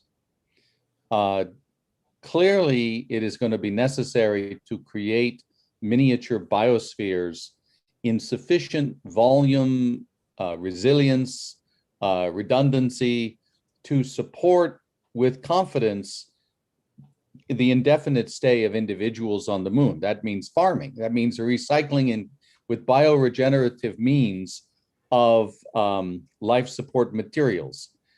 What's really interesting in looking at the details of what you can get from the lunar regolith and from the lunar ices for such permanent settlement is that there are two huge gaps in the periodic table, which are essential to the creation of DNA, which we happen to depend on, and the energetics of life, and that's carbon and nitrogen. They are in minute abundances on the lunar surface. And so almost everything else, you have ceramics, you have glass, you have silicon, you have oxygen, you have water. Now that we know about the ices in the permanently shadowed regions, there's a big question as to the mechanical structure of the water deposits, but there's some new work being done having to do with better understanding that. But without nitrogen in enormous quantities. It's 700 grams of nitrogen per cubic meter of breathable air that organisms like plants, animals, insects can live in. And there's also the question of carbon. And without the vast amounts of carbon, you don't make people, you don't grow food, you don't. And so my point being that it's not only sort of the end state, but the evolutionary strategy for the migration of these missing parts of the periodic table, either from Earth to the moon or from elsewhere in the inner solar system to the moon. But it's this migration of carbon and nitrogen which will ultimately make or break the fundamental feasibility of a sustained and enduring affordable human presence on the moon. It appears to me that this is an exercise by divine providence to make us a more resilient species as we move outward into the solar system and the universe. Thank you so much. We have another question. I hear that we have a few more minutes beyond our scheduled exit time, so stay with us. Go for it.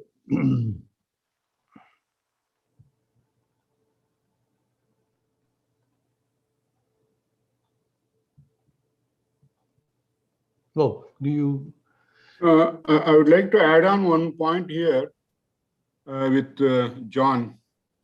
If I go back a little, about few decades back, ecological engineering came very strongly. See, as an amalgam of science and arts, we have ecological engineering today. So to say, the International Ecological Engineering Society. I remember in 1996 at Beijing, I had the first exposure. And last September, they had a closed cycles global webinar. Literally, ecological engineering best practices are already there. And another to mention, we have International Institute for Environment and Development, which is focusing on nature-based and community-based resilience for climate action. I think these are all the trends and rhythms which are already inbuilt. John, you would be very happy to know on these 4 settlements. These best practices on the globe, on the terra, the earth, could be good, takeoffs or benchmarks. It's a very good thing. Thank you very much. Thank you. Yes, and the ecology, you are right, is a term that is more commonly used now than it was in the past. And when we even refer to different products we produce, we talk about the ecological network in which we produce and exchange ideas. Thank you very much. We have another question. What do you think should the ideal organization to govern the Moon and Commons look like? The ideal organization. I think we may all remember that we have had a hand at this for some years. The one that I was involved in maybe 20 years ago was called Lunar Economic Development Authority. Do you remember that, John? That John O'Donnell and others were involved in, that I recall. And in our Moon book, also, we discussed this idea of some kind of an organization that will require governance. I think all of you are familiar with Dunbar's number that we have visited several times, but what does it take? What is the ideal number to start a viable colony? And then you would look at who, I suspect the early days would be I wouldn't call it a military style, but the conduct would be carefully coded so that folks have to follow orders. People forget that the Moon is a harsh mistress. I mean, you know the book, right? you can't open the door and go for a walk. You have to deal with behavioral issues, and we have struggled with that even on the space station. Again, it is an exercise in growing up as a species and growing up in comfort in closed, tight quarters. We do this in the military installations and submarines and so on, but that is a different code of conduct. So we are struggling with that, and maybe John and Michelle would like to add something. Michelle. I think, Madhu, you said it very well. You know, there's what would the ideal organization look like? We can't know what the ideal organization would look like because we can't know yet what exactly we'll be dealing with. And so when we talk about lunar governance or governance of human communities in space, one thing we have to remember is that the law made states. States didn't make the law. And so we need to move out of this sovereign paradigm and think about how do we want humans to relate to each other? Because that's what the law is about. That's what governance is about. It's the relationships between the people. And so I would love to see multiple settlements on the moon, and then having to have those different settlements negotiate with each other to talk about all of the very unique issues that they face on the moon. Like Madhu said, you know, you don't get to just go outside for a walk. You don't, you know, here on Earth, we don't have a human right to oxygen, but we need that on the moon because you need to assure those rights. And so part of that governance, I think, you know, when we talk about what is the ideal thing, I would say this, I would say it has to be adaptive, it has to be flexible, and it has to include all parties. It can't just be the government of the United States and the government of Russia and the government of Ethiopia and the government of India. It has to be the commercial entities that are going there. It has to be the individuals that are going to be living there. Everybody who is actively there are the ones who have to be able to have the say. And we need to move away from this, you know, this concept of rules coming from Earth, because people on Earth just aren't going to know enough. Thank you. I would offer one reference to the 18th century philosophers of the Enlightenment, and to highlight, and by the way, Madhu, my other background other than physics is not actually anthropology, it is a constitutional history. Oh, okay, okay. So I was all but dissertation at the Claremont Graduate School many years ago in American constitutional history. So back to the social contract. Humanities is good. Okay. So I believe an interesting model could be in the in compact theory. For example, the Mayflower Compact, where the individuals, regardless of their national origin, when they came together to form a new society in a new continent, and we're going to a new continent about the same distance in time, and there will be no evacuation of a settlement from the moon. So there has to be some common understanding of the individual's rights, the individual's obligations, and the compact has to include the potential for discipline. But what kind of discipline and under what kinds of circumstances, as well as opportunities and freedoms and so on. So I would suggest that one thing that will be revisited when we get a little closer will be the whole idea of compact theory, where relatively small numbers of individuals could form an agreement among themselves, whether they were French, Dutch, English, wherever they were from, they come together and they make a contract among themselves that then guides and informs their behavior, their decisions. And if they're wildly unreasonable, 6 weeks out, they mysteriously disappear over the side. I mean, Oh gosh, that's scary. Thank you, John. I can see that the next lineup is already here. I can see my wonderful old student, John Hoffler, who pretty much runs SpaceX there. I can see Michael Lane waiting in, rearing to go. So I will just end by saying all this exercise about moving on and trying new things creates a new dimension for the human experience, for the predicament that we are in as a species, for our biosphere.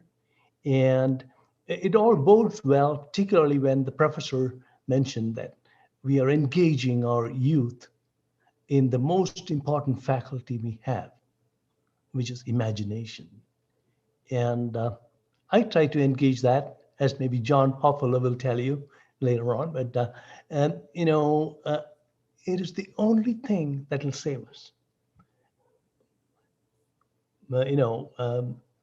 Necessity may be the mother of invention, but even more so in our times. With that, I would like to conclude and hand over the podium to our next group. Is that good? I do. Thank you very much, Michelle, John. Always terrific hearing from y'all. I really like the three of y'all, and you bring such great insight to this program. All right, thanks a lot. Thank you, sir. Let's move on to Manny and Jonathan. Manny, it's your screen. Thanks a lot, Michael. Thank you, Madhu. And it's nice to be following on from a talk by John Mankins. That's always a pleasure. So hi, everyone. My name is Manny Shah. I'm head of analytics at Bryce Space and Technology, or Bryce Tech. We're here on a panel to talk about mega constellations, and we have the honor and the privilege to be here with Jonathan Hoffler. At Bryce, we support government and commercial clients on a range of topics, and some of our work includes looking at the trends of mega constellations and identifying some of the future opportunities. But it's always nice to hear directly from the horse's mouth, shall we say. With that, a kind of a quick bio on Mr. Hoffler. He is SpaceX's Vice President of Commercial Sales, with primary responsibility for commercial business development efforts around the world.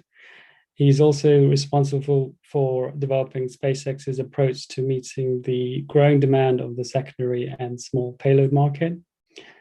He joined SpaceX in 2007 and previously headed the company's business development efforts in North America, Middle East, and Asia, successfully expanding SpaceX's customer base to include several new customers and regions. Mr. Hoffler received his Bachelor of Science in Mechanical Engineering from the Johns Hopkins University, a Master's of Science in Mechanical Engineering from the University of Southern California, and a degree in Technology Commercialization from USC's Marshall School of Business. And of course, he's also an alumni of the International Space University's SSP program. I believe it was the 06, summer 06. Is that right, John? Yep, summer 06 in Strasbourg. Remember it well. Fantastic. I myself was at MSS 15, but it's amazing to see the number of degrees you've got there. It's fantastic. Prior to joining SpaceX, he worked at the Raytheon company as a senior mechanical engineer and designer on several optical satellite programs. So with that, I will pass on to Jonathan, who will, if John, do you mind me calling you Jonathan or John? What do you think? Go for it. Yep. If I may interject, yeah, of course. I also want to mention that John was a star performer in our studio back in, was it 2000 or 2003, I think, when he produced a very interesting concept with his teammates about racing on the moon. John, it's a pleasure to see you. Yes, Madhu, I was tickled to see you on the screen when I logged in. So really great to see you as well. And actually, I owe a lot of where I am today to Madhu. both from what he turned me on to ISU, introduced it in one of the lectures, and then ISU was my inspiration for moving beyond Raytheon and looking at other ways to impact and coming to SpaceX. And so it all started with you, Madhu. So thank you. Thank you. Yeah. And it's quite poignant. You have the little rover in the background there, a kind of the precursor of racing on the moon, if you like. Yep. I'm in our Apollo conference room here in Los Angeles. And excited to be here and chat with you. The bio that you presented was mostly correct. I have since moved on and focused more on the Starlink project. And so, mega constellations is something that obviously has been quite exciting endeavor. And then the fact that we're up and running. So happy to chat more about it. Yeah, no, it's amazing to see the success that Starlink has had over the years. I recall, I think it was coming out of ISU myself, and the plans were in the early days, early-ish days at least. But it's amazing to see the progress that's occurred in these few years, and the kind of monthly cadence of every 2 weeks cadence of launches of Starlink satellites is fascinating. So I suppose to start, it'll be interesting to kind of get your overarching perspective on the landscape of connectivity broadly, internet connectivity, not just to kind of the mature markets in the Western world, but perhaps also the developing world, and what you think the future looks like in terms of that. Sure, excellent. So so I've been working on the Starlink project for a couple of years now, and even before COVID, what was amazing and very apparent was the lack of connectivity, and how much connectivity plays into people's lives, and the importance of it. And that was just amplified, 100x by COVID in the last year or so.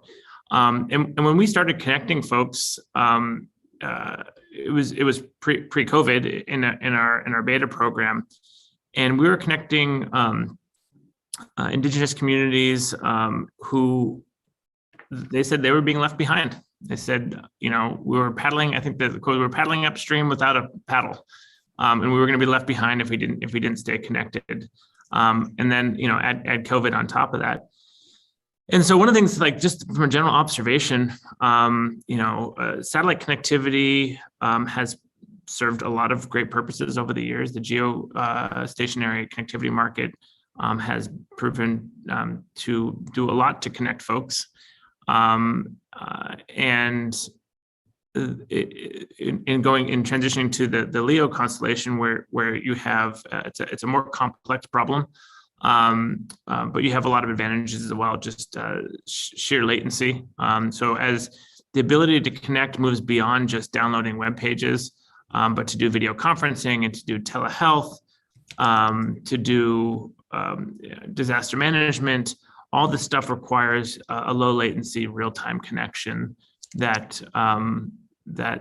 it isn't supported very well on GEO. So GEO's been expensive, and the product has been minimally acceptable, I guess, to in some regards.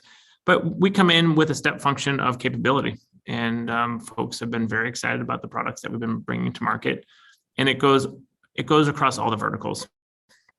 The company's been very public about its direct to consumer. And so we're connecting people. I think we're in 13 or 14 countries to date, adding countries every week, which is great. And the constellation for version 1 is completely deployed. The last few satellites are getting on station, and now we're just ramping up the ability to serve more and more people. And so if you go to Reddit, you go to any sort of blog, or even look at what folks are responding, is an overwhelming joy for connectivity. Even in our beta program, where we're not 100% in all areas, the simple act of connecting them versus their other opportunities has opened up quite a bit. We are expanding our kind of depth of knowledge across the various countries and the way to service various demographics.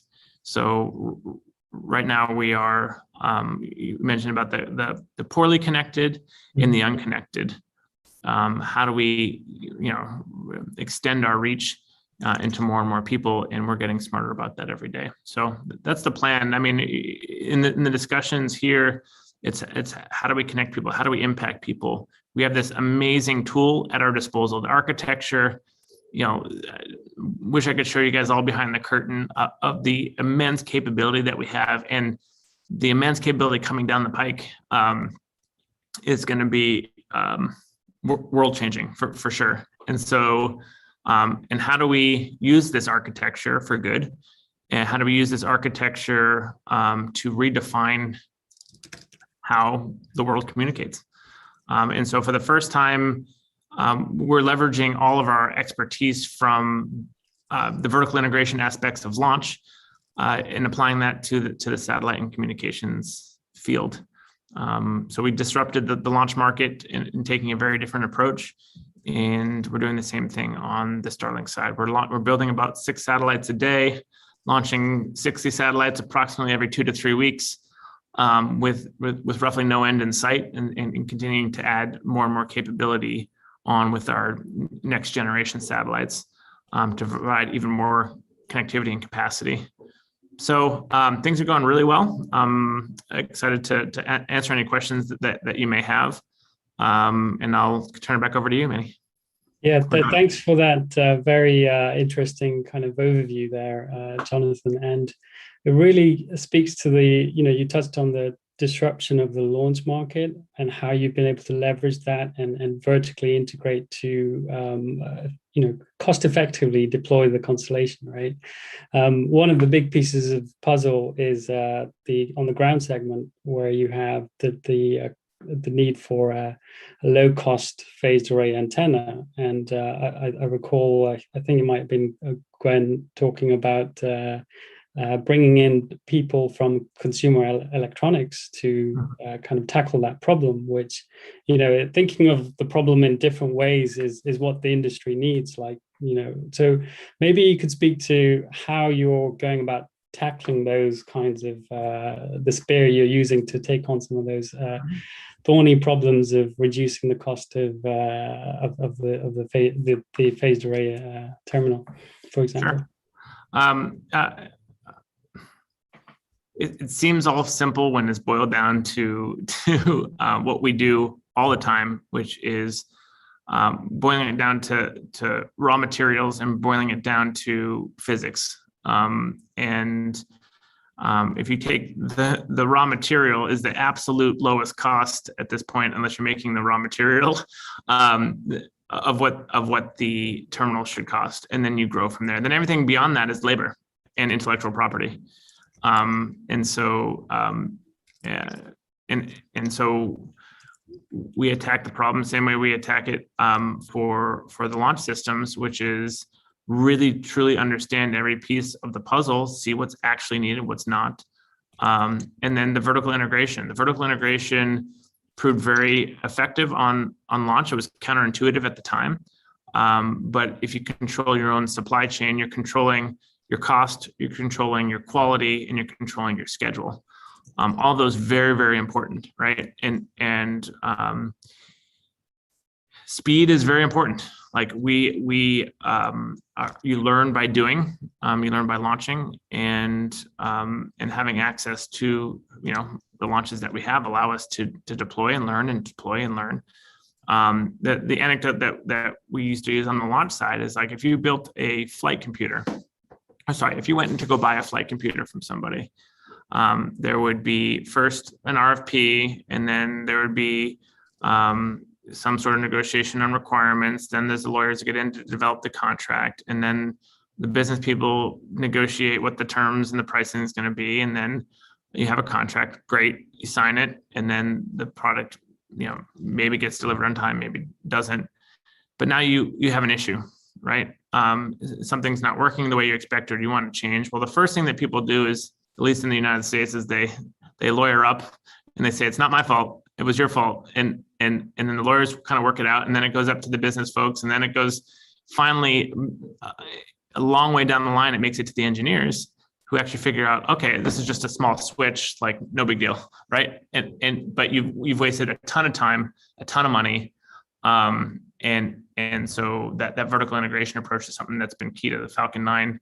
And the same thing for developing our user terminals in developing that technology in-house. And it's one thing that our management does very well is challenge convention and to be able to look at the problem and take out all the excess that may be not needed. And so yeah, it's been we're not there yet, but we're getting there. In every iteration that we're doing, we're trying to lower the cost, because that is the barrier to entry for a lot of folks from the connectivity standpoint. Mm-hmm, mm-hmm. Yeah, and you see the addressable market growing in proportion to the lowering of that cost, right? Yeah, it's a fascinating market, and we've seen a few. It's littered with some graves, shall we say, along the way. Some bankruptcies and companies that have tried to tackle it but failed. Obviously, you're quite vertically integrated. You're looking at the problem in terms of the kind of the constituent parts, and how can you reduce the costs accordingly and make sure it's done in the best way. How are you thinking about some of the competition, or are you even thinking about it? Are you kind of head down, getting on with it? What's your thought about that? Certainly there's competition. I think focusing on execution, speed, and then ultimately is quality of product. Like if you haven't, it doesn't matter if you're fast, if the product isn't great, and it's not going to be adopted, but it has to be, and you can build the quality over time. But you have to have a certain level of quality to go to market. On the competition front, I think one of the healthiest ways to look at a problem is to look at yourself as a competitor and sort of put yourself. I think the anecdote is the Google's AlphaZero approach, where they had the AI play the AI to get smarter and smarter and smarter. So like play yourself against yourself to continuously build a better and better product. And if you're your best competition, you're going to beat yourself and ultimately end up with a great product. Yeah, there's a fascinating documentary on AlphaGo, I think, on Netflix. Really worth watching. Just amazing work they're doing as well.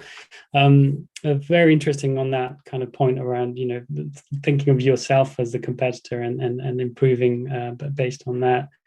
And you've got kind of at SpaceX different, almost different companies in a way, right? You've got the launch side, you've got the spacecraft manufacturing side, and how do you, I suppose, collaborate across such a large organization and in order to deploy an effective operation that you're doing with Starlink, but also in terms of how you coordinate with the other parts of the organization? How does the collaboration work in such a big organization?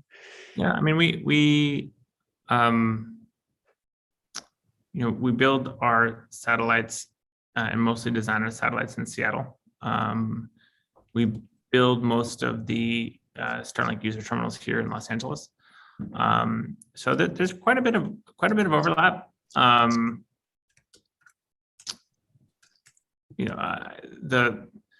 The type of folks that we hire at SpaceX aren't necessarily have to be experts in one given area. They just have to be knowledgeable, extremely hardworking, and we can apply someone that's working on the rocket ship to go work on the satellites. We've been building the Starlink team over the last several years, but they can rely on resources from the launch side as well, and we see that quite a bit. but we're one company. I mean, as it stands right now, and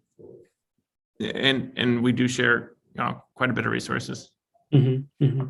Yeah, and it's interesting to see kind of the Starship development as well, and the impact, the potential impact of that on the deployment of Starlink, but also in terms of the opportunities that it might represent for other business cases to close, given if that reduction of cost per kilogram actually happens, then it's going to be interesting to see how that translates to new opportunities. So I suppose, how are you thinking about Starship in the roadmap of Starlink? Are you looking at that at all? 100%. Like next gen Starlink will fly on Starship. So you have an 8-meter payload fairing bay, and so adapting our approach to fully utilize that along with this lift capability, for sure. Like we are going to be using Starship. So a giant push right now to get Starship orbital, and it's amazing to see the team just crank through it. If you guys watch what's going down in Boca Chica, we had the suborbital launches, pushing to get an orbital launch here shortly. Building the machine that builds the machines that can crank out Starships on a regular basis is the challenging part, and it's just exciting to see the pace at which this company operates. It's remarkable, and obviously an honor to be a part of it. Yeah, no, it is fascinating to see. I think you see some of the progress on Twitter, and I saw a picture of the Starship's feeder lines going for the Raptor, and you could see like over 20 people in that base, and it's quite. Yeah, I was looking at that picture too. Pretty cool. Like you have to zoom in and look at it. And you're like, oh my god. Yeah, it's a giant. It kind of puts it in perspective, right? Like if you look at it, if that's going to be the ship that takes people to Mars, and we have the customer Mizawa-san from Japan, who's going to be doing the trip around the moon. This is the class of ship that we need to start building. Yeah, and obviously you were successful on the HLS bid on that, so congrats there. Perhaps we'll see that flying to the moon in a few years. That would be interesting as well. And it's also interesting, and not to get off topic away from Starlink, but you're kind of developing different models of the Starship for different situations. Kind of seen some renderings of that, so that's quite fascinating as well. So in terms of some of the kind of, you've won the RDOF auction. That's a decent sizable kind of in terms of the revenue that's coming into Starlink. You've got beta customers who have signed up. And Elon alluded to the mobile operators, a couple of potential big mobile operator deals coming out. What other partners and customers are you looking at? There's also government as well, I imagine, but what other partners and customers are you looking at, be that in the mobility markets or others that you're kind of focusing on right now? And so the ones that you mentioned, Elon also tweeted attention towards the aviation market as well. There's certainly a huge need there. I think anyone who's flown on an airplane has found it challenging using the existing existing service. So I think that is something that we can revolutionize as well. We're getting into kind of, well, I don't know if it's a season for it, but disaster season, and trying to figure out how do we operationalize in support of some of the disasters that are happening around the globe, and being able to connect folks. And so we've had a couple great opportunities to do so, and that is something that we are supporting. So critical communications, whether it's fire departments, shelters, etc. And the other piece that I do that I think worth mentioning, in addition to the sales, is we have a group we're calling the Starlink Initiative, where we have folks that want to help support connecting folks. And we have other folks that approach us that say, hey, I love Starlink, but I just can't afford it for our region. So we have a group that tries to match those two. So we have an initiative where we're trying to connect 15,000 students by the end of the year. And so to the extent that folks listening or know of communities that could use this support on education, whether it's schools, libraries, or student homes, or donors, like folks that want to support that cause, where we have a handful of countries that we're focused on initially to connect those sort of students. So that's another thing that we're trying to utilize. Like, again, we have this amazing architecture at our disposal. How do you do the most good with it? And certainly education is one that's self-identified as a burning need across the globe. Mm-hmm. Yeah, absolutely. And you can't exactly get fiber in very difficult to reach places. It can be super costly. So if you can get connectivity, that's very important from an education standpoint. So yeah. In terms of the kind of so you've got like the development on the technical side, on the architecture side, you've got intersatellite links on the some of the polar satellites, and you'll be having intersatellite links on the Gen 2 version 2. Sorry, is that correct understanding, and is that progressing along? Yeah, so we do have some we're calling them space lasers. We have some space lasers on orbit currently, and in the same fashion that we do the rest of our development, trying to make it work well, and then deploy it across the constellation. So certainly, that's the plan moving forward, is that we'll continue to add lasers to satellites and be able to do that inter-satellite link capability. Mm-hmm. Yeah, and with that will kind of support your mobility market target markets as well, I imagine. Well, what it supports really, I mean, it opens up some regions, certainly transoceanic, whether it's maritime or aviation, it opens up those markets. But what it allows you to do is just traffic manage. Allows you to get into countries with less infrastructure. So rather than having a large network of a lot of gateways, you can have less gateways and manage the traffic that way. There are other advantages to having the space lasers as well. It's just, it's a capability that will make our network even more robust and even more capable. So it'll be great.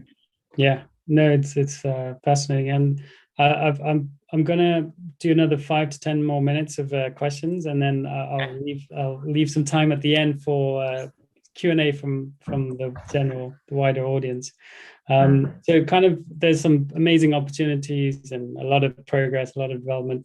It'd be good to kind of touch on some of the challenges, some of the areas where there's a bit of I guess contention or constraint or controversy, if you like, the few areas that have been identified. So the issue around astronomers and the interference of their observations.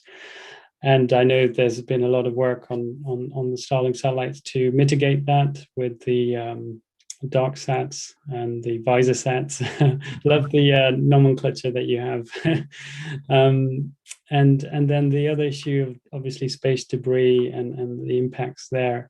And the third angle I'd love to get your thoughts on is around the re-entering of those satellites, because how is that then, with all this new kind of mixture of chemicals in the upper atmospheres, how's that impacting that? And it's obviously a lot of areas that maybe research needs to be done in, but I suppose those three angles would be great to get your thoughts on.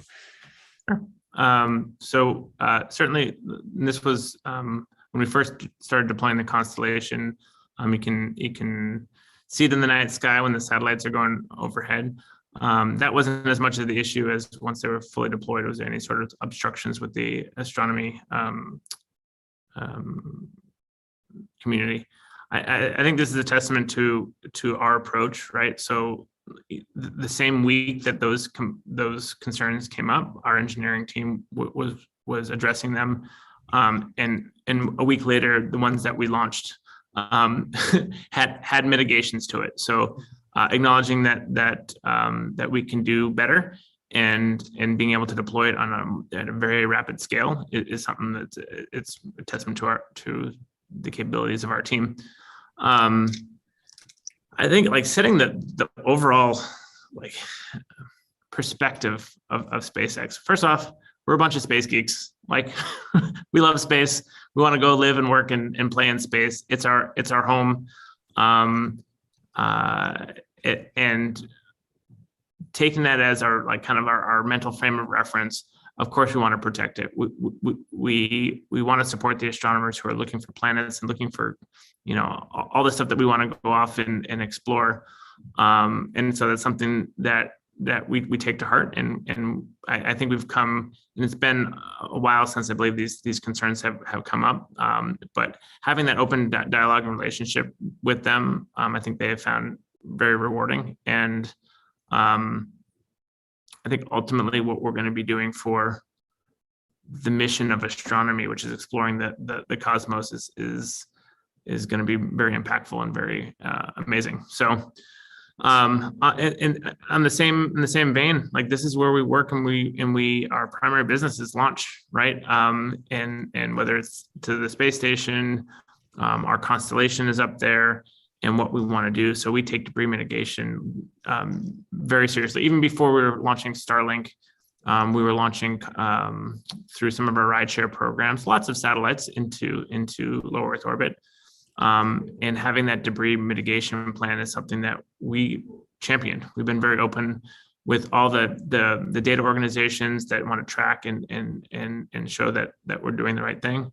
The design of the satellites, we deployed the architecture deliberately into a very low Earth orbit, a couple hundred kilometers, so well below the operational orbit.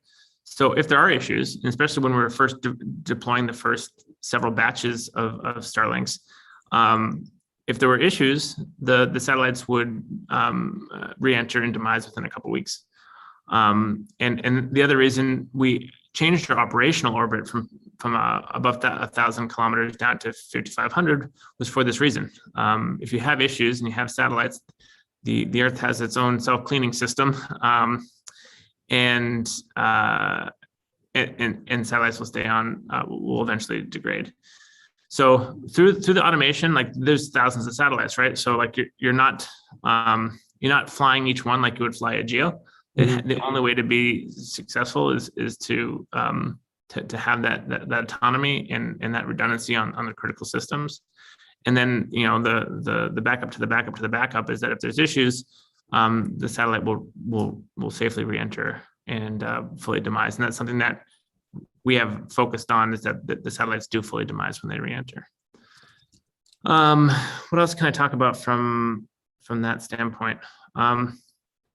Yeah, just to reiterate, like we take those things very seriously, because that's what, you know, SpaceX is about, making life multiplanetary. You can't get there from here if you cloud the way to get there. So yeah. And there's a lot of, obviously there's been, you know, the Europa Clipper mission. When you talk about the exploration activities, there's the SpaceX will be launching the Europa Clipper, was recently announced. But I guess the last point was around the re-entering of the objects and the effect that might have on the upper atmosphere and the chemical kind of effects that might occur. So there has been some discussion around that. I don't know if you've got any further insights or comments on potential impacts there as well. Yeah, that's not something I'm terribly knowledgeable on. But you know, again, it's just I know the approach of the company and management, and it's doing the right thing by the Earth is very important. So yeah, if there's something that we're doing that's brought to our attention, I'm sure folks are doing it. Yeah. Great. Well, that was a fascinating conversation there, Jonathan, and really, appreciate you answering the questions I had. But I know I think we have some questions from the audience. Is that right? Okay. What's your take on the Kardashev scale? Will SpaceX move us forward? I don't know what the Kardashev scale is, so maybe. How's that for an answer? If you explain to me what the Kardashev scale is, then let me do a quick Google. Yeah. Oh yeah, so it's a level of civilized. So it's sort of type 1, type 2, type 3, type 4, and type 5 civilization. So how we progress along that scale, and I believe we're a type 1 civilization, so can use and store all of the energy available on its planet. A type 2 civilization is a stellar civilization, which can use and control energy at the scale of its planetary system. And a type 3 civilization, also called a galactic civilization, can control energy at the scale of its entire host galaxy. So how do you see us progressing along that evolution? I'll be brutally honest, I'm not that smart. We leave that one for Elon then. Yeah, for sure. Yep. Has the global chip shortage affected the production of Starlink satellites? In what ways, and how are you mitigating those? I certainly the global chip shortage has affected a lot of aspects of what we do, I think supply chain in general, it doesn't necessarily the global chip shortage. Supply chain in general is a challenge no matter where you go, whatever product that you're having. And so we manage it like we manage all of our supply chain issues. We're still producing satellites and we're still producing user terminals, and there's a strong demand for both of those. So we're still producing. Mm-hmm, mm-hmm. And I imagine a lot of the componentry is obviously some of it is in-house, right? So that helps mitigate some of that. Yeah. You mentioned thermodynamical costs. Are you into computational efficiency, avoiding producing entropy? These are very niche questions. Do you know the answer to this one? Pass. I mentioned thermodynamical costs. I believe I did. I don't recall that one. Yeah. I think you said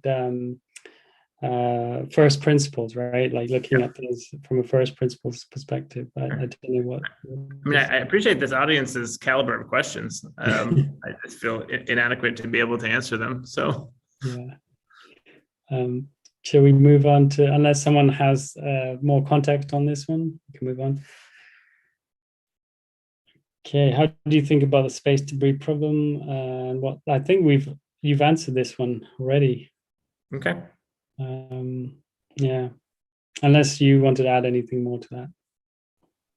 And I think it's imperative that there is kind of an architecture in place to handle space debris, and not just for SpaceX, for everyone putting stuff into space, and that it's done smartly, and looking at the net positive for everybody, and that goes for the stuff that we're launching for Starlink, but also the stuff that we're launching not for Starlink, and then it goes for everybody else that's launching constellations as well.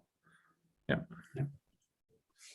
With more and more satellites being launched, did I miss one? Into orbit, are you worried about the growing threat with same? This one seems very topical. Okay, I think we've answered this. Jonathan's talk about yeah.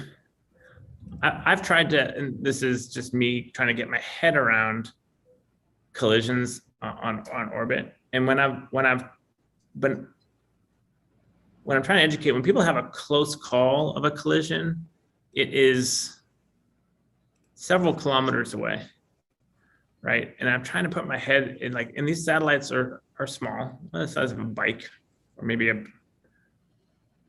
at worst. Some of these, they're small, but like think of, and I know they're traveling fast and all the rest of that, but there are a billion cars on the planet, and we're talking thousands of satellites. And so in a different use space, and certainly collisions would be bad, and we have to find ways to do debris mitigation.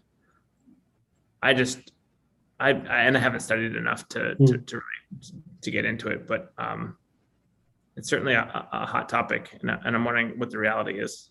Mm-hmm. Mm-hmm.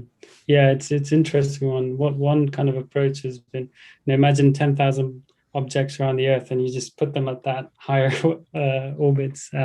But I suppose obviously the speed, as you kind of alluded to, the speeds that they're going at is a huge factor in all of that, right? Yeah, put 10,000 cars on the Earth distributed, no car would ever see another car. Right. Right. Yeah. Okay. Can you please comment? Oh. I would like to ask a question for a second, actually to both of you that's kind of topical to the last question. So the Satellite Industry Association has said that there's going to be anywhere between 80 to 110,000 satellites by, pick a number, 2030, 2035, something like that. So that's the top band that I've seen. And then Brian Whedon, in a different conversation, he was here earlier today, but at this Secure World Foundation, he says that number is probably 40,000 or so. I'd like to get an idea. Do y'all have a number you want to put into that equation? Like, do you have any expectations about, since I've been in this field, we've gone from 400 to 4,000, so that seems like a lot. But the idea of going to 40,000 or double that really seems like a lot. So do you have any context for that? Where do you think you're going to be? And both of you have a unique position on this, right? That you are both analyzing the situation from your own perspective. So I'd like to know where y'all are at on that. Jonathan, do you want to go first? Sure. I just look at it from like the technical problem. People seem very focused on the number. Yeah, and right. I don't know if that's relevant. It's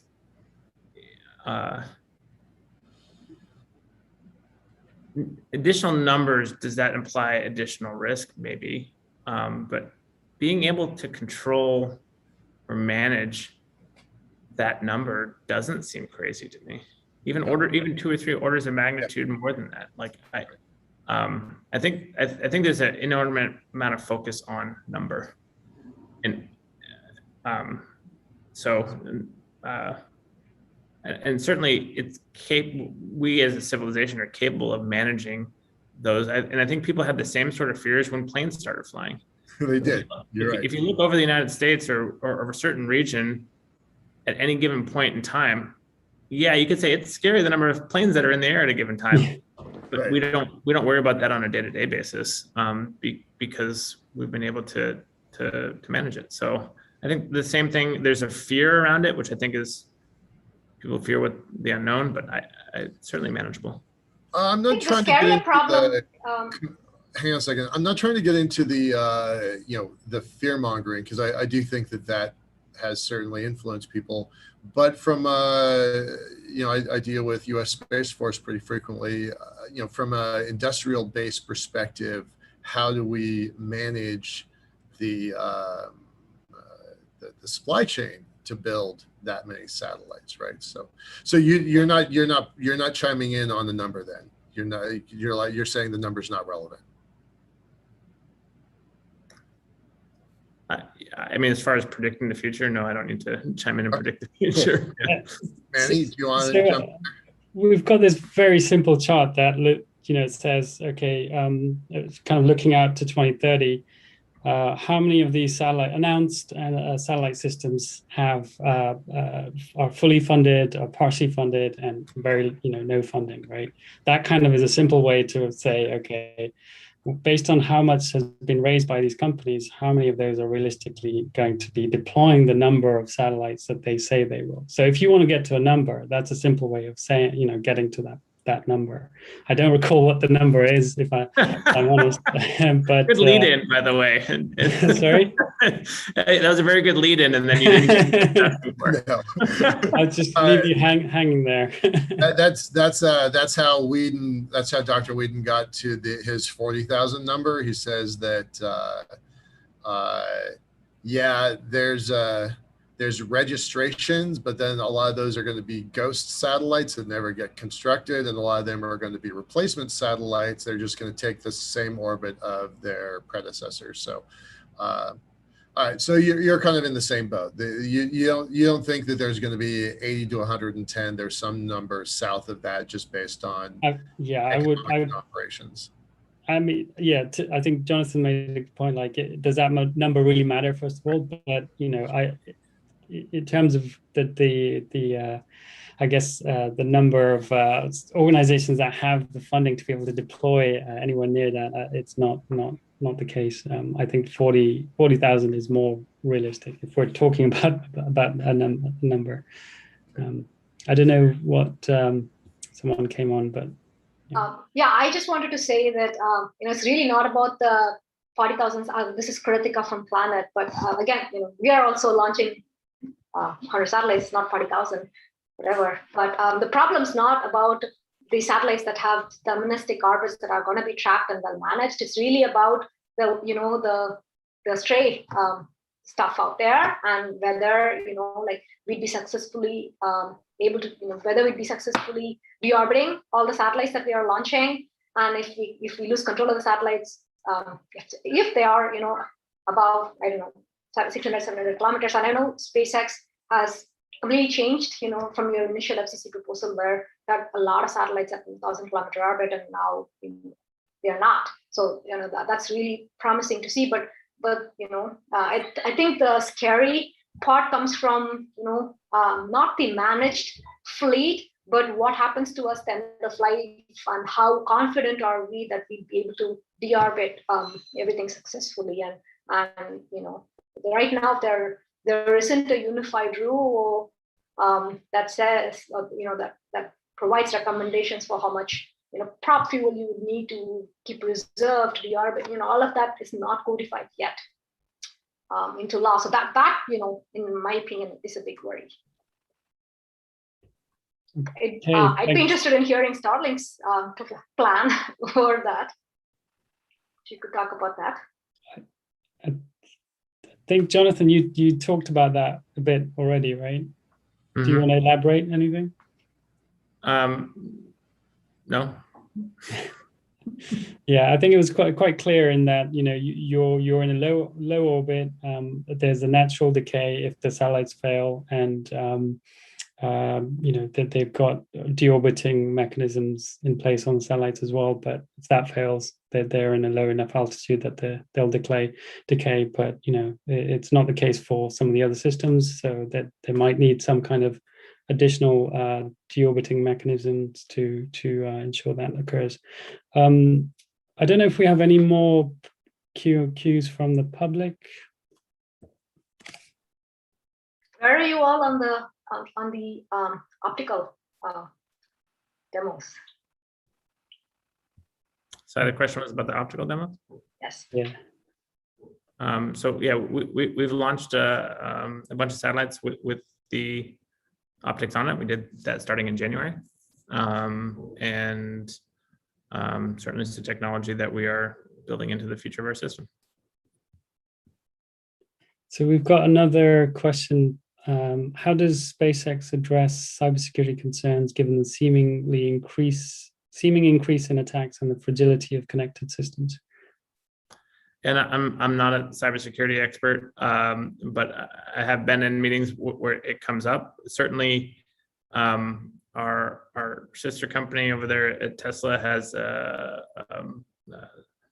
similar concerns. I got human life in the loop there. So I can say it's something that the company does address very seriously. But again, I'm not the expert to talk about that. Okay. There's some really. You only have PhDs listening in. Is that all we have? Yeah, it sounds like a lot of PhDs. That's yeah. Okay, we've got a question for James Webb. I think they're in the wrong panel. those questions were from the prior panels. So right, that makes sense. Yeah, we're going to disregard them. Well then, let's do this. So we are shifting gears to the kind of the next session. I want to thank y'all for being here and to be a part of this. I don't know why my camera is suddenly not working. That's really curious. We're going to move on. This is the first time in this session that Michael. Sorry, Michael. I just wanted to say thank you, Jonathan, for taking the time. It's been a real pleasure moderating this panel, and I think we've had a fascinating discussion, and hopefully the audience has taken away some interesting information as well. So, yeah, thank you so much, and I'll pass it back to Michael. Thank you. My pleasure. It was terrific having y'all. You're both knowledgeable experts on these topics, and it's.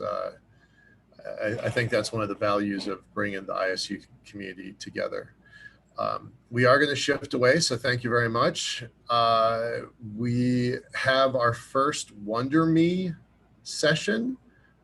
Candidly, I'm really curious to see how this is going to play out. Jordy, if you want to chime in on that, I'd love to have your thoughts on it. I'm going to share the links in the chat in just a moment. It's the link to the site and then the password. It is a community gathering site. One thing to note, when you first show up, you probably want to scroll backwards so you can kind of see the whole screen because you show up a little bit close. And you'll have a variety of different topics that you can jump into and just have a general conversation. Okay. And we will join back here in 1 hour, very promptly in 1 hour. And we got some great stuff coming up for you well, for me, it's this evening. I'm not sure where everyone else is, but for me, it's this evening. All right, we'll see you soon. We're going to switch over to the Wonder Me. Jordy, do you want to say anything? No, thank you very much. I'm off to bed. I do want to. Good, definitely. Jordy, you should get some sleep, buddy. You need it for sure. I do want to point out that, thanking our school for kind of building this network in the first place. And then also for the Aerospace Corporation, who has been a terrific sponsor, not just for this event, but for literal decades. Okay, I'm going to post the links. We'll see you over there in a minute. And thanks. We'll be back in an hour.